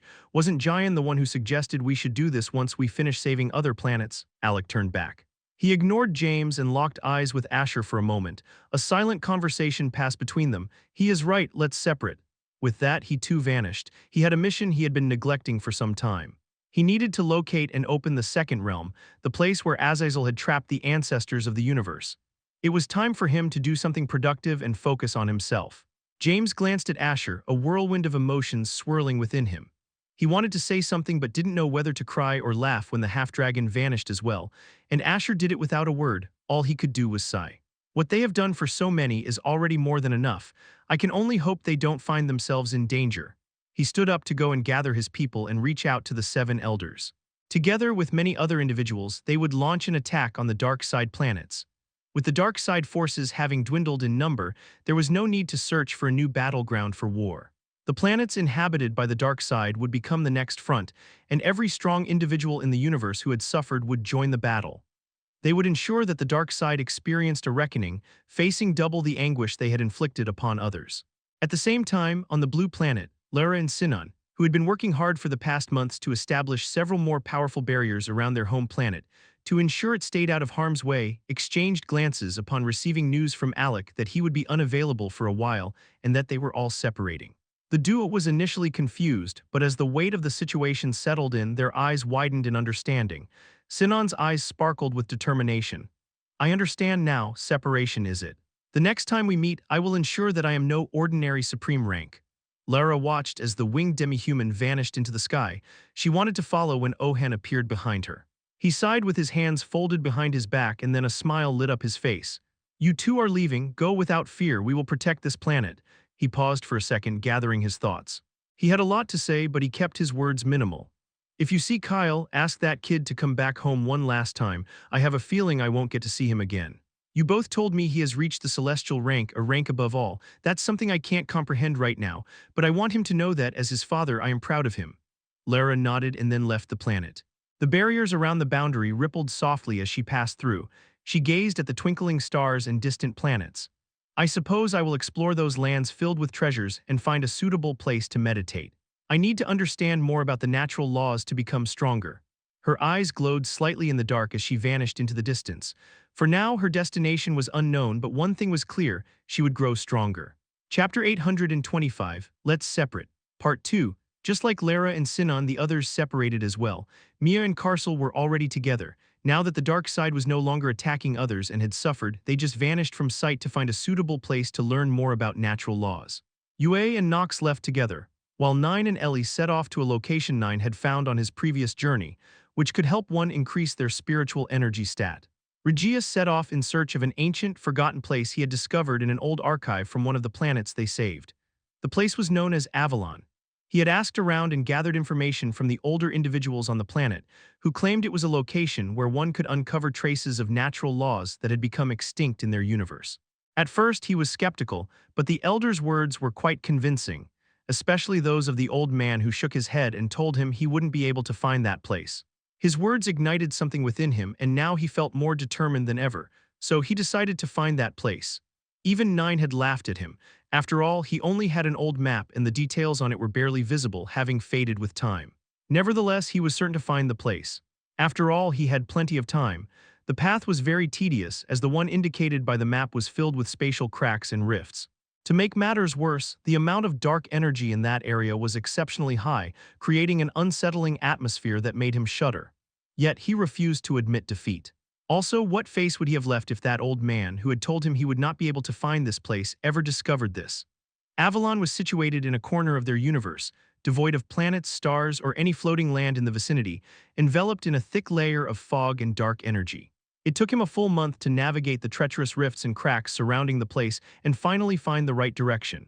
By the time he reached its boundary, his clothes were tattered in several places, and his body was marked with numerous cuts and gashes sustained from the rifts and spatial fractures he had narrowly escaped. Finally, Regius muttered with a smile. He was so overwhelmed with happiness that he failed to notice a very familiar presence nearby. It was fortunate he didn't, or he might have coughed up a mouthful of blood. It took him a full month of struggle to find and reach this place, yet the other person had simply used a safer path to get there. He vanished into the boundary of Avalon, ready for an adventure. He would uncover those long-lost traces of natural laws that had ceased to exist in their universe. Just as he entered the dark area, Alec appeared with furrowed brows. "Are you sure this is the place, Soul?" the system agreed. It had studied numerous ancient scrolls and documents in the Forsaken Land and even obtained some history books from Odiak. It was confident it couldn't be wrong. "I am certain it's here." The sealed gate of the second realm, Alec nodded. He glanced around and suddenly reached out to touch the dark energy in his surroundings. Why is there so much dark energy? And why did no one try to break that gate? Soul was silent for a moment before it decided to answer honestly. They tried, but they were not strong enough. The sealed gate is surrounded by a malevolent aura, a type of dark energy that can consume an individual's soul the longer they remain in contact. In the end, everyone gave up and this place was forbidden. It's been over 2,000 years. Who would remember this place for so long? As for the dark energy, I believe Azazel visited this place recently. I can sense his aura. Alec's eyebrow twitched. He understood. James and the elders became busy with the war and handling the shadow generals. As for the rest of the universe, they could only send help for the war. So even if they remembered this place, they wouldn't have time to come here. But Soul, do you want to kill me? How do you think I will be able to pass through the malevolent aura when no one else could? He said this, but he still entered the dark boundary in front of him and vanished. His only goal here was to open the sealed gate of the second realm and then leave. At the same time, after traversing many locations to search for treasure using his scent perception skill, Kyle finally arrived outside the place that housed the Sea of Consciousness alongside Bia. The phoenix was stuffed to the brim and her feathers were all standing. It was clear she was on the verge of a breakthrough since Kyle had fed her multiple treasures that wouldn't harm her physique. Bia let out an exasperated groan. I am truly dying, I'm dying, all because you keep feeding me treasures filled with spiritual energy. If this majestic me were to perish, it would be entirely your fault. Kyle's eyes flickered with amusement as he watched the little bird sprawled across his shoulder. He poked her stomach, prompting her to sit up properly and curse him. He let out a chuckle. Who was it that wanted to be stronger than the lynx, huh? Who claimed that they were lagging behind and wanted to improve? You know that if you want to get stronger, you have to stick to my routine. As a phoenix, your innate talent wasn't initially very high. It improved when you formed a bond with me. If you want to break through to the supreme rank, you need to follow what I'm saying. Bia wanted to argue, but remembering how her name ranked below Nox in the supreme projection made her swallow her protests. She wanted to get stronger, she didn't want to be weaker than that lynx. Chapter 826, Just Leave Her to Me. Kyle entered the floating piece of land before him. The moment he did, his senses were overwhelmed by the power of nature and dark energy. He glanced down, and the first thing that seized his attention was an enormous sea, utterly tranquil and devoid of any movement, stretching endlessly and dominating the landscape like a shimmering blanket of glass. The second was a city of demons positioned before that sea, occupying the remaining portion of the land. With Bia, he landed in the center of the bustling city, bathed in dark energy. The demons, each possessing 4 wide, dark-colored wings behind their backs and white-slit pupils, were taken aback to see a human suddenly appear among them. Kyle didn't emit any aura, while Bia radiated the peak transcendent rank aura, which made the few supreme rank demons residing in the land who sensed their arrival lick their lips with malicious grins. They had no idea who this human was, as they had been living in this place for a long time and hadn't paid much attention to the outside world. However, now that he had dared to come and land among them, they would ensure he wouldn't leave this place alive. The weaker demons in the area fled when they heard their leader's commands in their heads, asking them to vacate the area. Yet, before the supreme ranks could even attack Kyle and Bia, time stopped for them. The entire city froze. Kyle's senses spread out, and he was surprised to detect 2 familiar presences. Nevertheless, what astonished him more was that his natural law of time, which he believed had grown significantly stronger in the past month, didn't affect the sea of consciousness in the slightest. Perhaps he simply couldn't sense anything because the sea was still to begin with. He turned his gaze to the right, toward one of the familiar presences. This person had escaped him a few times before, so he did not expect to see her here. Bia, how about you test your strength? The phoenix was confused, but she got her answer when he tore through space, and in the next second they were standing in front of a demon woman clad in expensive dark clothes and jewels in a large chamber. She was seated atop a dark throne, with a large table filled with countless spiritual dishes before her. Her face was twisted in anger, and she was frozen in the act of hurling a glass of wine at another demon after Kyle stopped time. Bia eyed her from head to toe. She was eager to eliminate this headache that had evaded her and the others last time and had also caused them harm, but she could only let out a regretful sigh. Samara is at the peak of the supreme rank. I am just about to break through to that rank. I can't fight her. Kyle remained unfazed. He effortlessly inscribed power-draining symbols in the air and infused them with his celestial power before they entered Samara's body. What if her strength is equal to yours? Bia's eyes sparkled with excitement. If Samara's strength was equal to hers, then of course she could tear her to pieces. Just leave her to me then. With this battle, I can break through and also solidify my supreme rank strength. Kyle nodded with a faint whisper of approval. In the next moment, the time around them surged back into motion. Samara, who was throwing a glass of wine at another demon in anger, froze when she caught sight of a pair of shoes in her line of vision. Instantly, goosebumps flared on her body as a dark shadow loomed over her. An all too familiar faint icy aura filled the air, sending chills racing through her body. She lifted her gaze, and there they were, those haunting green eyes piercing through the dim light, locking onto her with an intensity that made her blood run cold. Her body trembled uncontrollably as she gasped out in a choked voice, barely able to comprehend the terror that gripped her. How? Didn't he die? Why was the nature's favorite here? How could he possibly be alive? Countless questions raced through her mind as she attempted to launch an attack, but it felt as though her peak supreme rank strength was utterly futile. He seized her neck with an iron grip. She cried out, the sound echoing through the chamber, sending all the other demons in the space into a frenzy, fleeing without a backward glance. Kyle didn't spare her another glance. The teardrop symbol on his neck glowed and hid the true color of his eyes, which he had revealed to show her who he was. He dragged her away, his voice chilling. It's been quite a while, hasn't it? Samara struggled, her screams scaring the souls out of every demon who heard them as her figure vanished into the space. She couldn't fathom why this was happening to her, why. This man had robbed her of every precious opportunity to become stronger. She yearned to kill him, to rip him to shreds, but he had returned with a power that eclipsed her own. How had this mere human become so formidable? Her eyes blazed with fury as she recalled the fruit of fate he had stolen from her grasp. Yes, the fruit of fate, that was the source of his unimaginable strength. If only she had gotten her hands on that powerful fruit, then it would have been her who became immensely strong. Her mind screeched to a halt when they stepped out of the rippling space, and Kyle tossed her into the air. She steadied herself in the air, her heart racing, and looked around. They floated high above the endless expanse of the sea of consciousness. "You bastard!" Her voice abruptly faded into silence when she realized her strength had dimmed. Her hands trembled with horror and disbelief. She had come to this land that housed the sea of consciousness to heal her injuries and rest for a while after being defeated by Odiak and those foolish supreme ranks above the sacred divine land. Who could have imagined that this would happen to her? No way, no way, I am at the peak of the supreme rank, someone who will be called a shadow general soon. How did you do this? What did you do to me? She shouted in desperation, but Kyle remained indifferent.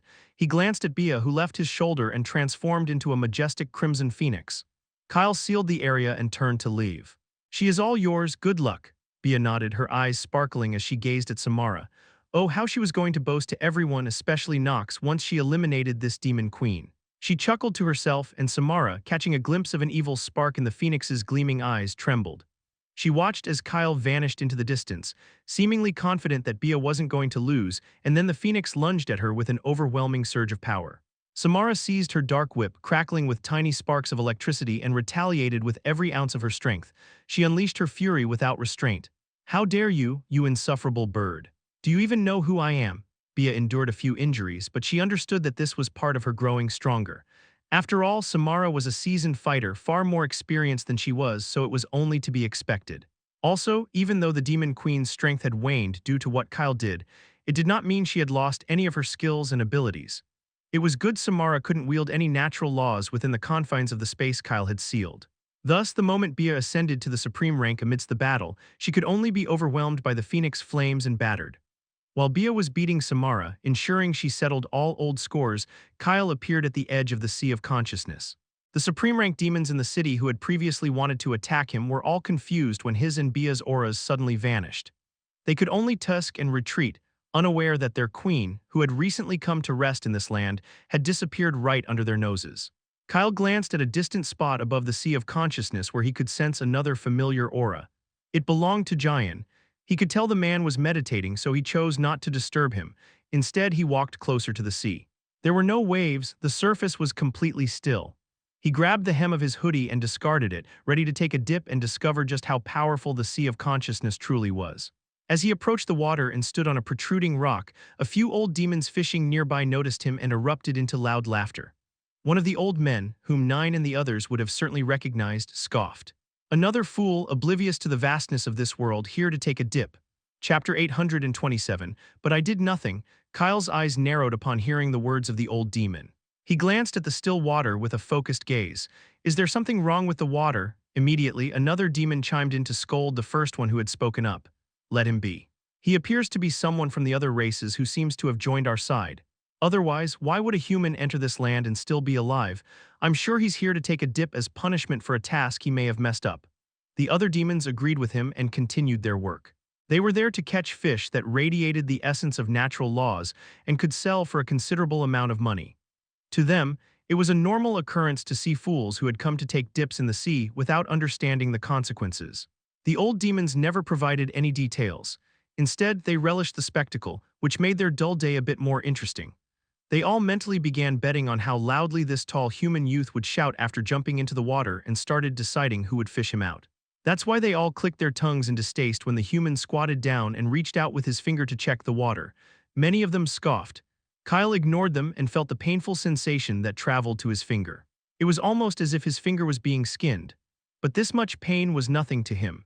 His eyes glowed faintly as he sensed the raw power of various natural laws in the water, which seemed to be clashing with one another due to their differences. Yet the surface of the clear water remained perfectly still, without a single ripple. It was nearly impossible to contain so many natural laws together. Surprisingly, this sea of consciousness had so many that he couldn't even keep track of them. "Who constructed this place? A true celestial who had reached the peak," he murmured, taken aback. Just how much power was needed to harness the forces of so many natural laws in this sea? That person must have reached a level of strength I can't even comprehend if this place was truly created by another. He stood up, and the demons thought he would retreat now that he had experienced the pain. Yet their eyes nearly popped out when he took a step back and jumped into the water without hesitation. A splashing sound echoed in the air as Kyle's figure vanished beneath the disturbed surface. The demons glanced at each other. What the hell just happened? Is that human crazy? He felt the pain with his finger and still jumped in. He didn't even scream. Who is he? We need to report this to the superiors. No one has been able to jump into the sea like this and not scream. He isn't even coming out. He went deeper. Won't he already be dead? The old demons scattered in different directions when the human didn't emerge from the water even after a while. They had to report this anomaly to their leaders. Meanwhile, in the distance, Giant, whose floating figure was seated cross-legged an inch above the still, glass-like water surface, opened his eyes with a frown. He had heard the sudden commotion, and that's why his focus was disturbed. Damn it! I was so close, very close to grasping something significant, something otherworldly. Those old demons, I should have eliminated all of them to clear the area when I arrived here. He hissed under his breath, frustration bubbling inside him. In truth, he was very far from the old demons, so far that they couldn't even catch a glimpse of him. But his senses were very sharp, allowing him to pick up on even the faintest whispers or movements in his surroundings. Anyway, who the hell just jumped into the sea? I didn't sense their presence at all. Confusion flickered in his eyes. Were people nowadays so powerful that they could leap into the sea of consciousness and remain submerged for so long? He shuddered at the mere thought of his first plunge into this sea. It was a nightmarish experience that still haunted him. That individual who just jumped in is probably dead by now. Or maybe he just threw himself in the sea for good to end his life. I can't wrap my head around why the demons are making such a ruckus. With a shake of his head, Giant closed his eyes, ready to once again concentrate and try to find that thing he was about to grasp. He had been studying the natural laws of time and space, and he was confident he had made significant progress. Suddenly, a laugh escaped his lips. My understanding of the natural laws of time and space is still not as powerful as Kyle's, but they are powerful enough to freeze initial stage supreme ranks. His concentration was once again disrupted when many supreme ranks suddenly arrived at the edge of the sea, seemingly searching for the human who jumped in. However, they could not find him, nor could they go into the water to search for him, and that's when they noticed Giant, who cursed. Damn it, what a dreadful day. What happened to my luck stat? Why do I have a feeling that it's not working today? I formed a shield around myself so the demons can't sense me. Who would have imagined that so many supreme ranks would suddenly appear and detect me? He jumped to his feet and vanished in another direction, not in the mood to fight. He was there to learn the natural laws and grow stronger. Engaging in unnecessary battles would only waste his time.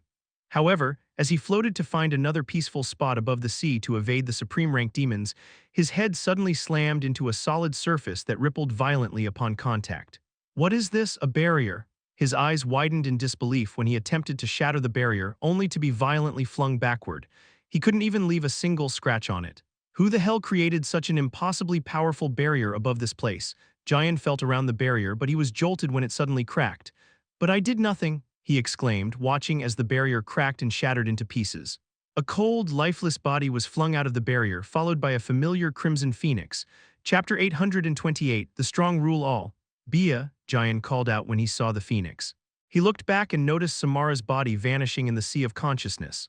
You killed that demon. Incredible, great job. I heard she was a real nuisance on the elven planet to Nine and the others. I can sense you have ascended to the supreme rank. Congratulations. He reached out to caress the phoenix's body but chuckled as the golden flames around her tickled his palm. He looked around, searching for the familiar face. Where is he? If you are here, he should be nearby. I can't even sense him. He's gotten so powerful.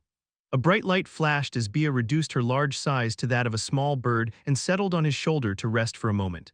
Her senses extended to search for Kyle as well. She believed he would be nearby watching her fight, but she couldn't sense him. He should be here. He left me to fight Samara after creating a barrier around us, but I can't sense him anymore.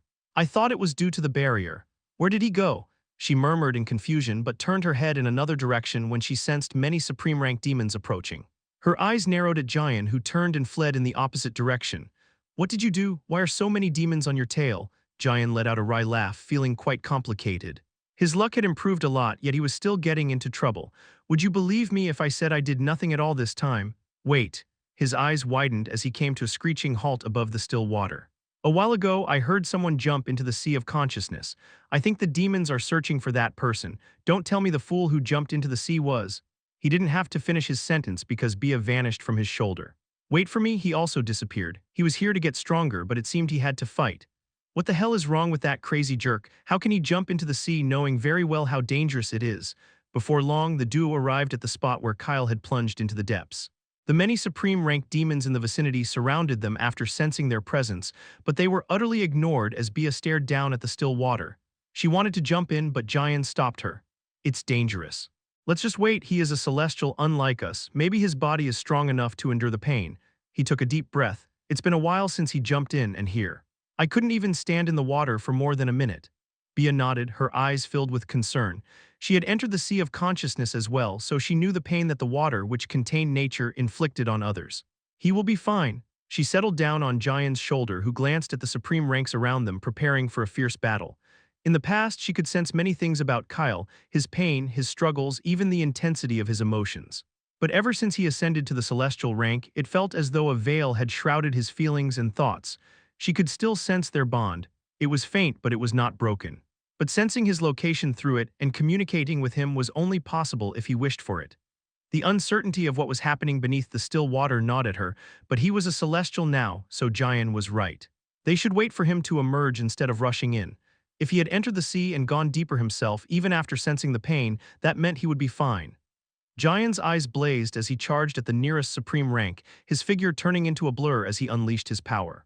Bia let out a cry and transformed into her phoenix form once more to attack.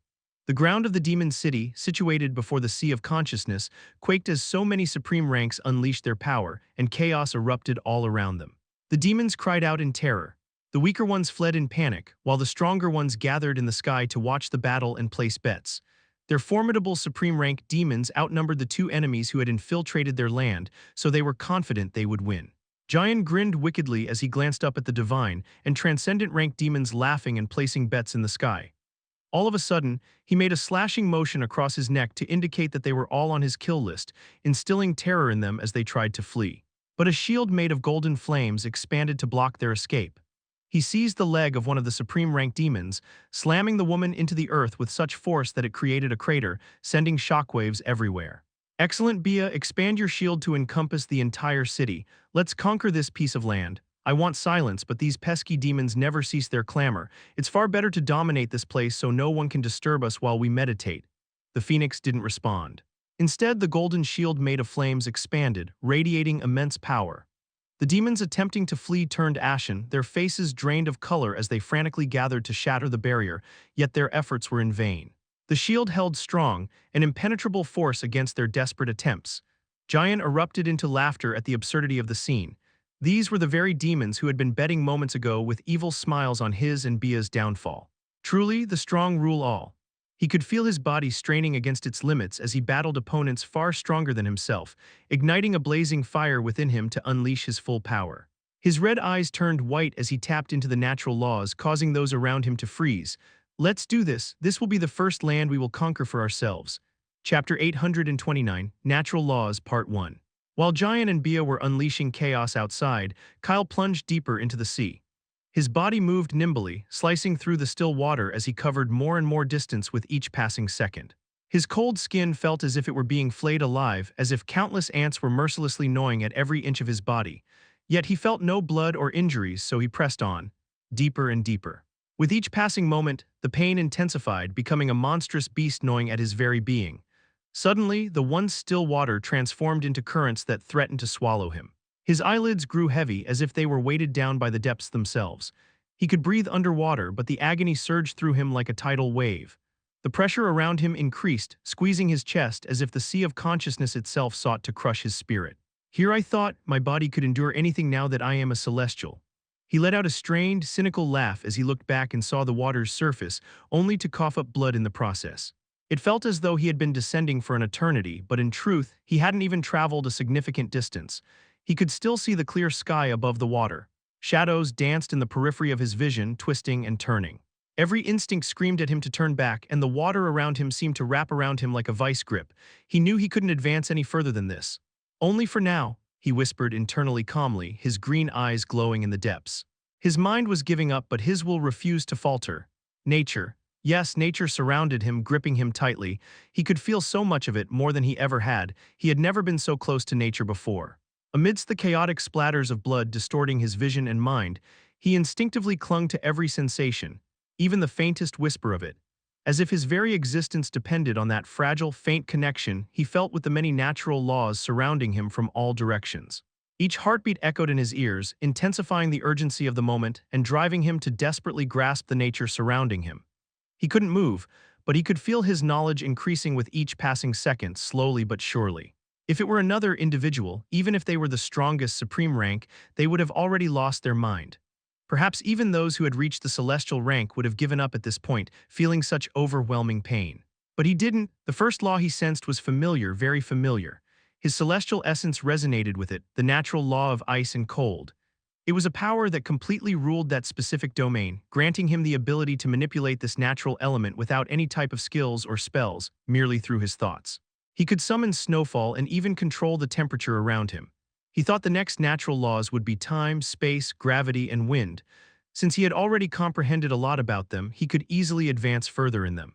However, the next law he grasped was remarkably simple, the law of earth. His eyes cleared up a little. It granted him the power to manipulate any type of earth that lay before him or existed in his vicinity. Next came fire, allowing him to control all forms of flame, regardless of their nature. Then there was thunder. It felt as if he were learning to manipulate each small element of nature without skills or spells, merely through the power of his thoughts. The water appeared to part for him, as if recognizing his burgeoning advancement. The pressure of the depths that enveloped him like a vice grip faded slightly, allowing his body to descend deeper into the abyss. Kyle could feel the pulse of the water, a sound resonating with his own. Water, yes, water is also a natural element. His mind supplied amid the haze, and he grasped yet another law. The true power to conjure mist, create rivers, and even call forth storms. After water, his understanding of the natural laws of wind and gravity deepened. With these laws, he felt as if he could shape the world in ways he had never imagined. It was as if he were finally becoming a true celestial, one who ruled over nature. His body sank deeper into the water. With each passing second, the currents grew increasingly chaotic, wrapping around him like a shroud, and the pain transformed into a symphony of anguish. Ultimately, every inch of his body began to bleed. It was at that moment he sensed two powerful and dark natural laws swirling around him, the natural laws of darkness and shadow, yet he couldn't grasp them. Kyle wanted to understand every law in the sea of consciousness, even the dark ones. However, he had never wielded or absorbed dark energy or anything remotely related to it, which made them difficult to decipher. He needed to learn to manipulate them without involving dark energy. His eyes trembled as a thought emerged in his hazy mind. Isn't darkness also a part of nature? He wouldn't sell himself to the darkness, nor would he let it consume him. He would simply reach out to manipulate the natural laws, and when he finally grasped the dark laws, his green eyes transformed into pitch black for a few seconds, and his body plummeted deeper. Then, at last, he felt the familiar presence of the natural law of space enveloping him. As his understanding of the law of space expanded, his back collided with the bed of stones with a thud, causing large ripples to spread in all directions. He had reached the deepest part of the sea of consciousness. In that fleeting moment of impact, he finally perceived the natural law of time. It was the final natural law he could sense in the sea, pulsating with raw energy. It seemed time was the most powerful of all the laws. As he comprehended the law of time more deeply, his consciousness, which had been clinging desperately, faded into darkness. Chapter 830, Natural Laws, Part 2. Meanwhile, his celestial essence grieved in the tranquil lake teeming with tiny fish of all kinds and a large stone at its center. It was a place where no one could enter except Kyle whenever he climbed a stage in the celestial rank. But his consciousness had vanished into the grip of time entirely instead of coming to check the impact of his second major breakthrough. The other colors in the lake spread further, battling each other for dominance over the space, and the icy color could do nothing but watch and try to protect the one-third of the surface it had previously claimed.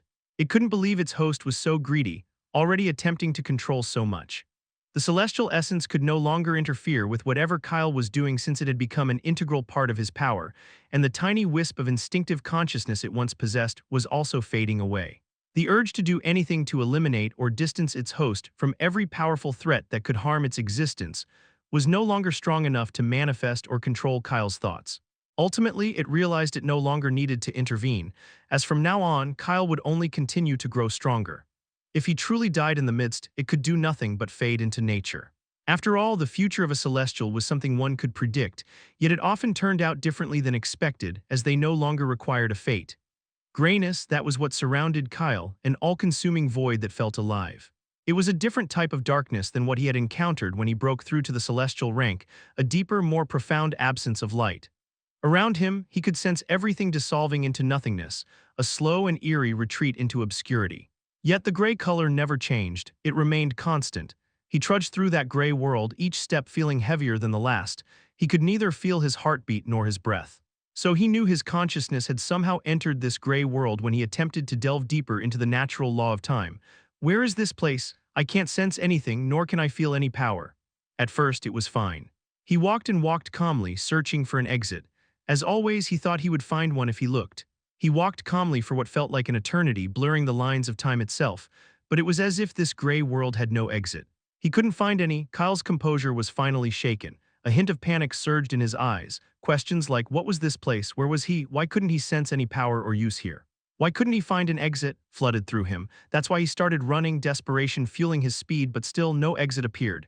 Is anyone here? Someone, he shouted, his voice reverberating through the emptiness, only to be swallowed by the oppressive grayness surrounding him. Please answer me. The silence intensified the suffocating feeling that enveloped him like a shroud. The longer he remained in this colorless gray world, the more he felt like he was on the brink of madness, as if the space and land surrounding him were a prison. An instinctual fear he hadn't felt so powerfully even when his entire body was gaumed by the monoless beasts in the no-mana land. Even when he faced Azazel. Even when he plunged deep into the sea of consciousness, despite the agonizing pain, crawled within him, tightening its grip with every passing moment until he screamed. Only one thought dominated his mind. He wanted to leave this gray world that offered nothing. At all costs, he wanted to go back. Yet, as he ran, the ground beneath him transformed into a monotonous path, and he lost track of just how long he had been wandering in this desolate expanse. His body in the outside world underwent another transformation. The silver color that had always dominated his hair faded, giving way to a deep pitch-black hue. An aura of time so boundless and powerful that even the sea of consciousness began to evaporate surrounded him. It grew more powerful, so much so that it started to swallow his body the longer he remained unconscious in the dark depths. In the gray world, at first, Kyle's thoughts raced chaotically, but everything started to dissolve in the gray surroundings the longer he remained in that place. He desperately wanted to leave this place, yet even that desire vanished into the void. The emotions, the pain, the suffering all began to evaporate like mist. He felt as if he were no longer alive, yet he was unable to cross that final threshold. It was as if he were tethered to this existence, unable to let go. Many were waiting for him, their presence echoing in the depths of his mind. Now that his thoughts were stripped bare, devoid of all distraction, he finally recalled the purpose that had driven him. He stood frozen, a statue in the void. What is time? With that question, he took a step forward, and the space around him trembled as if he had grasped what he had crossed the void to reach, even at the risk of putting his life on the line.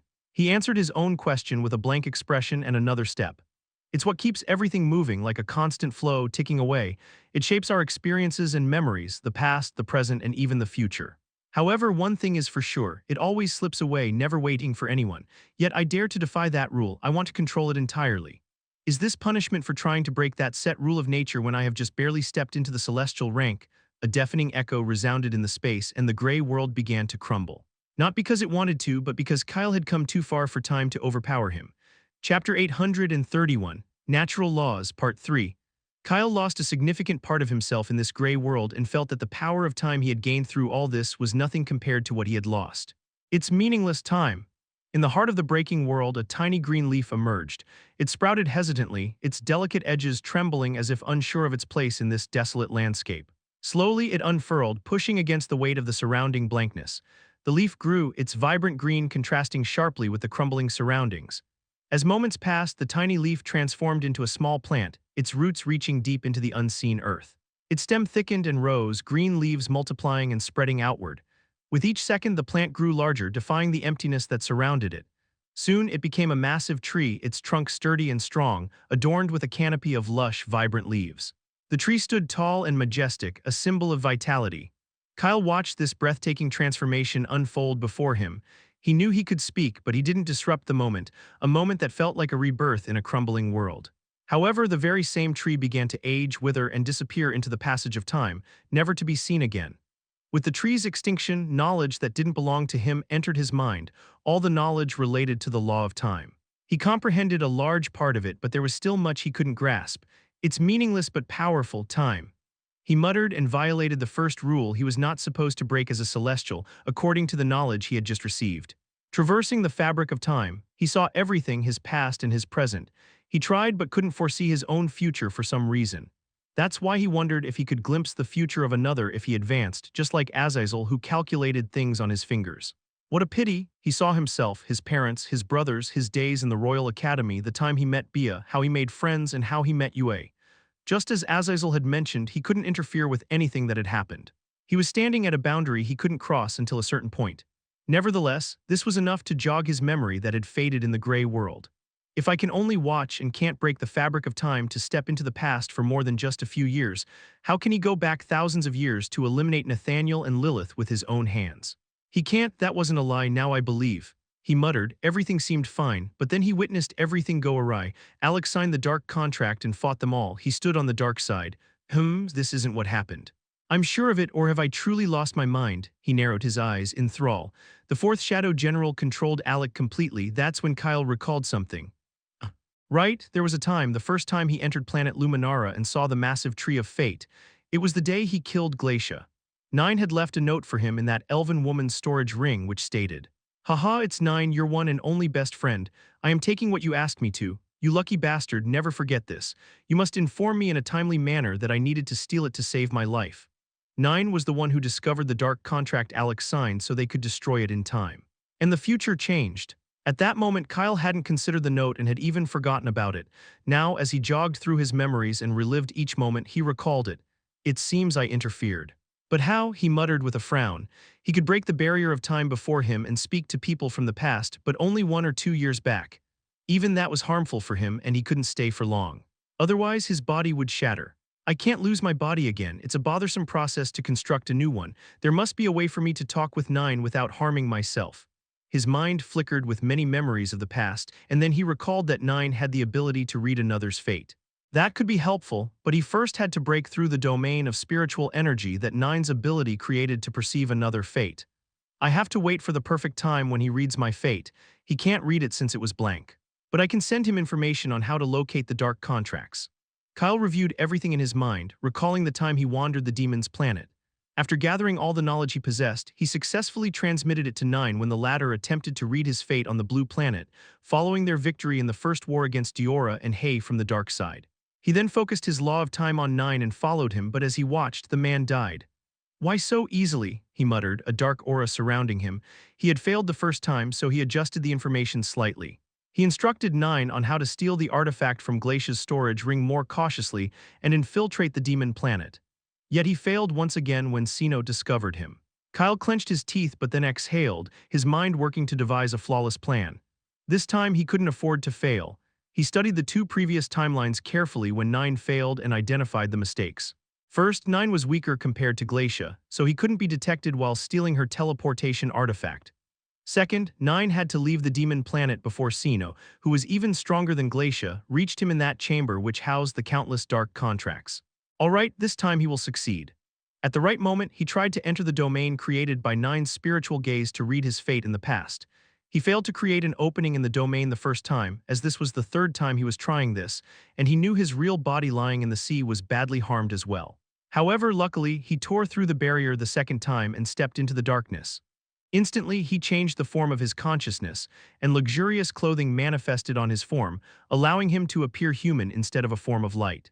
9's eyes widened and he staggered backward as he stared at the pair of cold, emotionless eyes gazing at him. They were familiar, yet unfamiliar at the same time. Kyle's face remained expressionless as he opened his mouth. I have been waiting for you.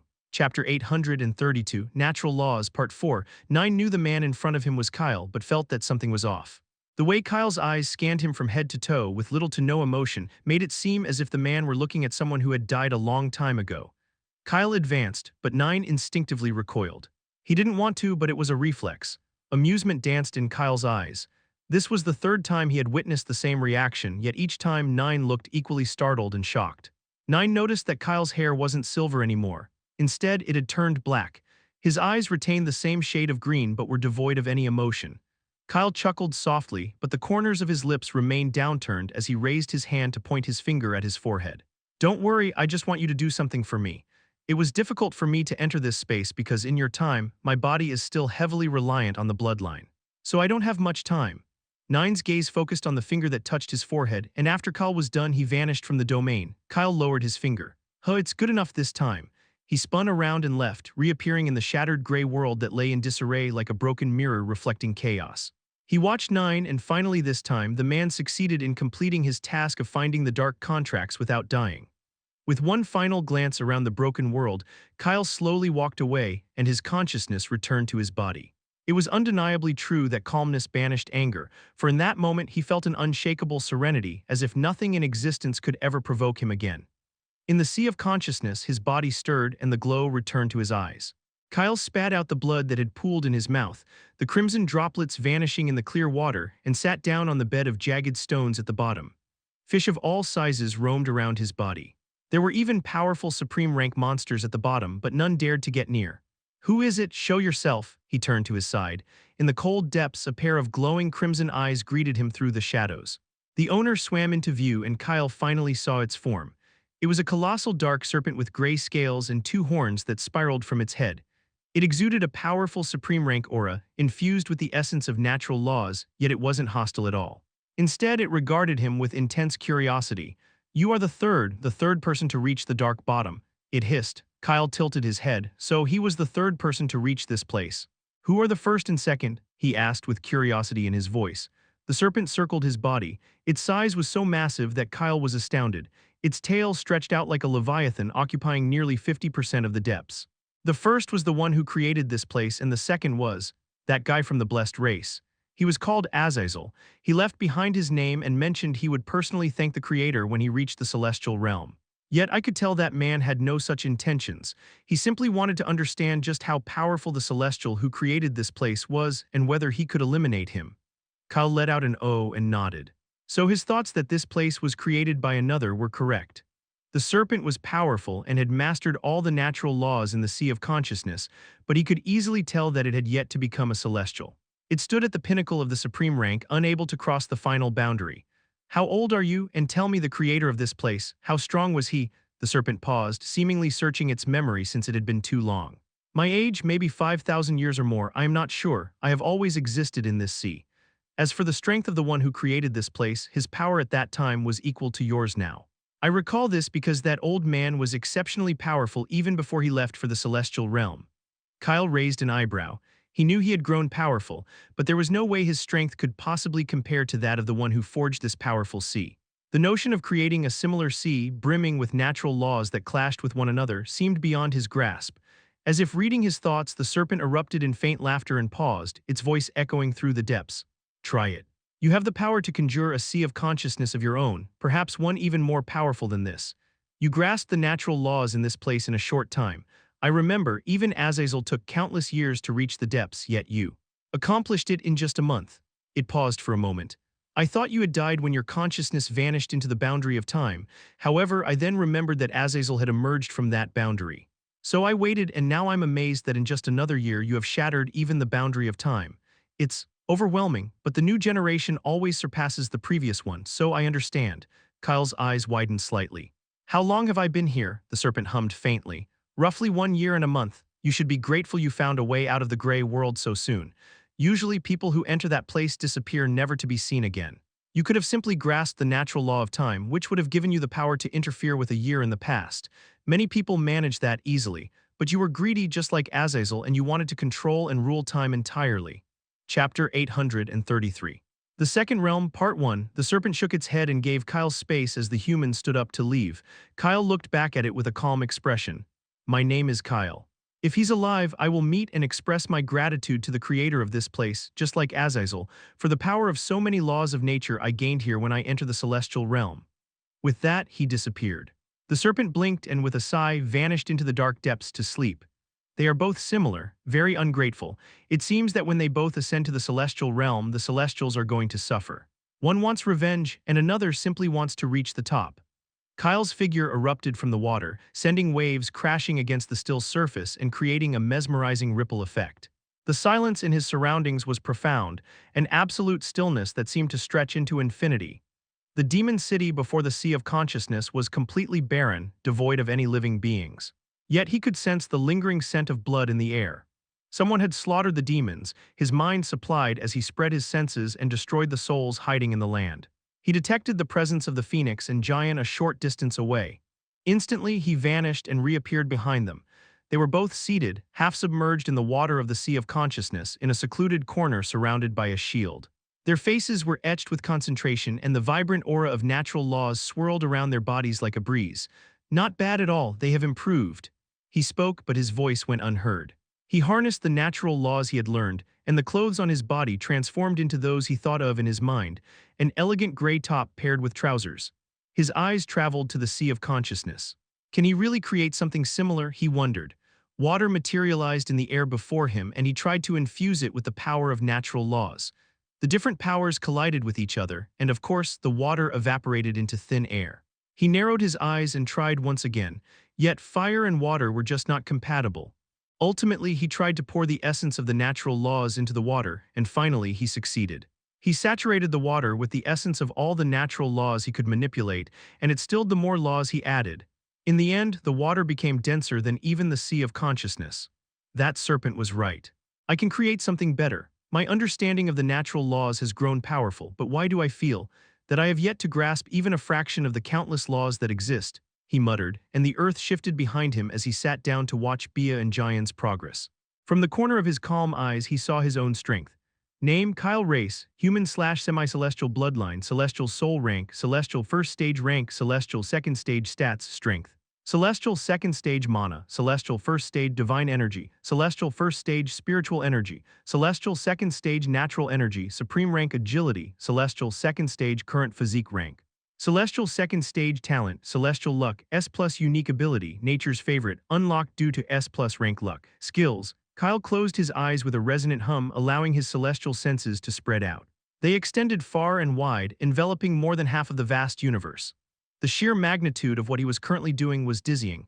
He knew he could push even further into the vast space, but he chose to hold back as the sensation was already overwhelming. It was better to get used to it slowly first. He sensed the people of the dark side, many familiar auras, and even the 3 supreme-rank shadow generals. Oh, in Thrall is underground. What a perfect place to vanish into. All around him, many were engaged in battle, yet some were living a simple life. A thought emerged in his mind.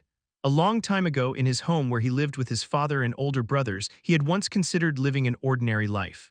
It was because of my bloodline that I lacked motivation, as it aimed to ensure that, as its host, I don't die. However, that idea was not half bad. I will pursue it once I am done with everything, a normal life.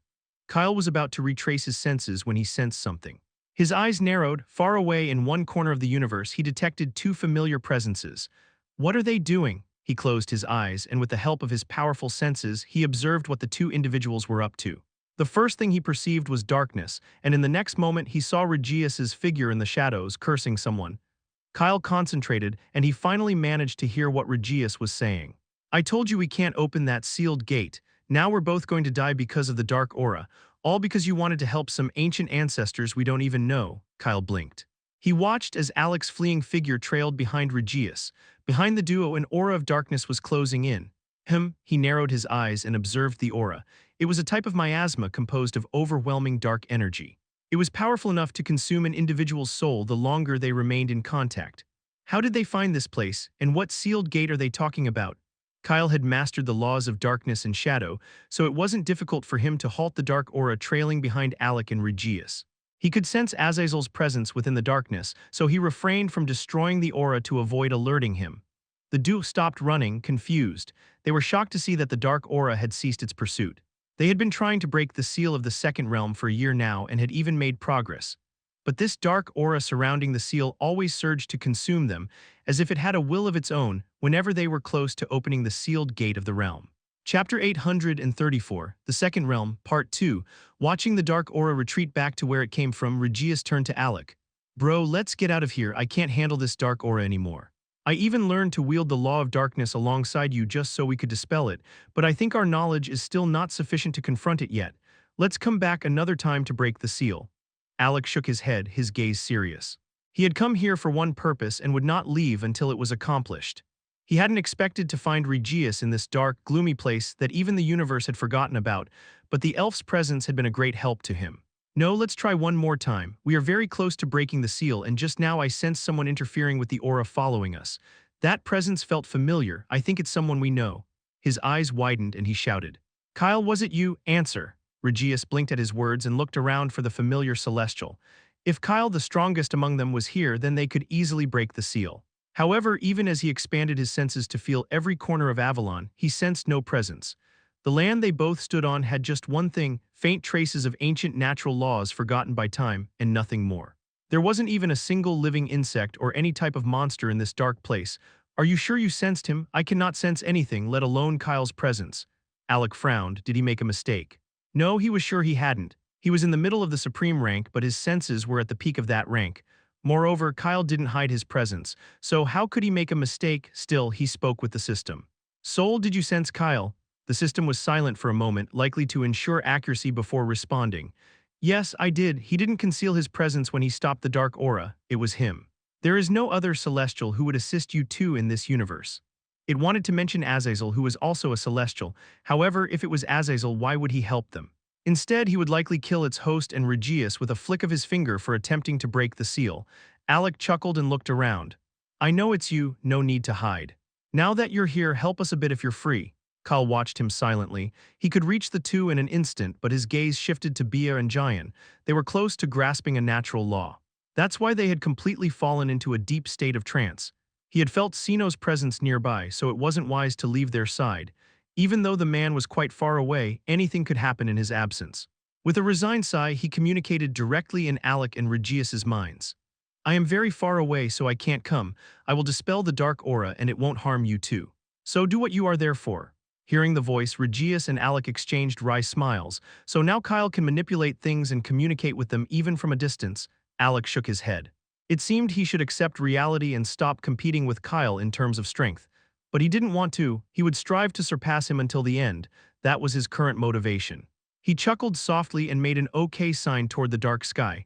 If Kyle could dispel the malevolent aura, that would suffice. He and Regius could manage the rest, as they were already very close to breaking the seal. Kyle observed them as they made their way back to the place from which they had fled. In no time at all, they stood before a huge round gate, resembling a portal yet solid in form, enveloped in a swirling mass of dark energy. The ominous aura radiating from it sent shivers down their spines, but its surface was marred with countless cracks, proof of just how many times they and many others had tried to break it. Is this the second realm? Kyle asked Alec. He had information about this place, but it was limited, so he wanted to gather more details. Alec nodded. Yes, this is the place where multiple supreme ranks were trapped, the people who fought Azazel first to protect the universe. The ancient heroes. His eyes reflected respect as he shouted, and Kyle was left speechless. He watched as Alec and Regius drew their weapons to save the ancestors who had been trapped for thousands of years. Kyle expertly manipulated the darkness surrounding the realm gate, causing it to tremble violently. Under his control, the energy began to withdraw from the gate, providing Alec and Regius the space they needed to examine the gate clearly. Alec channeled his spiritual energy into his sword and cast a glance at Regius.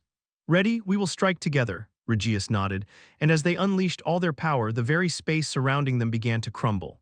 Kyle watched intently as they assaulted the sealed gate. It trembled but did not shatter. They struck again, and with each blow, the cracks in the gate deepened. Yet even then, it remained steadfast and did not break. He narrowed his eyes as he realized something he had previously overlooked. Symbols. Numerous powerful symbols were intricately engraved along the edges of the gate. These symbols were siphoning energy directly from the surrounding land, consuming all life forms in the process. Without alerting Alec and Regius, he began to decipher the symbols, and when he was finished, he tore through the fabric of space and arrived behind the two who were trying to destroy the gate. A few invisible, powerful symbols illuminated around him, and without any sound or movement, they obliterated those engraved on the gate before vanishing. The moment he completed his task, he departed as if he had never been there. It was then that Alec and Regius lunged at the gate again with a deafening roar. This time, they were violently hurled backward as the very heart of the sealed gate erupted into a dazzling explosion of fragments. The dark energy in the vicinity writhed and surged, causing the ground beneath the gate to splinter and crack like fragile glass. Alec steadied himself in midair, a triumphant laugh escaping his lips as he raised his hand. We did it. Finally, Regius groaned, lacking the same enthusiasm. He glanced at his injuries and sighed. Why had he agreed to take part in this mess? At first, he just wanted to make sure Alec didn't get swallowed by the dark aura, but then he ended up helping him. He followed behind Alec as the man disappeared toward the gate. They watched as the center of the gate transformed into a swirling, calm vortex, a two-way pathway connecting the second realm to the outside world. Now the one strapped just needed to emerge. Alec smiled, breathing nervously as he waited for the ancestors to come out. Regius floated beside him. It was as if Alec's nervousness was contagious. He too became uneasy and whispered. The ancestors, what kind of people would they be, good or bad? Alec rubbed his hands together. Definitely good. They protected this universe with their lives. They fought until the very end and even ended up trapped. I want to meet that sword master who is the owner of the gray sword, which is engraved on the clothing of so many warriors. Even James respected the wielder of that sword. It was the symbol of our initial forces that stood against Azazel. Regius glanced at him and rolled his eyes. So that was why Alec was so excited. He wanted to meet an old sword master, but wasn't that sword said to be lost? Well, if the ancestors are too old, we can ask to borrow their weapons. Haha, maybe you can wield that powerful sword. We freed them. They can at least allow us to borrow their weapons. He said it in a joking manner, but Alec seriously contemplated his words. You are right. If the ancestors have their powerful old weapons with them, we could definitely ask to borrow them. Just like the two, Kyle also watched the open gate of the second realm, sitting behind Bia and Jian. The trio waited and waited and waited, but unfortunately no one came out of the gate. Regius frowned and moved closer. He hesitantly reached his hand into the vertex and it easily passed through. He withdrew his hand. It's open and the entrance is functioning properly, so why isn't anyone coming out? Alec was just as confused. Did the people trapped inside not sense that the gate of the realm is open? Should we go in and check? The duo glanced at each other before looking back up at the sky. Alec shouted, Kyle, we are going in. We will be back in a day. Could you please keep an eye on the realm gate so it doesn't close? Kyle had no problem with that. However, did they really need to go in? With the gate open, couldn't those trapped find their way out on their own? Okay, go. Thank you for the GT. Chapter 835, The Second Realm, Part 3. Kyle watched as the duo disappeared into the gate and closed his eyes. It was a bit painful, but his senses entered the vortex. They spread out to encompass the entire second realm. It wasn't large, but it wasn't small either, about the size of a small planet. Everything inside was engulfed in blood, volcanoes, and dark energy. His sense of smell, which had become sensitive because of his scent perception skill, would have been overwhelmed by the intense scent of blood in the realm if he were weak. But he wasn't. Now this much was insignificant to him. Kyle sensed only 3 living beings in the realm, that was it. All 3 were at peak supreme rank, seated in 3 separate locations, cross-legged with their eyes closed, deep in concentration. Just 3, he muttered, and suddenly one of the 3 individuals sensed his presence. It was an old man with white hair and a beard. Who is it? Such a strong presence. The old man muttered, disbelief lacing his voice, but Kyle quickly retracted his senses, leaving him disoriented as if he had made a mistake. He stood up from his spot and folded his hands behind his back. 2 young individuals have entered this place. They are not oozing any dark energy, so not from the dark side. Then who are they? How did they get in? He was speaking about Regius and Alec when, all of a sudden, his eyes widened as he detected an opening in the sealed gate that led outside this wretched place. Ah, it's open. The exit is open. Finally, his old eyes trembled, but he didn't move from his spot. Even with freedom so close, he couldn't bring himself to reach out. The fear of death was etched deep in his bones. After all, he had watched hundreds of his brothers and sisters die at the hands of Azazel. They had actually found a way to leave this realm a few hundred years ago, but this place was engraved with an array, and the moment anyone tried to leave, their soul would shatter, never to exist again. Old Ma, can you sense them? An aged voice echoed behind him, and he turned to see 2 of his last companions who stood against Azazel. The 3 of them were the only survivors left among the many who had risen to fight against that man as the first forces wanting to protect the universe. The old man, known as Old Ma, chuckled. His eyes glimmered with a deep red hue of sadness as he muttered, Some people have entered this place only to become trapped alongside us. So many years had gone by, so many that they couldn't even count, and finally, after so long, someone had come to save them, but even that was futile. The 3 old men waited for Alec and Regius, ready to deliver the grim news that now they too were trapped and could no longer escape this wretched place. What they didn't realize was that Alec and Regius had already learned of this through Kyle, whose senses were snooping around the realm in search of valuable treasures. Alec cursed upon hearing him. So can you break the array? He shouted, uncertain if Kyle could hear them properly now that they were both in another realm. Fortunately, he could. I can, but the moment I did, the realm will crumble. So first, gather all the treasures buried within this place. It would be a pity for them to vanish into thin air. There are many supreme rank treasures here. Alec and Regius exchanged bewildered glances. They both quickly expanded their senses to investigate but sensed nothing. So how did Kyle detect the treasures? Regius clicked his tongue with a smile. Damn, don't tell me you have a skill that tracks treasures. All I can sense here is blood and heavy dark energy. Knowing you can detect them even from a distance, I can tell it's very strong. So with all that luck, you also have such a cheat skill. Kyle remained silent.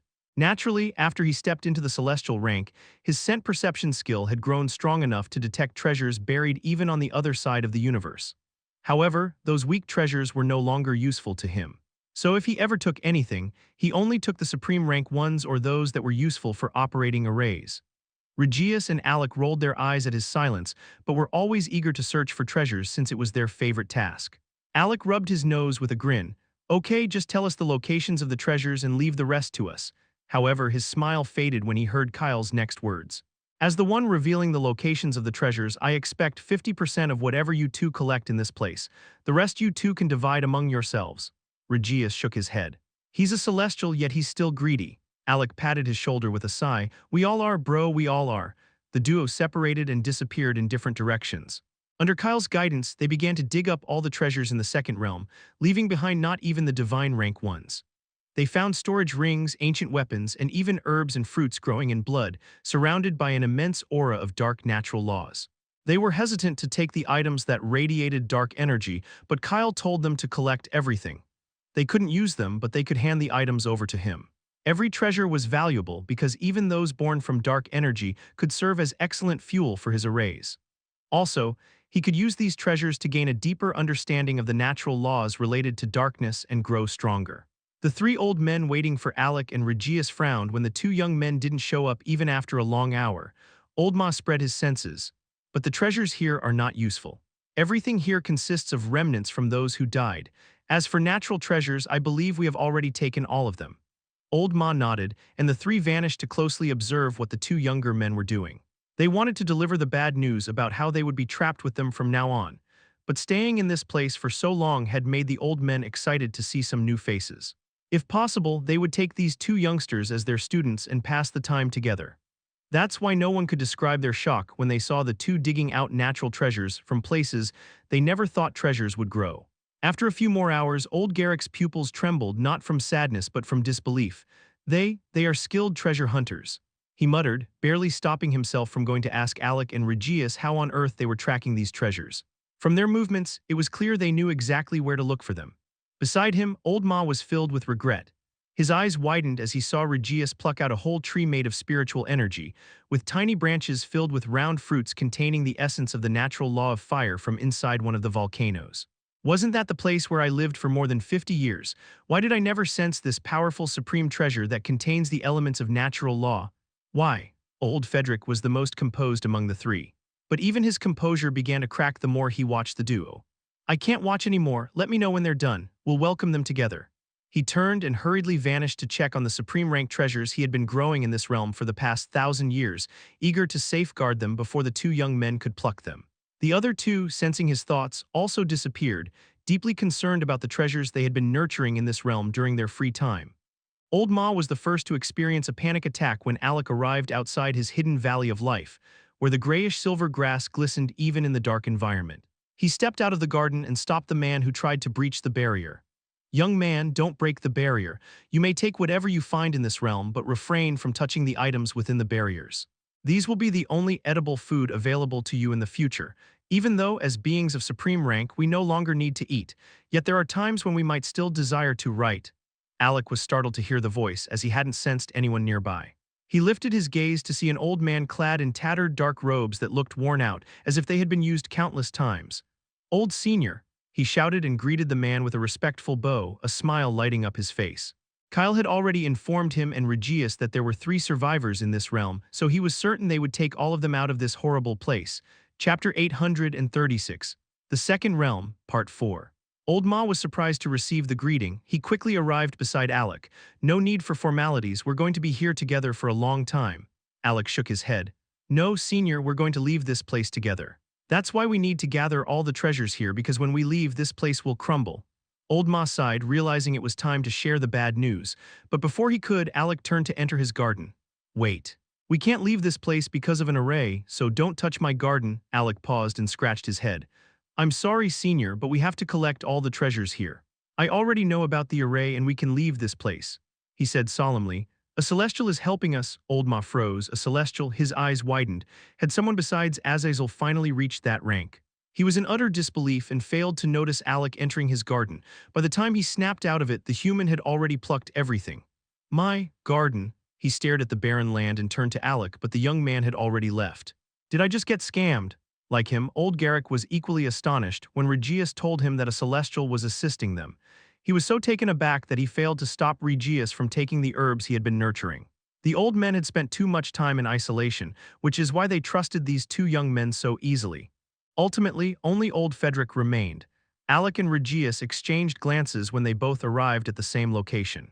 Regius chuckled, "This is the last place." Alec placed his fist on his chest and stepped forward with a solemn gaze, as if he hadn't just taken all the treasures these old men had been nurturing for years. "Senior, we understand that you think we are stealing your treasures. However, that's not the case. This place will crumble once we leave, so we are gathering the treasures here. The Celestial assisting us has begun to dismantle the array set in this realm. He will arrive for minute to break it completely. Therefore, we don't have time." Old Frederick was equally shocked as the other two, but unlike them, he was calmer. So he easily regained his composure and stopped Alec from proceeding. "What proof do you have that a Celestial is assisting you too? And even if that person is a Celestial, does he have any knowledge of the profession of arrays? What if he tries to destroy the array and fails?" Regius couldn't suppress his laughter. "Arrays? He doesn't just know about arrays. I am sure that in this universe no one can rival him in the profession of arrays." Old Frederick blinked and glanced at old Ma and Garrick. However, the two were just as surprised as he was. They were skeptical yet also quite excited to meet a Celestial. Moreover, it wasn't as if lying would bring the two young men any benefits. So even though he was reluctant, he stepped aside and allowed Alec to gather his herbs. Standing next to old Ma, Frederick's fingers trembled slightly with anticipation. "So are we finally leaving this place?" Old Ma inhaled deeply. "I'm not sure, but I hope it's true." Regius turned back and greeted the three elders with respectful nods. "We will, don't worry." Seniors, unsure of what to call them, he opted for the title Alec used earlier. Before long, Alec came back and Regius looked up. "He is here, everyone get ready. We must leave the instant the array is destroyed and a crack opens in the sky." The old men exchanged glances and followed Alec and Regius as the two began to levitate. They froze when a powerful aura washed over them. The sky above the realm erupted with a deafening crack, and a tall, imposing figure stepped into view. With flowing dark hair that seemed to dance in the wind, mesmerizing green eyes that sparkled like precious gems, and skin that radiated a soft, ethereal glow, he was nothing short of breathtaking. Old Garrick stared at him in disbelief. "A Celestial? It's truly a Celestial." His eyes turned red. Had the outside world grown enough to produce Celestials, then why had they not killed Azazel and come to save them? A few months ago, Azazel had come to this realm and wreaked havoc in search of celestial spirits. They almost died under that men again. Unlike the elders, Alec and Regius had different thoughts in their heads. Regius narrowed his eyes. "What happened to his hair again? Why does the color change constantly? I guess this is a symbol of strength. Should I change my hair color too?" Alec rolled his eyes. "Why are you focusing on hair color? Can't you sense he has grown stronger? So much so that I feel like even if we all fought him, we wouldn't even have the chance to move and he would have already defeated us." Regius patted his shoulder. "That's to be expected. We spent a year in this dark place.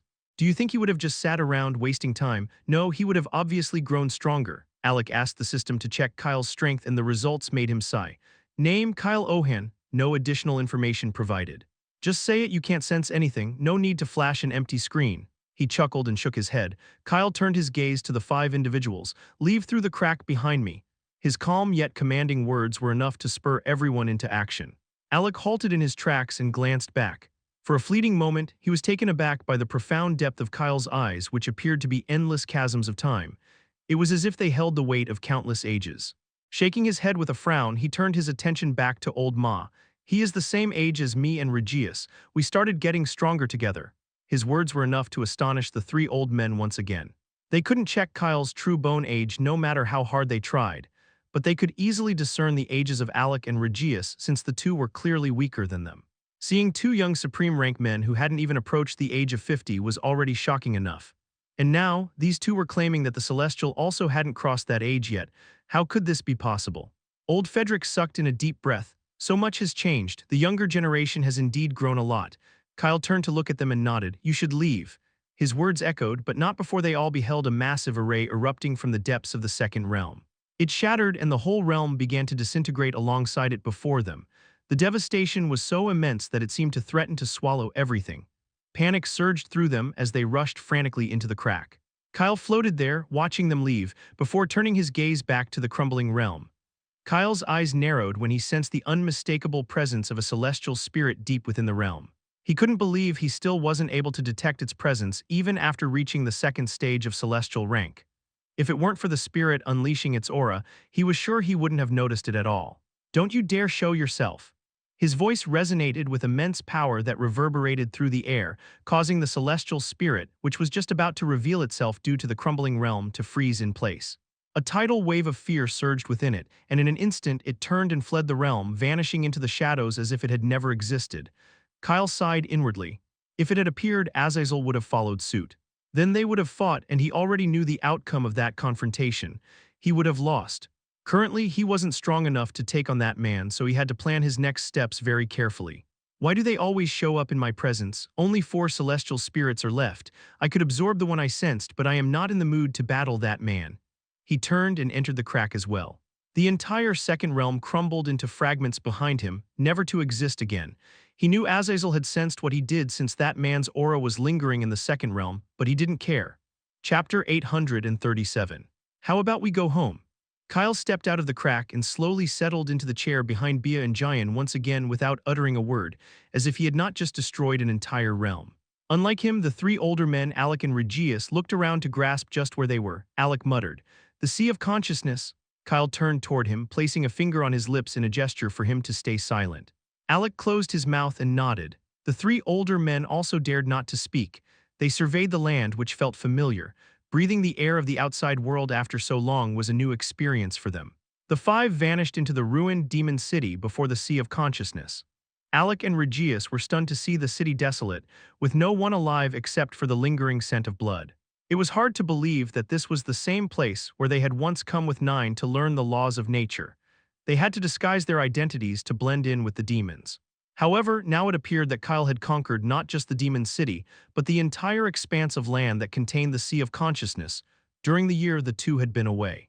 The older men with the duo quickly found some vacant clothing shops in the city and began to gather new clothes to replace the tattered ones they wore. The clothes of the demons weren't decent, but fortunately they found some fine robes.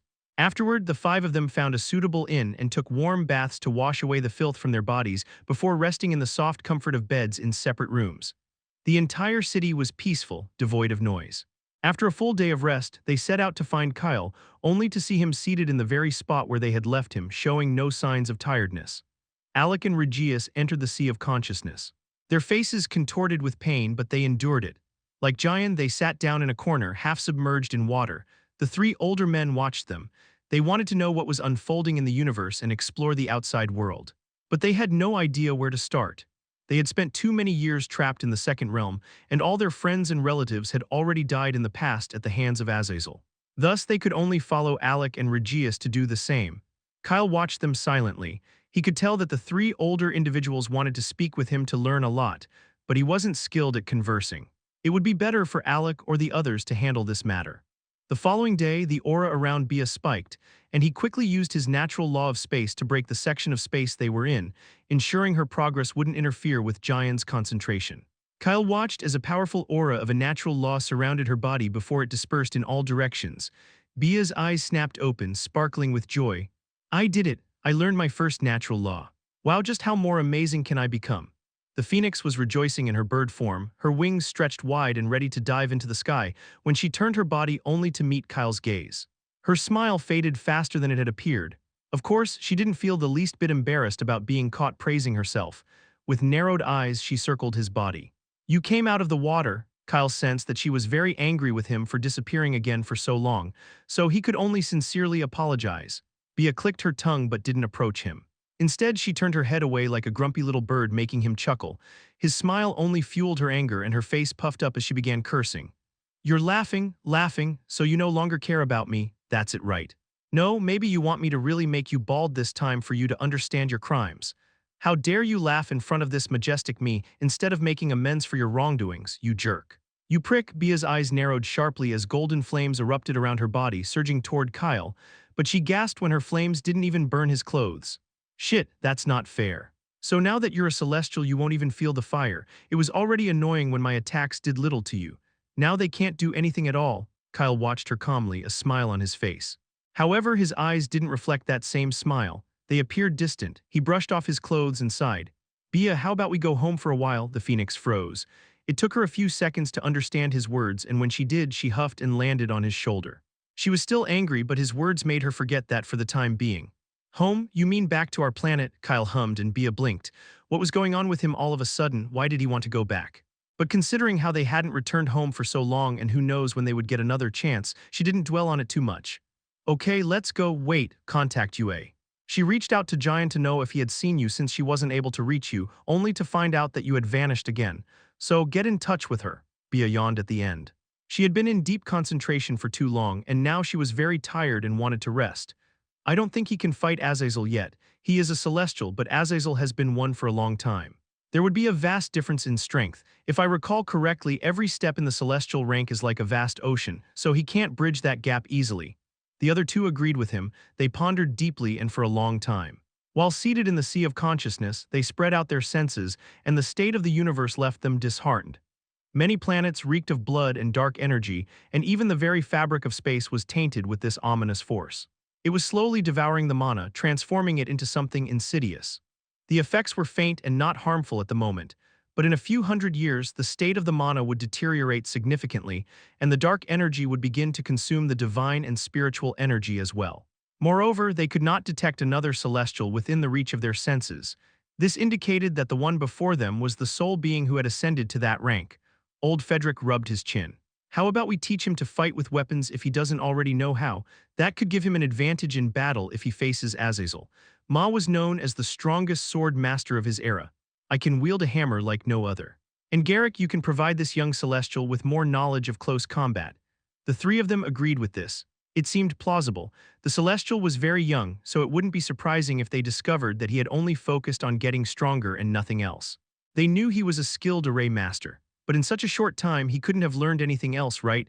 These were their thoughts as they all turned to Kyle. However, the tall man had vanished along with his little companion. Old Ma stood up. Old Ma nodded and inquired about the celestial through their minds. He turned to Garrick and Frederick when he learned that Kyle had returned to his home planet. 901, where did he go?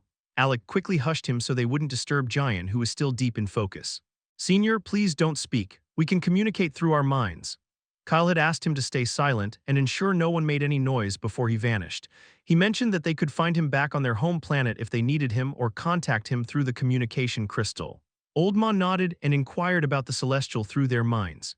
He turned to Garrick and Frederick when he learned that Kyle had returned to his home planet.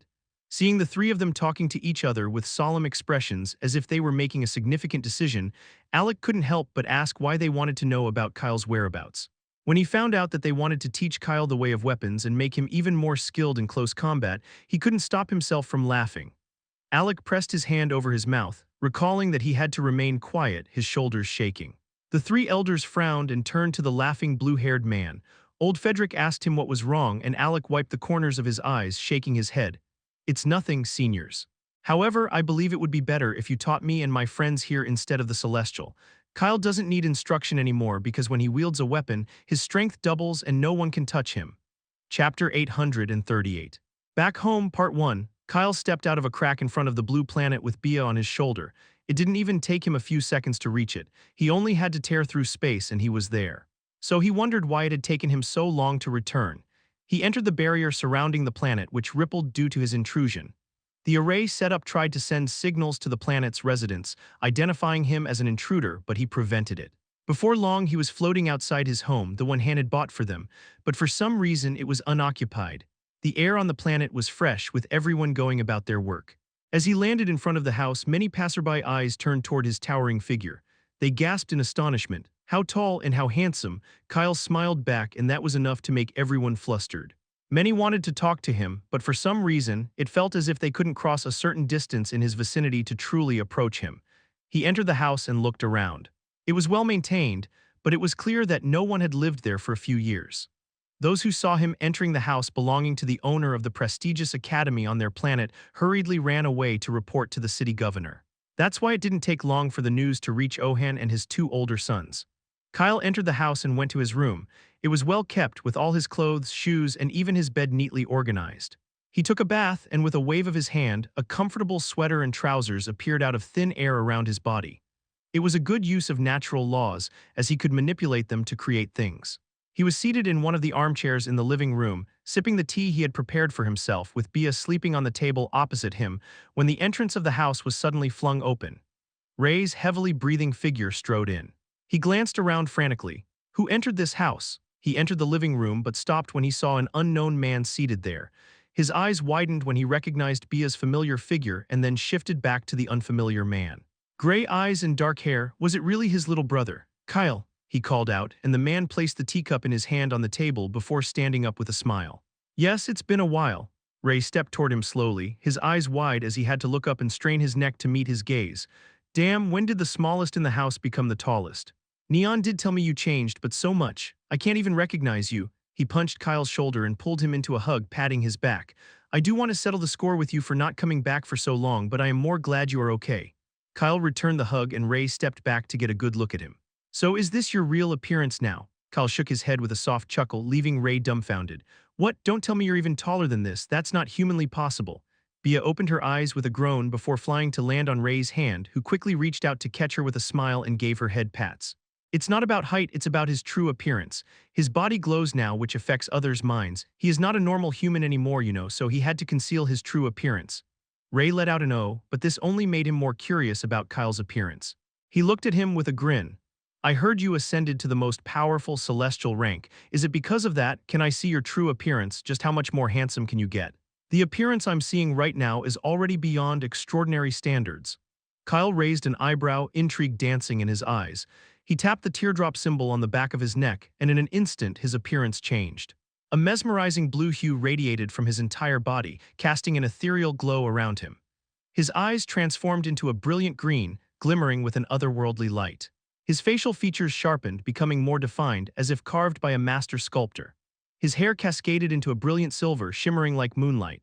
He couldn't quite comprehend why it had darkened for a brief period after he gained profound mastery over the natural law of time, but for some inexplicable reason, his hair reverted to silver when he was seated in the sea of consciousness. Ray's jaw dropped in disbelief. Was his little brother even human anymore? He stared in a daze, already affected. Just then, Ohan, Butler, Ian, and Neon entered the living room. They halted in their tracks, too stunned to speak. Bia, who didn't dare to look at Kyle, shook her head. She had already warned Ray that they would be affected by his appearance, but he insisted on seeing it for himself. Ray reached out to grab Kyle's hand. Bro. I will protect you. Upon hearing this, Kyle blinked and his appearance shifted back. Ray finally snapped out of it and quickly let go of his hand, shuddering. Did he just call Kyle bro? He was the older one. Shouldn't it have been the other way around? What the? Just now I felt as if I would give up my life for you if you just asked. Wow, I would do that even without my mind being manipulated. But what just happened with my thoughts was terrifying. Ohen, Neon, and Ian also snapped out of their daze. Ohen stepped forward. Kyle, my son, you are back. This old man has been wanting to see you for so long. He moved in to give him a hug. Neon punched his back softly and Ian simply smiled at the scene. Kyle nodded at him and the butler left to prepare something special for the family. Now that they were all gathered, a feast should be prepared to celebrate the moment. The three brothers and their father settled in the living room. Neon looked him up and down. Little brother, I just saw you 2 years ago. You were so strong back then. Now you've gotten even stronger. Bia chuckled evilly, leaning toward him. Her laughter echoed through the entire house, causing all eyes around to twitch in response. But she was right. Kyle and the term little could no longer coexist. Neon clicked his tongue in mock annoyance.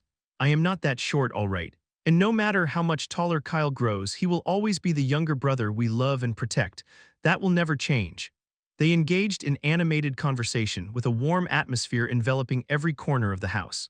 Kyle answered every question honestly, sharing how he met the famous Azazel and battled him so many times only to lose badly, recounting how he spent many years in no mana land, and even narrating the moment when his body was shattered into tiny pieces and he had to construct a new one for his soul. Ian joined the group shortly after. However, the more they heard about what Kyle had endured over the years, the sadder they became. They couldn't believe he had gone through so much but never returned to complain like he did when he was young and got beaten up by Ray and Neon due to being a lazy youth with no ambition. He stood up and ruffled Kyle's hair, snapping him out of whatever thoughts he was lost in. The family ate together, and while they were seated, another familiar face showed up. 902 UA looked a bit flustered when she suddenly appeared without any notice. She had spoken with Kyle, and knowing he was coming back, she also returned to meet her mother and his family. Kyle paused when he reached the point where he learned the natural laws of time. He never knew he could talk so much, but the more he spoke, it felt as if a huge weight was lifted off his body. He felt light. That's why this time he did not hide anything. Seeing him pause, Ohen smiled warmly. The worry in his eyes was evident, but he couldn't help but praise his son. You did an incredible job. I am proud of you, my son. I know it was tough and you may have wanted to give up, but you didn't. You saved countless lives, even if you say you didn't do it for anyone else. You sacrificed your own body to protect your loved ones and friends. So well done. Kyle's fingers trembled slightly. Ohen could see the distant look in his eyes. He was smiling while seated among them, but his smile lacked the glimmer it once had. It was because he had gone through so much that he couldn't even imagine. Let's eat while we talk. I'm sure my son, who is a bad cook, hasn't had good food. He stood up and ruffled Kyle's hair, snapping him out of whatever thoughts he was lost in. The family ate together, and while they were seated, another familiar face showed up. Yue looked a bit flustered when she suddenly appeared without any notice. She had spoken with Kyle, and knowing he was coming back, she also returned to meet her mother and his family. However, the moment Kyle introduced her as his wife, his father's face lit up and he began showering her with gifts and talking to her as if she were his own daughter. Chapter 839, Back Home, Part 2. A few days later, in Kyle's room, the moonlight flickered through the only window as he traced circles on the palm of the beautiful woman sleeping in his arms. He had fallen asleep a while ago, but he woke up in the middle of the night. Now he was watching Yue sleep peacefully. She closed her ticklish palm and turned toward him, mumbling softly as her head nestled against the area below his neck. Sleep, Kyle chuckled and kissed her forehead. I already did, she hummed in response. Yue had met with her mother, who was currently sleeping in a room on the ground floor of the building with Bia and Nox. The two supreme rank beasts had suddenly begun fighting at the dinner table over who could absorb more spiritual energy. In their competition, they ended up overabsorbing it, and now both of them were unwell. Kyle's eyes glowed in the darkness as he played with her hair. He stayed silent for a while before finally speaking up. If I leave for the celestial realm in a few months, will you be upset? Yue blinked open her eyes and remained silent for a moment. Currently, she was at the initial stage of supreme rank. She had spent the last year understanding various natural laws. She knew that it would take a long time to reach the celestial rank. No, I will just miss you, and it won't be long before I come find you there. She felt a bit upset, but not too much. They had a long life ahead of them. As a supreme rank, she could live for a very long time, not to mention her husband, who was a true celestial. While it was sad that they would be separated for some time, the fact that they could always meet again was enough to overshadow that sadness. Suddenly, she raised her head and slightly narrowed her eyes, causing Kyle to flinch. The women in the celestial realm will be beautiful, just like you, who have become so ethereal after reaching that rank. So stay far away from them, because when I get there and find out you didn't, it wouldn't be good for you, my dear husband. Kyle stared at her face for a moment and then burst into unrestrained laughter. Yue's face flushed red and she pinched his waist, but it had no effect on him as he didn't even flinch and continued to laugh. You, so annoying, she grumbled inwardly. It took her a lot to say what she did, but seeing him laugh was a beautiful experience in itself, so she smiled as well and fell asleep again. Kyle wiped the corners of his eyes and watched her sleep. My heart is very small. You are already enough to fill it up, so how can you expect me to find another? He muttered softly with a smile and fell asleep as well. It was a peaceful sleep. The two woke up together in the morning and had breakfast with the others. Ian and Yue's mother prepared a grand feast. Kyle was surprised to learn that his father and butler Ian had established their own academy for young talents, which was the top academy on the entire planet. He went to tour the academy with Yue, and the students there were mesmerized to see two such beautiful individuals suddenly wandering through the halls. Ultimately, the two paused in the training hall where many students were practicing. Kyle observed them and offered pointers to those he believed were making mistakes. He even created several artificial skill cores and distributed them to some students. Yue suddenly extended her hand. I want one as well. He turned to her and tilted his head. Just one. In his palm, a glowing core materialized. It was the weaker version of the Ice Dragon inherited skill, Ice Domain. Kyle wanted to share the best version, but one could only share the weaker version of the skill they possessed. He had yet to discover an effective way to share his skills. It's powerful. I thought you could only form a weaker version of your skills. Kyle smiled and rubbed her back. I acquired this skill as an S-rank skill. This is the weakest version of the Ice Domain. Yue fell silent. It was definitely due to his luck stat.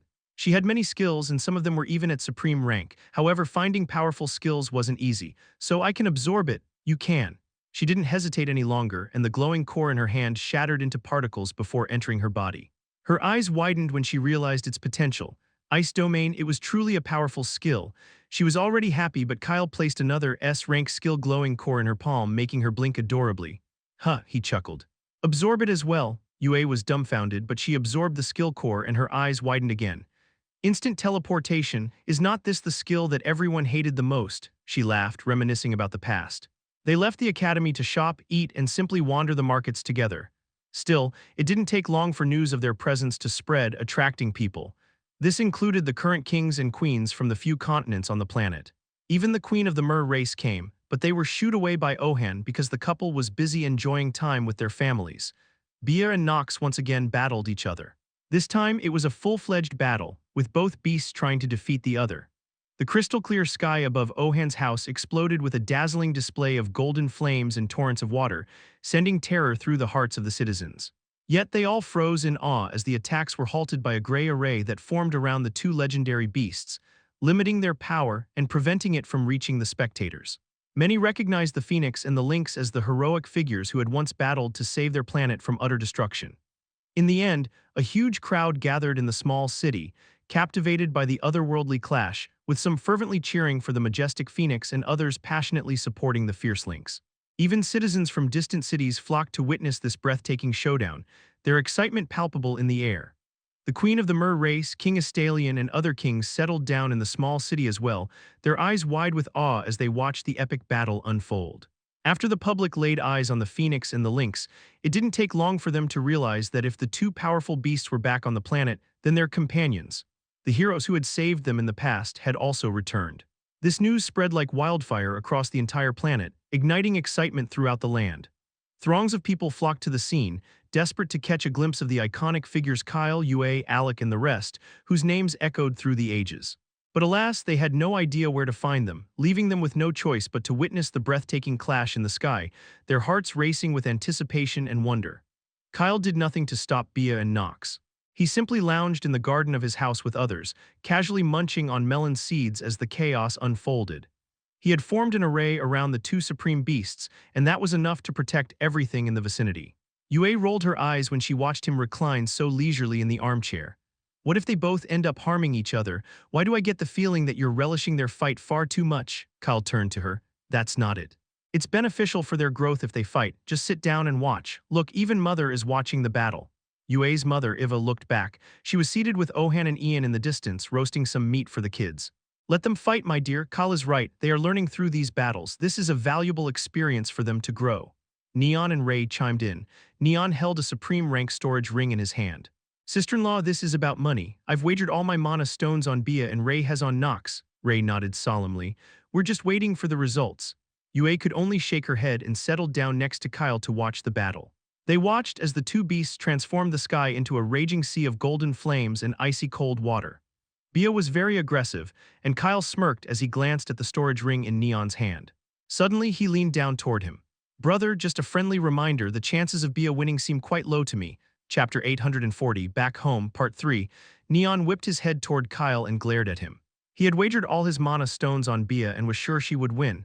How can you say Bia won't win? The Phoenix is your own bonded beast. She will be so upset when I tell her that you said she might lose.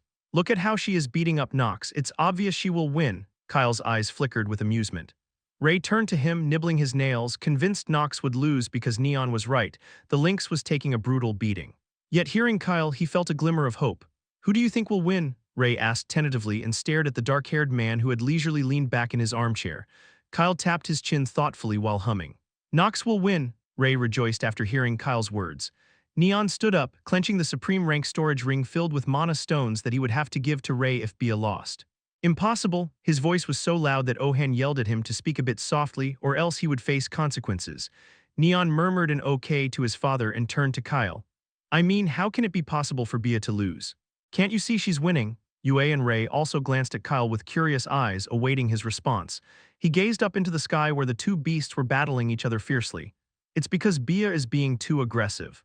She believes she will win, which is why she isn't paying attention to the openings she's creating in her attacks. As for Nox, even though he's getting beaten up, I can see he is waiting for the right moment to trap her. Just as he finished speaking, Bia's furious cry reverberated through the sky. Neon, Yue, and Ray's eyes widened as what Kyle had just predicted unfolded before them. Nox had ensnared the phoenix in a sea of turbulent waters filled with fierce currents. The lynx circled around her, and before Bia could escape the water, multiple chains of energy erupted from the depths, wrapping tightly around her wings to restrain her. The sky darkened, and crackling bolts of electricity surged from the clouds, twisting into enormous spears that pointed directly at Bia's struggling figure. She froze as one of the lethal spears aimed directly at her neck, shimmering with deadly intent. Unlike the phoenix, who remained fine despite using so much energy, Nox was panting, blood trickling from his head. He had held back from directly hitting her like she had. A triumphant glint sparkled in his eyes as he locked his gaze on her. "You lose." He could not express the amount of happiness he felt. It was as if he had finally exacted a bit of revenge for all the suffering Bia had inflicted on him. He wanted to soar through the sky and laugh out loud. Bia laughed inwardly. Her anger was palpable. How dare this pesky? She was about to transform into her human form to tell him that the fight hadn't ended yet. How could she, the majestic phoenix, lose? But a familiar voice echoed in her head. "Don't you lose, sometimes it's wise to accept defeat. Moreover, you won't be able to transform into your human form, not when a spear is aimed at your neck," she cursed in her mind. From the start, she didn't like this lynx one bit. If only they had cooked him and eaten him for dinner the day they found him, it would have been so much better. Her eyes hardened, and it was clear from the anger radiating from her body just how reluctant she was as she spoke up. "I lose." Nox's eyes sparkled with glee. "What did you say? I didn't hear you." Bia cursed internally and shot him a fierce glare. If looks could kill, Nox was certain he would have died many times over. But since they couldn't, he was enjoying himself. "I said I lose, okay? Are you freaking deaf?" She shouted so loudly that even the sky shook in response. Every single person in the city, and even those outside, heard it. Those who had bet their money on the phoenix cried tears of blood. Nox wanted to hear it one more time, but the menacing aura radiating from her was enough to send chills down his spine. He quickly backed off, realizing this was sufficient for now. He could always exact the rest of his revenge later. He retracted his attacks, and the chains binding the phoenix dissipated along with the spears aimed at her body. Bia huffed and turned around, treating him like he was invisible before reverting to her smaller form to go and eat in an attempt to lift her sour mood. Nox watched her figure, feeling a bit confused about why he felt hurt that she didn't glance back at him. He shook his body, causing his horns and iridescent scales to shimmer in the light. However, before he could harness his spiritual energy to heal himself, someone else beat him to it. A familiar spiritual aura expanded from behind him and enveloped his body. He blinked and looked back, only to see Bia return and settle onto his back, still not meeting his gaze. Sensing his gaze, Bia scoffed. "Don't misunderstand, it's not because I'm worried about you. It's because I'm the one who injured you. It's about older individuals taking responsibility for their actions. Kids like you wouldn't understand." Nox's eyebrow twitched, but then he burst into laughter. He felt giddy when she came back and settled on his back. However, his smile faded when Bia glared at him. "What the hell are you hee-hee for? Revert back to your smaller form so we can go down to eat with the others." He didn't know whether to laugh or cry. He was the one who had won, yet she was still ordering him around. Shouldn't the roles have shifted by now? Regardless, he complied with her request, almost as if he were accustomed to it. Ohan and Iva had finished roasting the meat, and everyone gathered around the table Ian had set up in the garden to eat together. Neon wanted to sneak away quietly with his supreme rank ring filled with mana stones, but Kyle grabbed his shoulder and ensured he couldn't escape, resulting in him losing all his mana stones. Hopefully next time he wouldn't wager so much. Chapter 841, Back Home, Part 4. 2 months later on the blue planet, Kyle was seated leisurely in his home, watching Yue as she walked around the living room, teaching Bia and Nox how to harness their mental strength to defeat their enemies. It was a peaceful day, a beautiful moment. He closed his eyes and heard his father talking with Ian in another room about an activity they were planning for the students at the academy they were running. Outside in the garden, Iva was cheering for both Neon and Ray, who had been training with swords for hours after Kyle had taught them a series of moves to practice. Suddenly, Yue's communication crystal buzzed, and she took it out from her mind space. Kyle muttered softly, "It's time." He stood up and watched as she spoke with someone, her expression turning grim the more she talked. Then he walked away toward his father's location. Standing outside the study room, he knocked on the open door with a smile. Ohan turned to him and invited him in with a frustrated expression, as he and Ian had been unable to reach a decision about the activity they were planning. They were torn between having the students battle each other or having them fight monsters. Kyle stepped into the room filled with bookshelves with a thoughtful expression. "It's better to let them fight each other to gain real battle experience. Weak monsters are mindless, so it wouldn't be beneficial." Ohan and Ian agreed with him, but they both turned to Kyle because even though he had stepped into the room, he remained standing after the first step. Ohin stepped toward him. What happened? He paused when Kyle placed his hand on his chest and took a deep breath. Dad, the past 2 months have been the best I've had in a long time, and I'm grateful that I came back. But I'm sorry to say that this time it will take me a long, long time to come back home, so I can't promise. What? Go, but stay safe. Don't worry about this planet. Your brothers and I will protect it. Do what you need to do.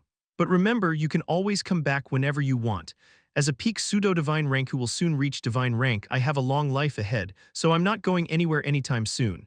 Kyle nodded and turned toward Yue. He would return home when he had completed everything he needed to do, but he knew a long time would pass before that. Let's go. She just stared at him. Why did it feel like he already knew what was going to happen? Yue followed him as they left the house with Bia and Nox. They met Iva, who hugged her daughter with a proud smile before giving Kyle's back a pat.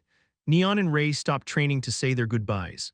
Then Kyle and Yue left with their two powerful bonded beasts as suddenly as they had returned. The sky above the blue planet was a shade of muted red as Kyle paused for a moment and looked back, allowing the memories to imprint in his mind. Yue hugged his arm with Bia and Nox floating around the couple. Did you foresee what is going to happen? Kyle turned to her with a hum and tucked the few strands of hair that had escaped her ponytail behind her ears. I can't see the future, especially not my own, but I managed to calculate the fates of a few others. I'm not sure if it's truly what will happen soon, but there's no harm in trying. Now tell me what you found out. Yue nodded and they left the planet together.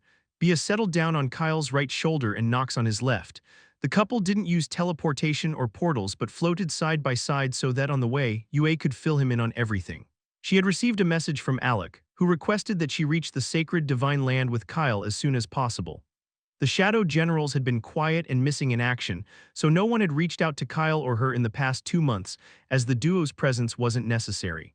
During that time, James and the 7 Supreme Rank Elders had been working to eradicate the planets of the dark side with many Supreme Ranks and their armies. However, just recently, Sino emerged suddenly, wreaking havoc and claiming the lives of many innocents. He only ceased his destruction when James arrived and bluntly declared another war, challenging all those who wished to kill him to join the fight. The battleground has been designated as the Sacred Divine Land, the only area that remains free after Kyle defeated the forces of the dark side that had conquered part of it. Although a portion of it was destroyed, it is still the best location for another big war after the ruined Forsaken Land, because even though the air lacks mana, it is filled with divine and spiritual energy. Alec and the others have already assembled there after James contacted them, along with the 3 elderly men who emerged from the Second Realm, waiting for Kyle and Yue to join them. Kyle had a contemplative expression on his face as he reflected on everything. Has the war started? Yue shook her head. No, both sides are gathering their armies and setting up camps, so it hasn't started yet. But Alec told me that Sino is killing Supreme Ranks even without the war, using a powerful skill that absorbs all the power of his targets. It's making him stronger and also helping him create more fake bodies. If Sino keeps this up, we might lose the war even before it starts. Chapter 842, You Failed. Kyle and Yue entered the boundary of the sacred divine land. The air was thick with the scent of blood and a mix of spiritual, divine, and dark energy. His gaze drifted. The land was divided into distinct sides with a barrier separating both sides. The noise of faint laughter, combined with the sounds of countless individuals rushing with anxious cries, echoed in his ears. I don't understand why the dark side laughs when many of them also perish. It's as if they revel in destruction itself. Kyle muttered as his senses expanded to encompass the entire sacred divine land. On the left side he sensed Sino, Damien, and even Enthrall, along with many people from the dark side. On the right side he felt James and the army following him along with Alec and the rest of his friends. His eyes narrowed slightly when he sensed at least 10 fake bodies of Sino. To make matters even more concerning, all of them were at the peak of supreme rank. He must have acquired something powerful. No, the dark aura around him is more prominent. Perhaps he has gained more power from Azazel. Together with Yue and the 2 beasts, he made his way toward the right side, where the army under James and the Supreme Elders was actively preparing for war. Soldiers were establishing camps and organizing supplies and equipment. Many tents were being erected in one area, while others sharpened their weapons, ensuring everything was in optimal condition. The air was charged with tension as supreme rank individuals shouted orders, rallying their troops. Warriors stood in their formations, ready to advance toward the enemy with a single aim, to strike the moment the war signal was sounded. Kyle landed in front of the tent, where he could sense James and Alec. The soldiers standing guard outside the tent were startled to see a tall human and an elven lady appear between them when they hadn't even sensed their presence. Instantly, they all pointed their weapons at them and hurriedly sent distress signals to their superiors, but Bia stepped forward. Kyle caressed her forehead with a hum. Fortunately, before the soldiers got on Bia's nerves, Odiak, clad in a robe, stepped out of the large tent, having heard the commotion. Spotting Yue in a blue dress and the man in a shirt and pants with her, he shouted, "They're on our side, lower your weapons." Odiak didn't have any problem identifying the tall man since there was only one man with a presence he couldn't detect. "Kyle, it's good to see you again. Come in, we have been waiting for you and Yue." They entered the tent, finding 5 individuals inside: James, the 3 old men who had come from the Second Realm, and Alec. Everyone was gathered around a table covered with a map of sacred divine land. James's eyes lingered on Kyle.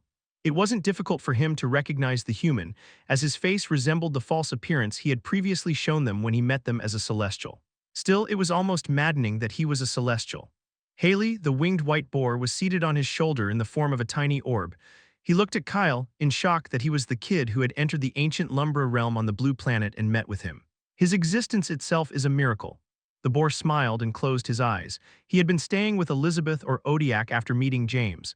When the Forsaken Land was destroyed, he was fighting in the war and managed to escape the Breaking Land safely, just like the other beasts. Seeing Kyle and Yue, Alec hurried over to them. His expression turned slightly sullen when he glanced at Kyle, and how could it escape Kyle's notice? His eyes crinkled. "You failed." Alec rolled his eyes and folded his arms over his chest, causing his sleeveless suit jacket to become creased. "Don't you dare rub salt on my wounds. I didn't fail. I just stopped midway, okay?" Yue glanced at him and Kyle. "What are you two talking about?" Bia and Nox were also intrigued. Old Ma was the one who answered. "He failed to cross the boundary between supreme rank and celestial rank. I told him not to be so impulsive when he reached the peak of supreme rank. However, he insisted on attempting it with overconfidence. Now he has to wait a decade to have another chance to reach that boundary again." Bia burst into a stifled laugh, causing Alec to narrow his eyes at her. Nox slowly shook his horned head at her antics, but he was no better, secretly laughing at Alec as well. Old Frederick and Old Garrick sighed. Over the past 2 months, the 3 old men had trained Giant, Alec, and Regius. The 3 were exceptionally talented, diligent, and absorbed knowledge with ease. However, there was just one issue. Even though they were becoming stronger at a rate no one had ever imagined, they wanted to grow even faster, which wasn't possible. Although Alec was the only one among the 3 to reach the peak of supreme rank, the others were not far behind. James regarded Kyle with a nod. He was wearing silver armor over his dark clothes, crafted by Odiak from a special material. He was the leader of the army on their side. However, if Kyle ever wanted to take charge, he was willing to grant him authority since Kyle was the strongest among them all. His gaze turned to Alec.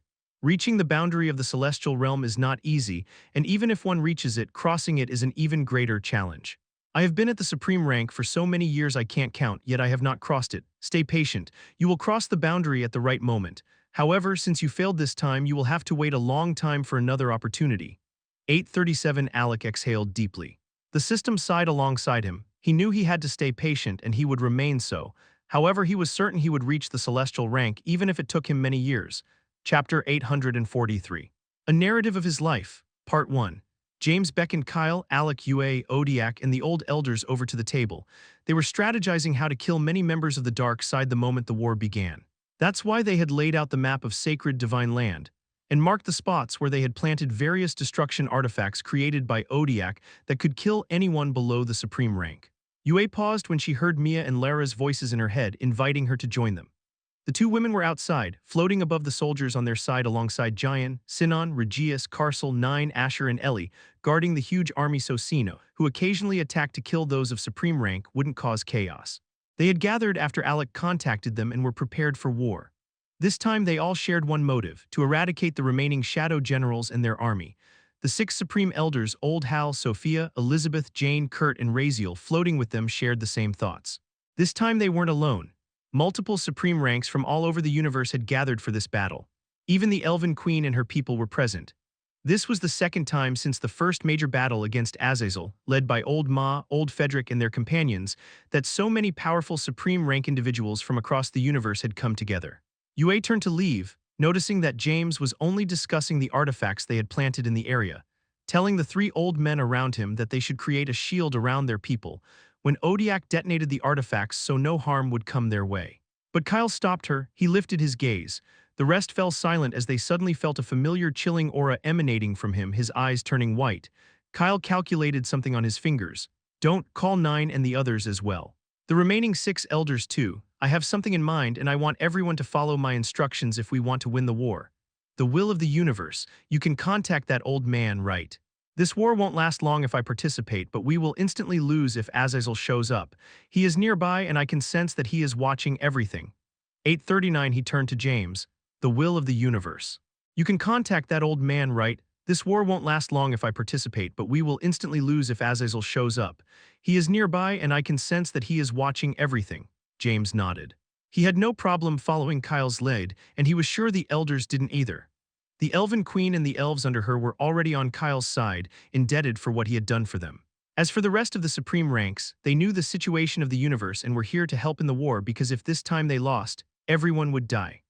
After all, they were unable to reach the celestial realm for help regarding the realm of the dead, and if the 3 shadow generals won, the whole universe would be under their control. So there was no way they would go against Kyle, who was their hope at the moment. What are you planning? Kyle's eyes narrowed. However, the depths were filled with an eerie calmness as if the universe itself held its breath.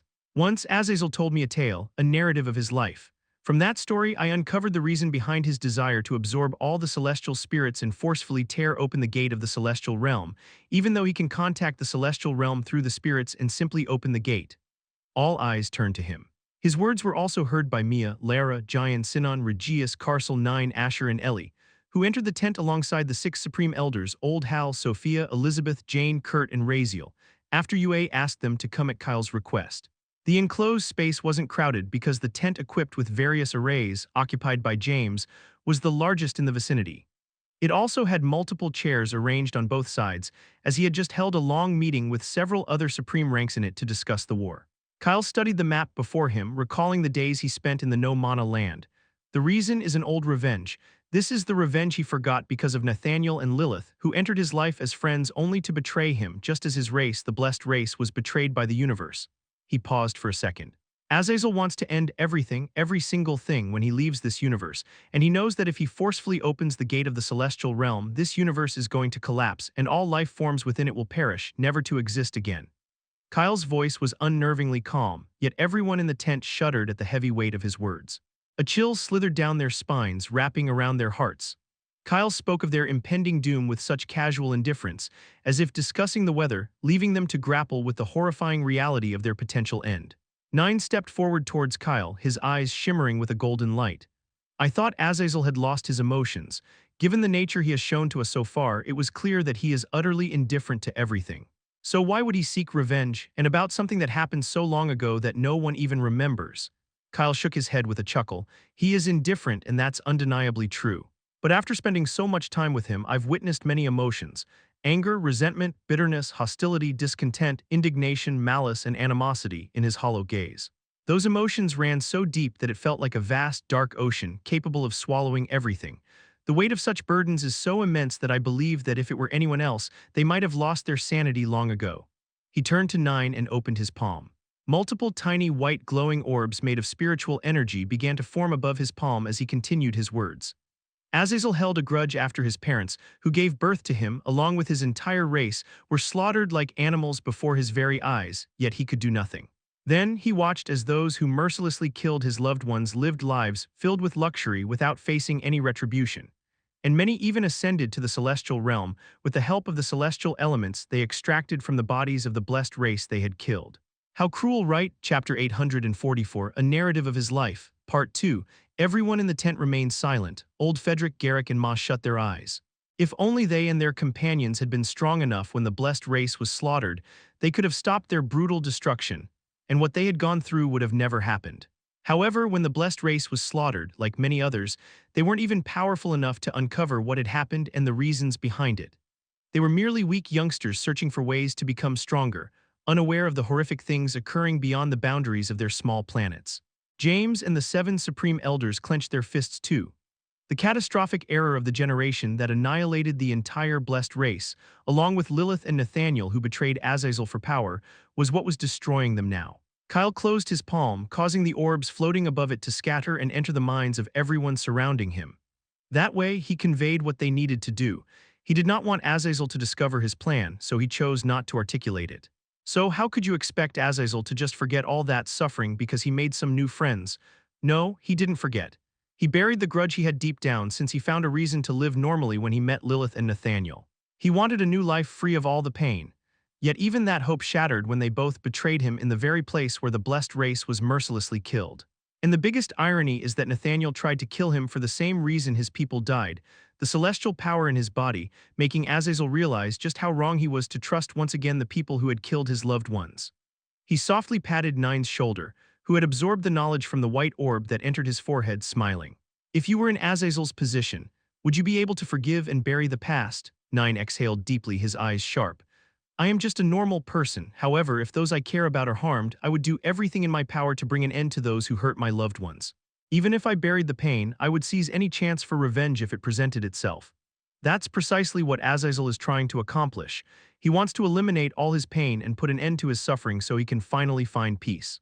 Honestly, while it may not be as extreme as what Azazel is doing, it's true that not just you, but even I and everyone here would desire revenge if someone harmed our loved ones.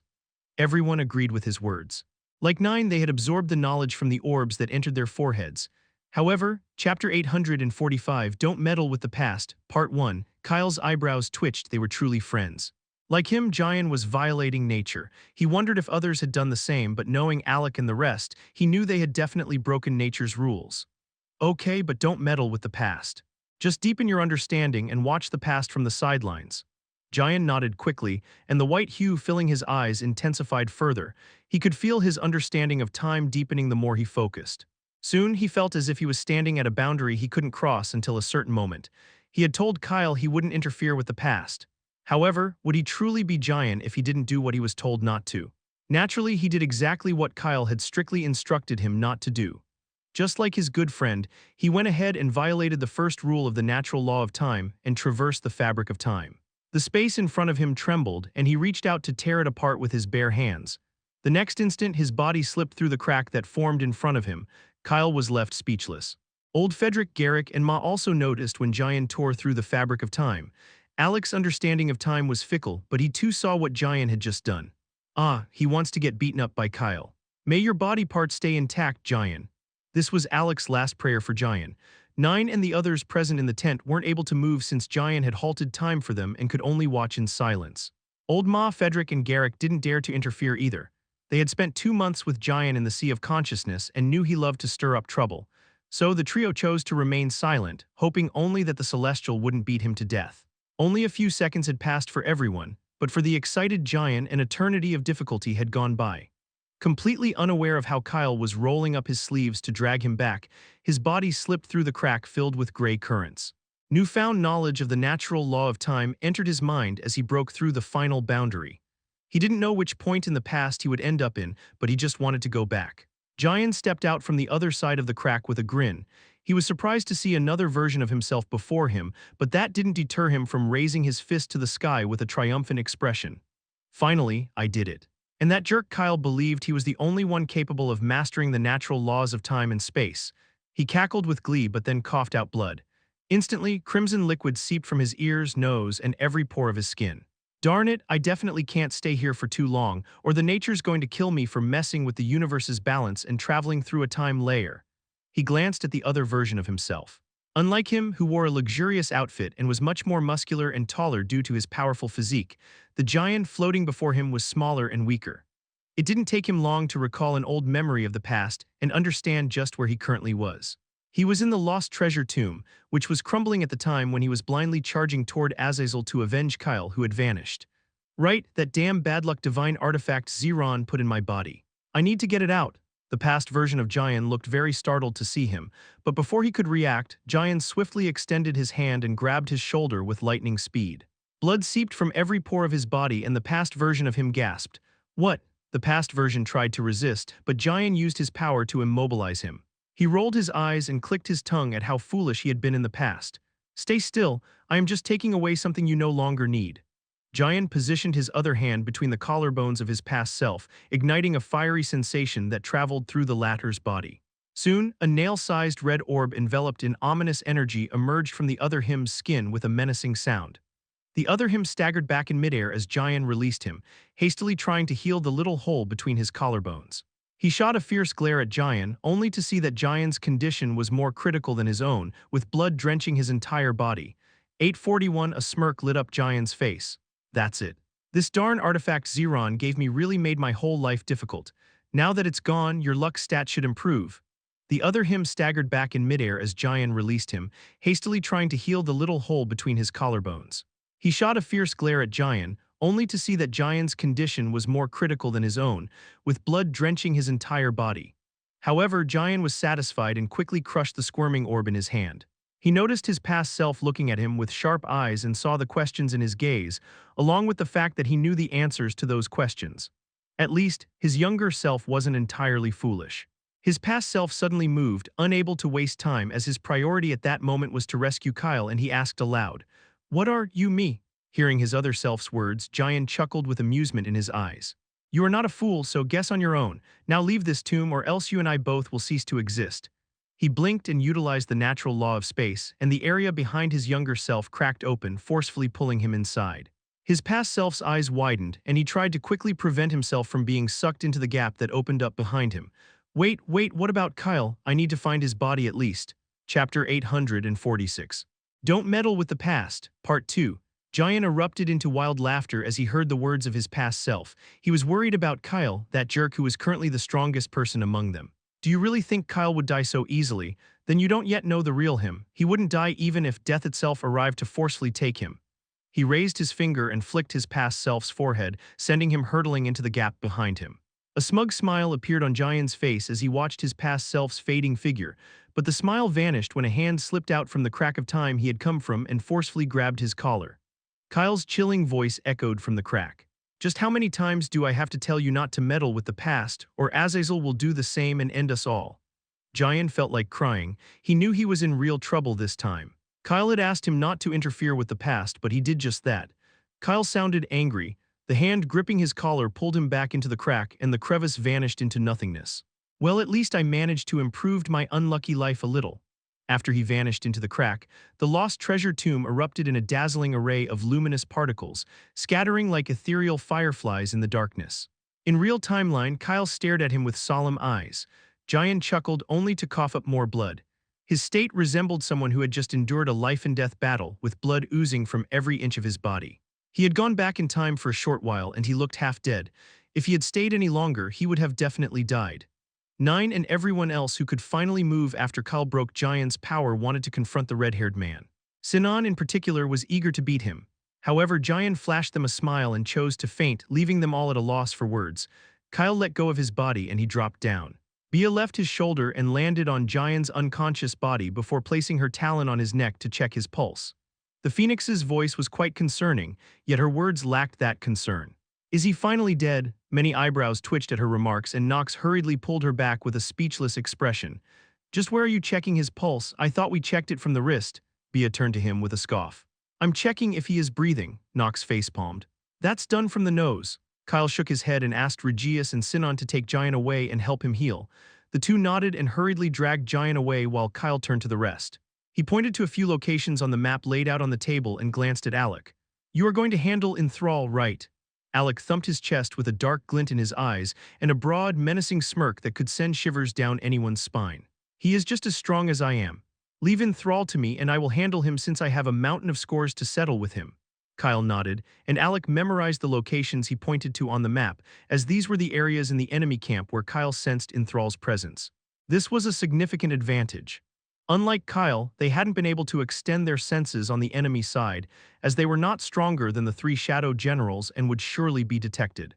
That's why they hadn't dared to do so, as the Shadow Generals could harm their senses. Kyle turned to Ma, the one he sensed was the strongest among the three older men. "You can take on Damien, the first Shadow General. He is at the peak of supreme rank, but you have a profound understanding of swordsmanship and experience, which will enable you to handle him." The old men nodded, and he turned to everyone else. His next words made many of them a bit tense. "I sensed 10 fake bodies of Sino in the enemy camp. All of them are at the peak of supreme rank. He also has a powerful skill that absorbs the power of others. I am not sure how he obtained it, but dealing with Sino is going to be an issue for everyone since his real body is not here. You all need to deal with his fake bodies until I return." Kyle pointed out every location on the map where he sensed Sino's fake bodies. James recorded all the areas, and they all divided up either individually or into pairs to confront one of Sino's bodies each. Alec frowned. The fact that Sino was creating so many fake bodies by absorbing the power of the individuals he was killing was concerning, and they needed to find a way to eliminate him as soon as possible before he created more fake bodies. We need to find Sino's real body to eliminate him. If it's not here, that means even if we destroy all his fake bodies, he won't die like a bug. Everyone agreed with him. They had to destroy Sino's real body to eliminate him. However, the problem was that they had no idea where his real body was hiding if it wasn't on the sacred divine land. Carcel, who had teamed up with Mia to confront one of Sino's fake bodies, sneered. Sino was the one who declared war against James and everyone else, insisting that we should come to battle if we wanted to kill him. Yet he isn't here with his real body, truly like a pesky bug. Kyle rubbed his chin. I sensed his real body near the Sea of Consciousness 2 months ago, but he might have sensed me somehow, and after that he vanished. At that moment, Nine spoke up. I think I know where his real body is. Immediately, all eyes turned to him and he gazed at the phoenix with a smile. We need to thank Bia for this brilliant plan she devised, as if she could see the future. Kyle raised an eyebrow and looked at Bia, who was sitting on his shoulder. She lifted her head proudly, but inwardly she also did not know what plan she had devised, so she could only wait for Nine to elaborate. It was Nox who recalled something important that she had forgotten. The Dark Phoenix, Chapter 847, The Final Battle, Part 1. A while later, Kyle emerged from a crack above the spot where Regius and Alec had opened the seal of the Second Realm. This location was called Avalon, a detail he had learned from Regius. Previously, he had not paid much attention to this land, as he was focused on Alec and Regius. However, now that he had expanded his senses, he detected something sinister, something very ancient, lurking nearby. Kyle was distracted by the eerie force. His eyes narrowed as he muttered. A unique natural law, he could feel it. The traces of an ancient natural law were spread throughout Avalon, but as he tried to delve deeper, he hissed when his life force began to dissipate. What type of law is this? He tried again, and once more his life force began to dissipate, this time at a speed that startled him. It was almost as if the ancient traces of the natural law left in Avalon were something he wasn't allowed to learn, at least not with his current strength. Interesting, that means even Azazel hasn't comprehended this law. A powerful law that I can only grasp if I give up my life. He wanted to understand it, however he knew he couldn't waste time when he had come for something else. The final battle between the 3 shadow generals and the others would begin soon, so he needed to fulfill his role as quickly as possible.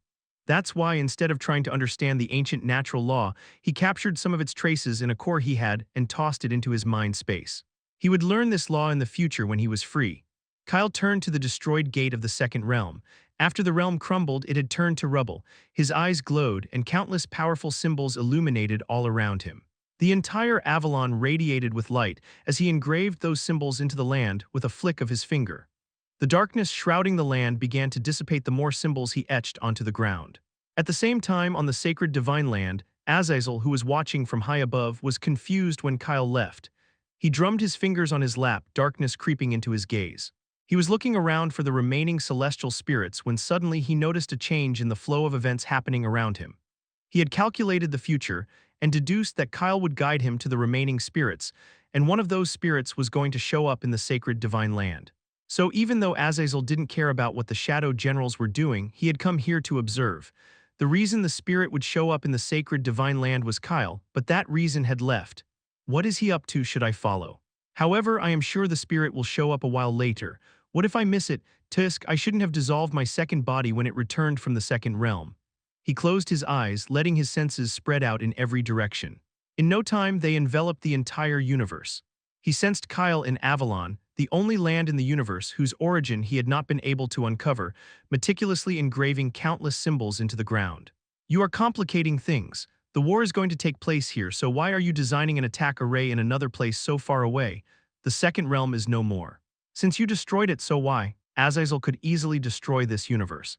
He could do so, but if he did, he would also be buried along with it, as there is no gate leading outside this universe. Without the power of all the celestial spirits, he cannot tear open the gate to the celestial realm. Moreover, there was one exception, the celestial spirits. Those pesky beings could sense his celestial aura and had the ability to conceal themselves from his perception. So whenever he approached their location, they would flee. That's why every time he had to capture them before they escaped, as they would hide themselves away. He hummed softly. Weren't you going to politely send me to the celestial realm? What are you planning? I had calculated that you would lead me to the spirits. What is it that I can't see? Azazel vanished behind Kyle, and as he did, a thunderous war cry erupted across the sacred divine land, shaking the very earth beneath their feet. The dark side, fueled by an insatiable hunger for conquest and bloodshed, was the first to charge forward with ferocity to break the barrier separating the two sides. However, the army under James and the seven elders was anything but unprepared. They roared back with a battle cry that echoed like a rallying anthem.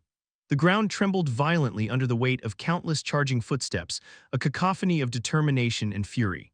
High above, Sino's many fake bodies, Enthrall and Damien led a relentless aerial assault, their figures silhouetted against the darkening and trembling sky. Behind them, the supreme ranks from their side swooped down to obliterate the enemy army.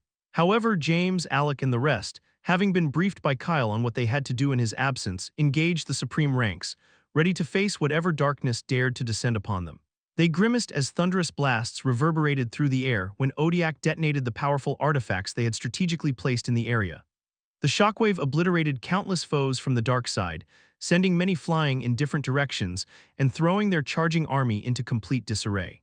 The sacred divine land, which had lost a part of its territory due to Azazel, trembled as the smoke and debris filled the air.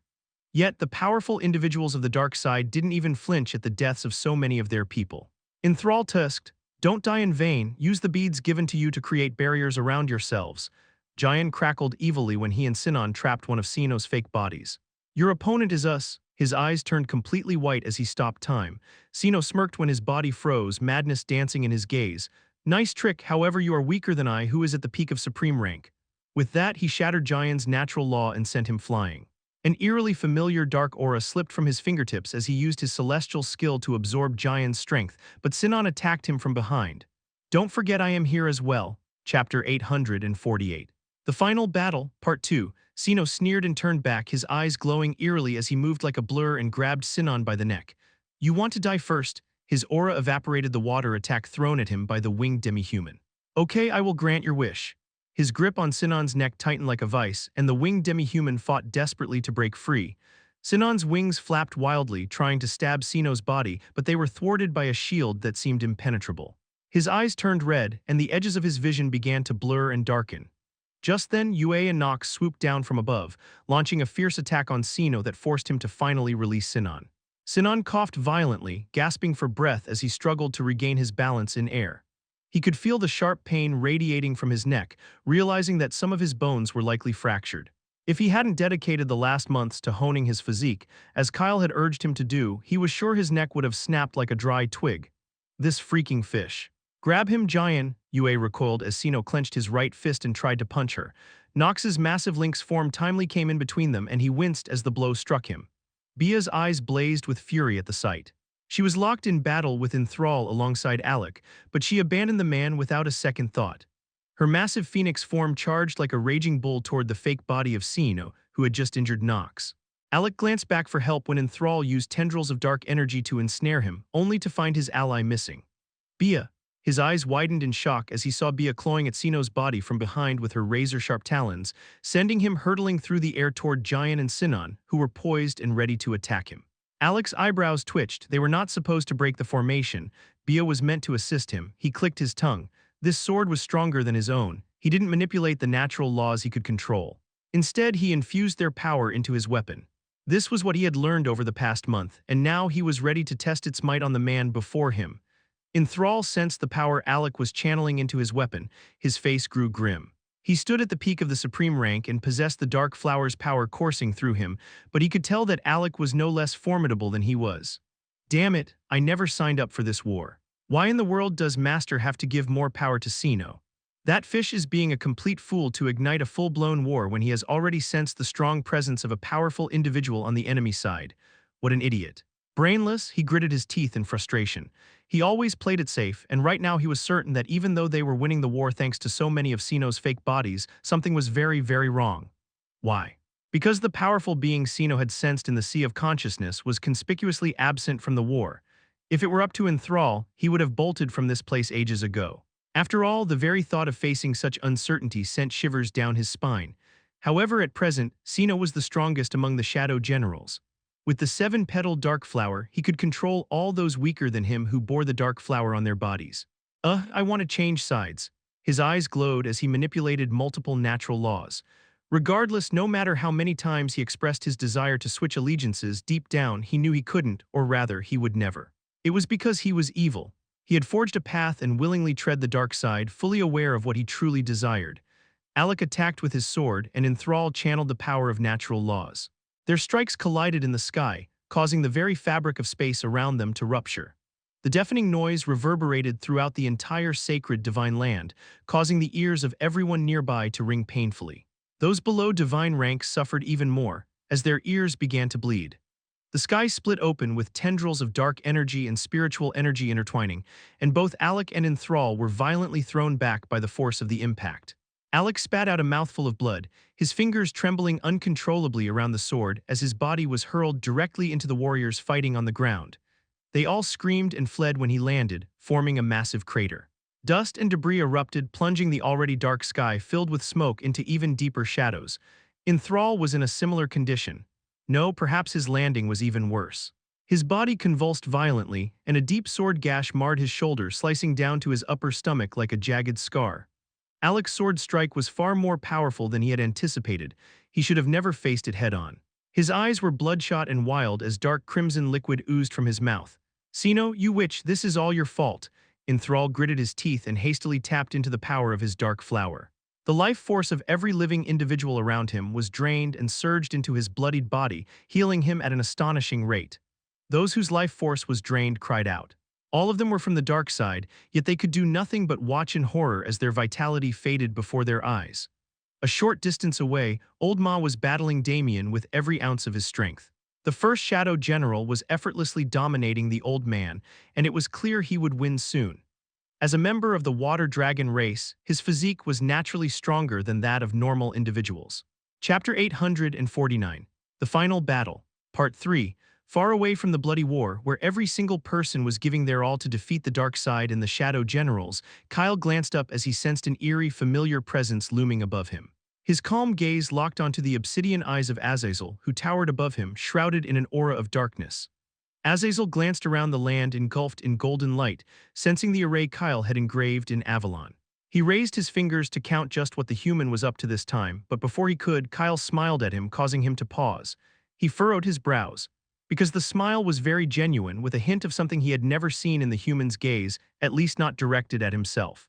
Thrill, it was as if the human was telling him that the real battle had begun and now only one of them would emerge victorious. However, how could that be possible? He wasn't strong enough to take him on. "You are," Kyle didn't interrupt him. He just vanished from Avalon, leaving him in silence. Azazel's eyes narrowed ominously, as if measuring the weight of the world itself. He wanted to calculate the future to see if it had changed, but his eyes widened when he sensed the presence of a celestial spirit in the location where Kyle had vanished. "What? This is the same as what I saw. He's leading me to the celestial spirits." This was the first time he felt so bewildered as he hastily vanished toward Kyle's current location, shrouded in an unsettling aura. His eyes darkened further, and two familiar purple slits that seemed to absorb the very light around them appeared within his dark eyes. Something was wrong, but he could not quite grasp the source of his unease. Azazel entered the sea of consciousness, his dark gaze immediately fixed on the lone human floating above the still waters, his lips curled upward into a sneer. "Then I must ensure he fails in whatever scheme he is concocting in that thick skull of his, even after being aware of the vast difference in strength between us." Kyle was a considerable distance away from him, yet he could see him clearly and discern every movement he made. A familiar, faint blue aura of a celestial encircled his body as his false appearance faded, replaced by his true celestial form. The blue aura radiated and shimmered, announcing his presence with undeniable intensity that resonated throughout the entire sea of consciousness. A short distance behind Kyle, a celestial spirit that had surged out of the clear sea of consciousness was racing toward him with frightening speed, sensing his aura. The large formless spirit glowed with a dense spiritual energy surrounding it that surpassed the brightly lit sky above the sea and emitted a familiar, enchanting melody. However, Kyle didn't move.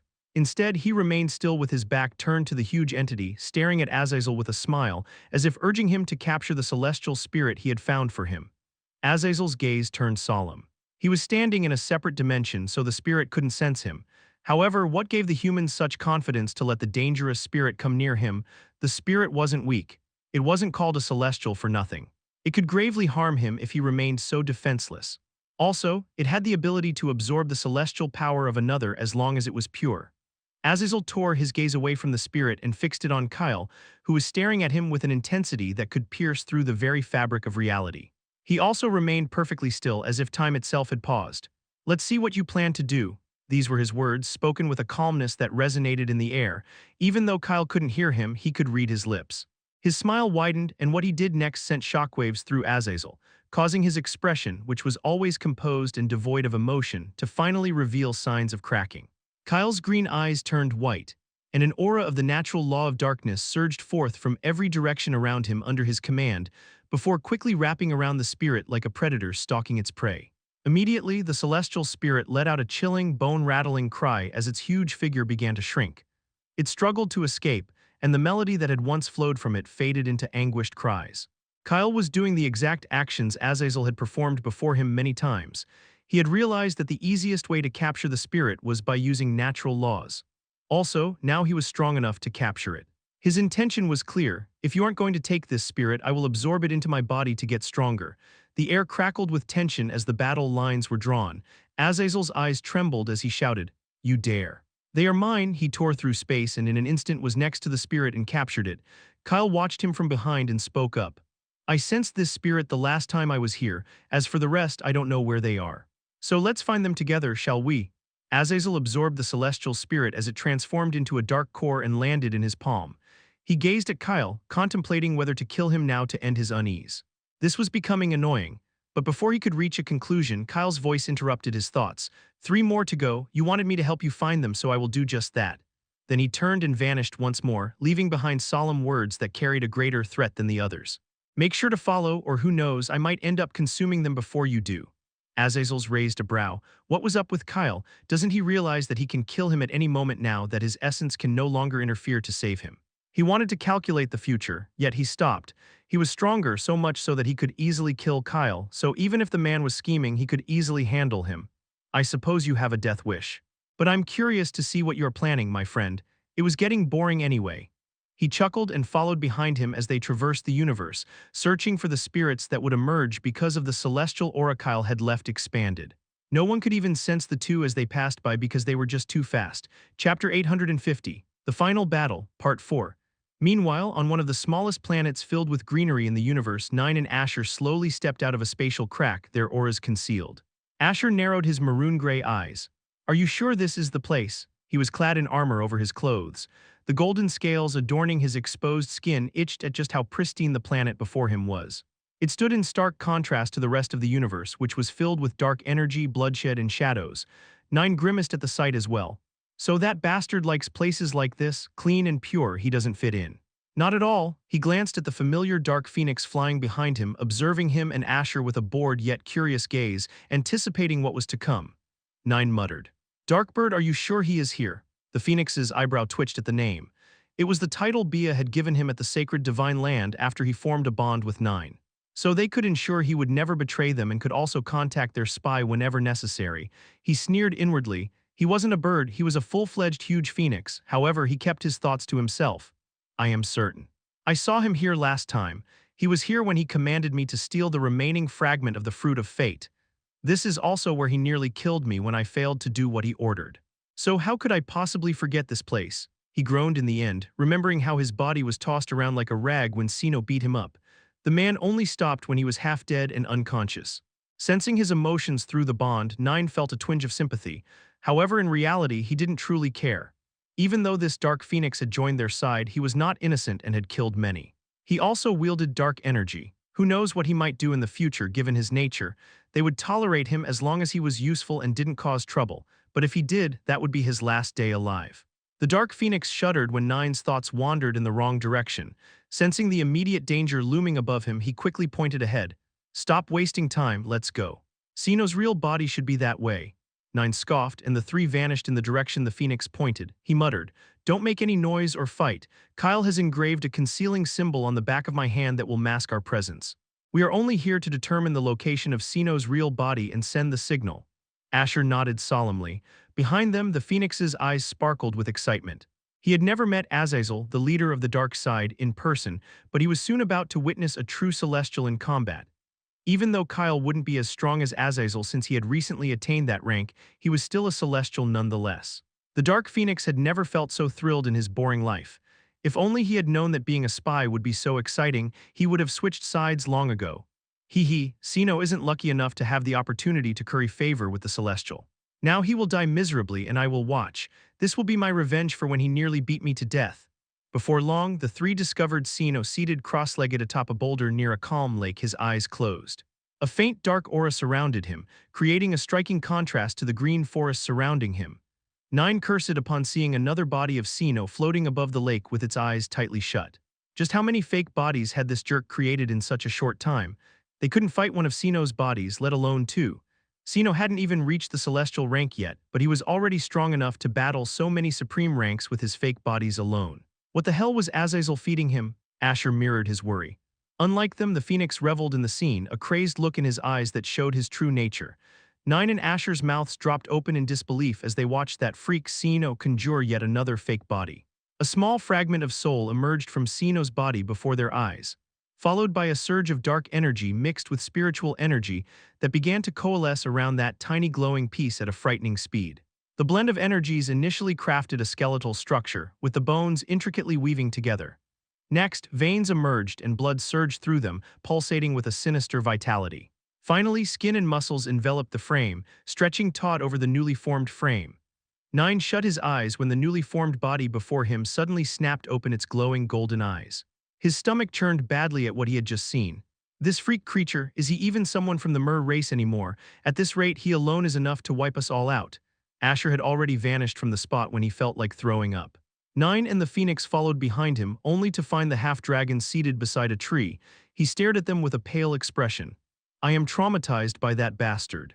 Now even if I had the ability, I wouldn't want to form another body for myself. He stood up with a groan. What's next? Nine turned toward the spot where Sino was seated.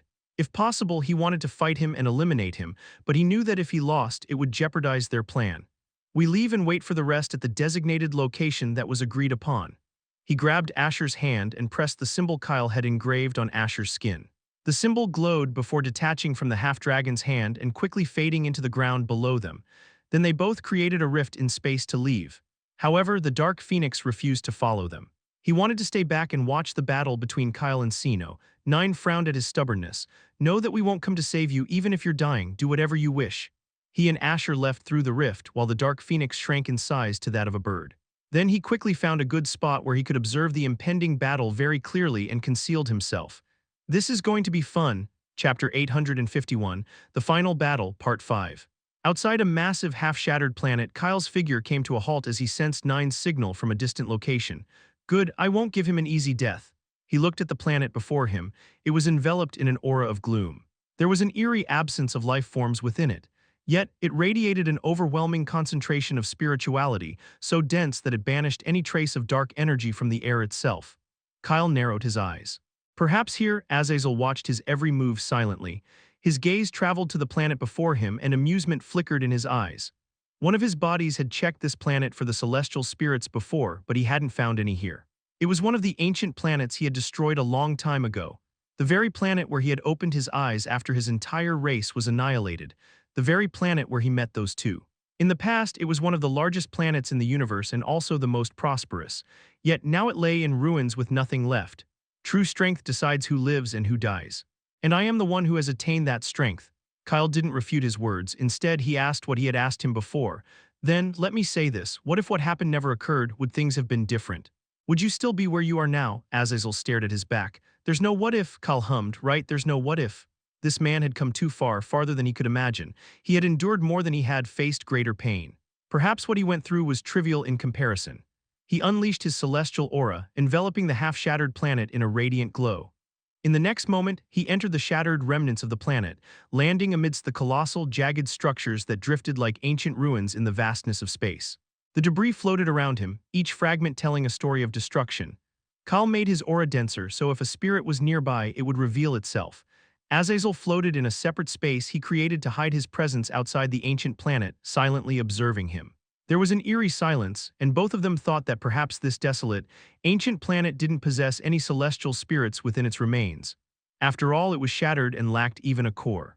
Just as Kyle resolved to turn away and leave, a familiar presence surged behind him, sending a ripple through the stillness. He sighed and shook his head.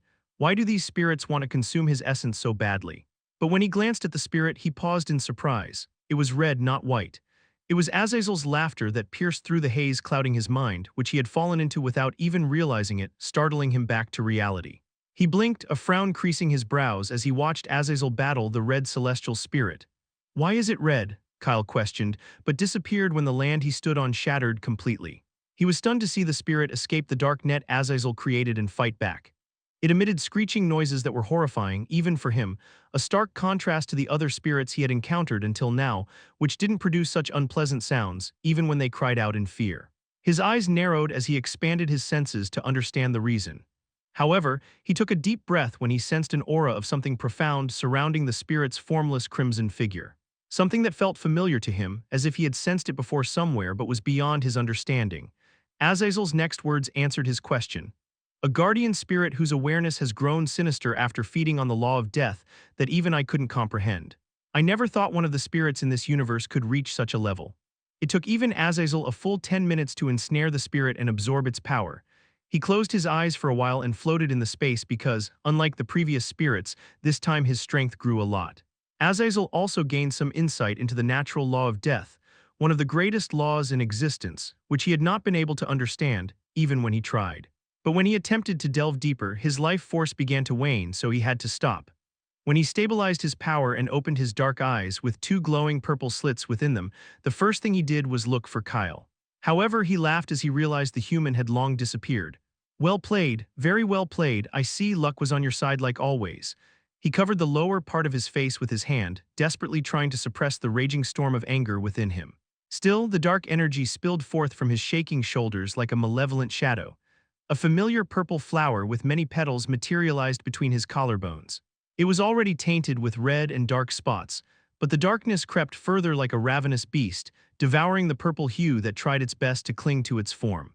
Azazel's eyes blazed with a sinister light as he sensed the future he had calculated shift again, all because of one person. "I made a mistake." The time he spent capturing the celestial spirit and stabilizing his power had granted Kyle enough time to do a lot, leaving a trail of devastation in his wake. "I should have killed him when his cold essence ceased to interfere.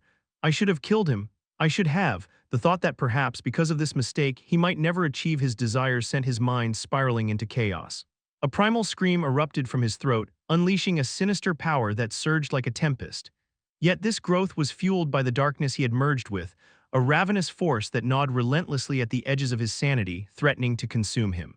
The whole universe trembled under his power and he vanished. His target was only one individual, and it was unclear what he would do when his eyes had lost focus. Chapter 852, The Final Battle, Part 6.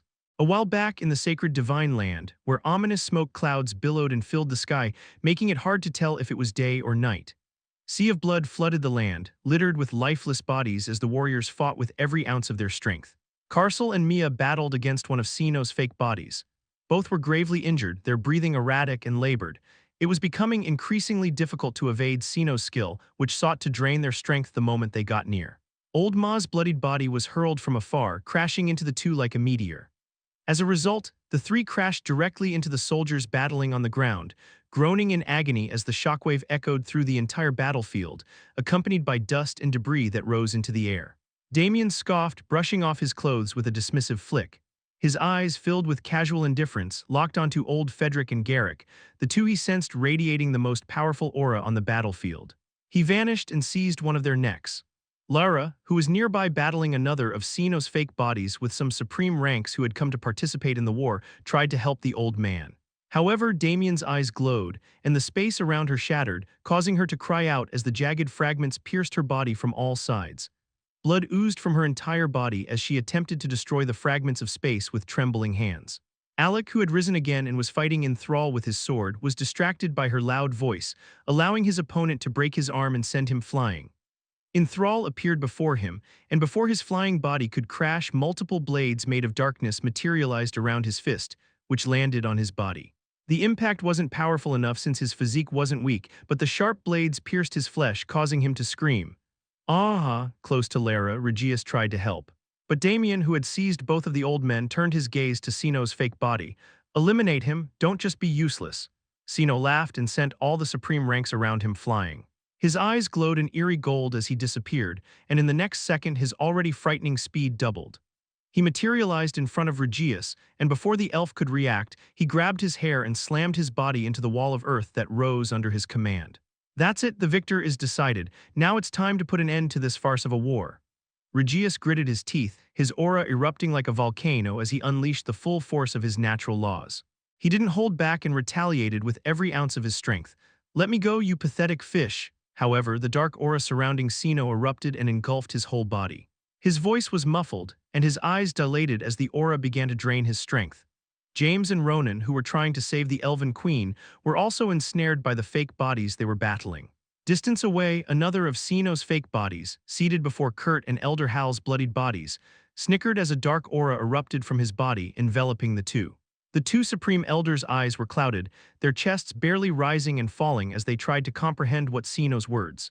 "You want to know why your side is losing so easily and so pathetically? It's because you all rush to help whenever one of your own is in danger. Do the Shadow Generals mean nothing to you? How can you afford to be distracted while fighting us?" 1721 Giant and Sinon weren't in good condition either. They were struggling to hold one of Sino's fake bodies with Bia helping them. Opposite them, Yue and Nox were fighting another fake body with everything they had, but suddenly Nox's Lynx form was thrown back, and Yue was seized by the neck. Nox cried out and rushed back. Elder Elizabeth and Elder Raziel were sent flying by the body they were facing when they got distracted by the sudden commotion.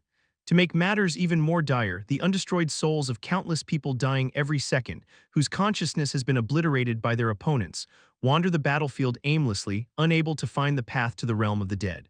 And how could they find it? The connection was shattered when the gate to the realm of the dead opened and the guardians fell. Instead, they swirl through the air like lost spirits. Moreover, due to the excess dark energy in the atmosphere, they begin to transform into malevolent shadows that possess the bodies of weaker soldiers, turning them into mindless beings. Yue clawed desperately at the hand gripping her neck, panicking. Her eyes widened as she saw Sino's fist tighten ominously. No, her mind screamed.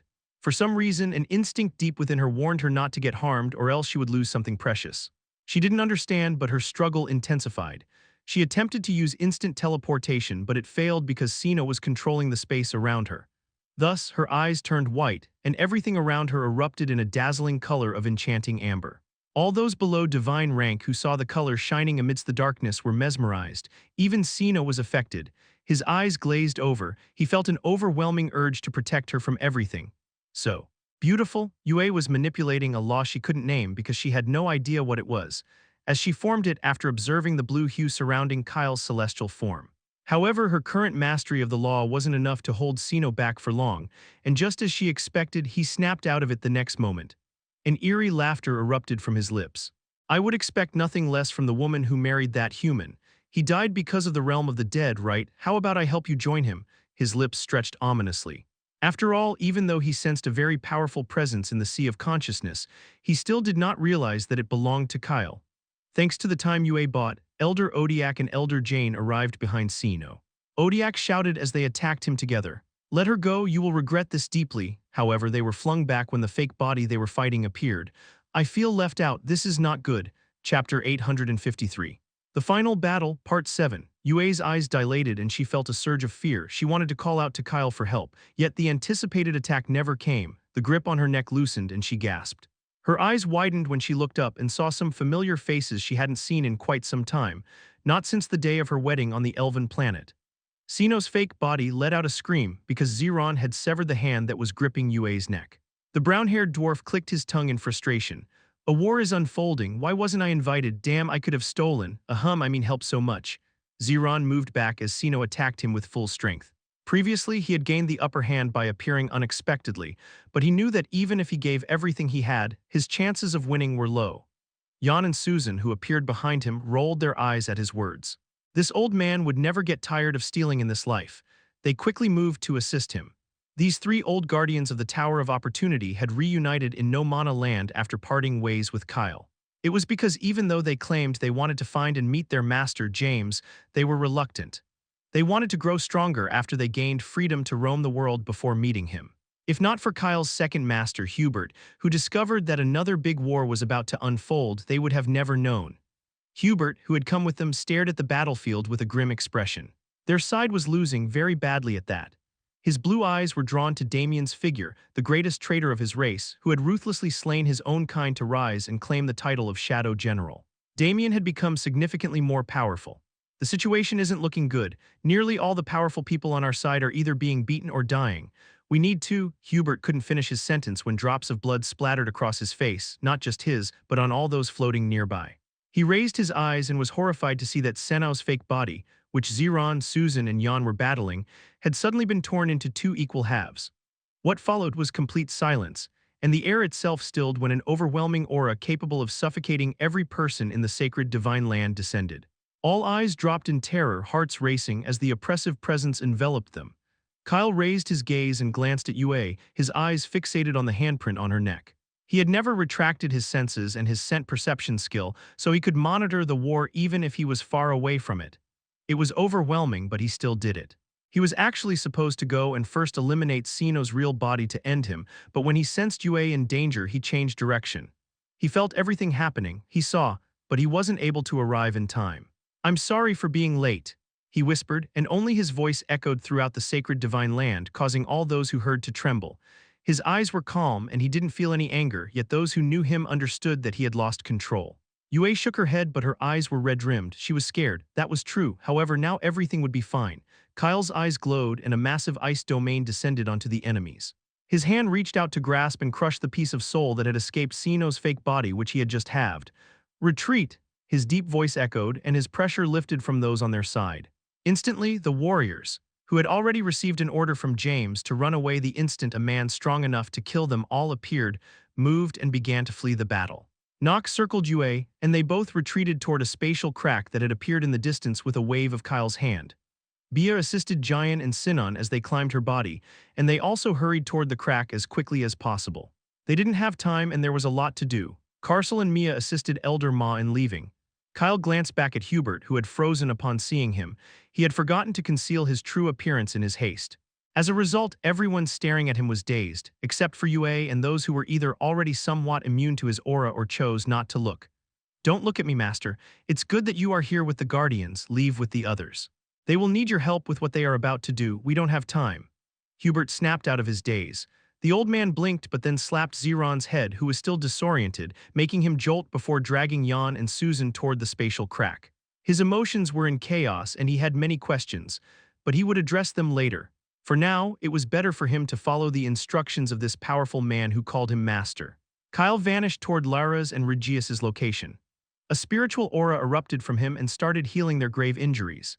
Damien, who was holding old Frederick and Garrick, was unable to move like Sino's fake body, which was using the celestial skill on Regius and draining his strength. They recognized Kyle. How could they possibly forget those familiar green eyes? Damien parted his lips. How? He wanted to scream at the human. "Why are you alive? Why?" Damien remembered Kyle died in the Forsaken Land. However, the one he wanted to question had already vanished toward Alec. It was Regius, who freed himself from Sino's fake body grip and punched his face, breaking the utter silence as Sino's body was flung away into the distance. Old Frederick and Garrick also freed themselves and sent Damien flying. Kyle's aura held everyone still except his allies, allowing them to move unlike the enemies. This was the true power of a celestial. Regius spat out the blood gathered in his mouth. His whole body screamed in pain from what Sino had done to him. "You bastard, I want to hack you into pieces, however you will suffer a death worse than that of a bug in his hand. I heard you loved strength, now just see the power difference, you are nothing." He turned and assisted Lara and the two old men, and they vanished into the crack. James, Ellie, and those who had been freed thanks to Kyle and were part of the larger plan followed suit and entered the crack.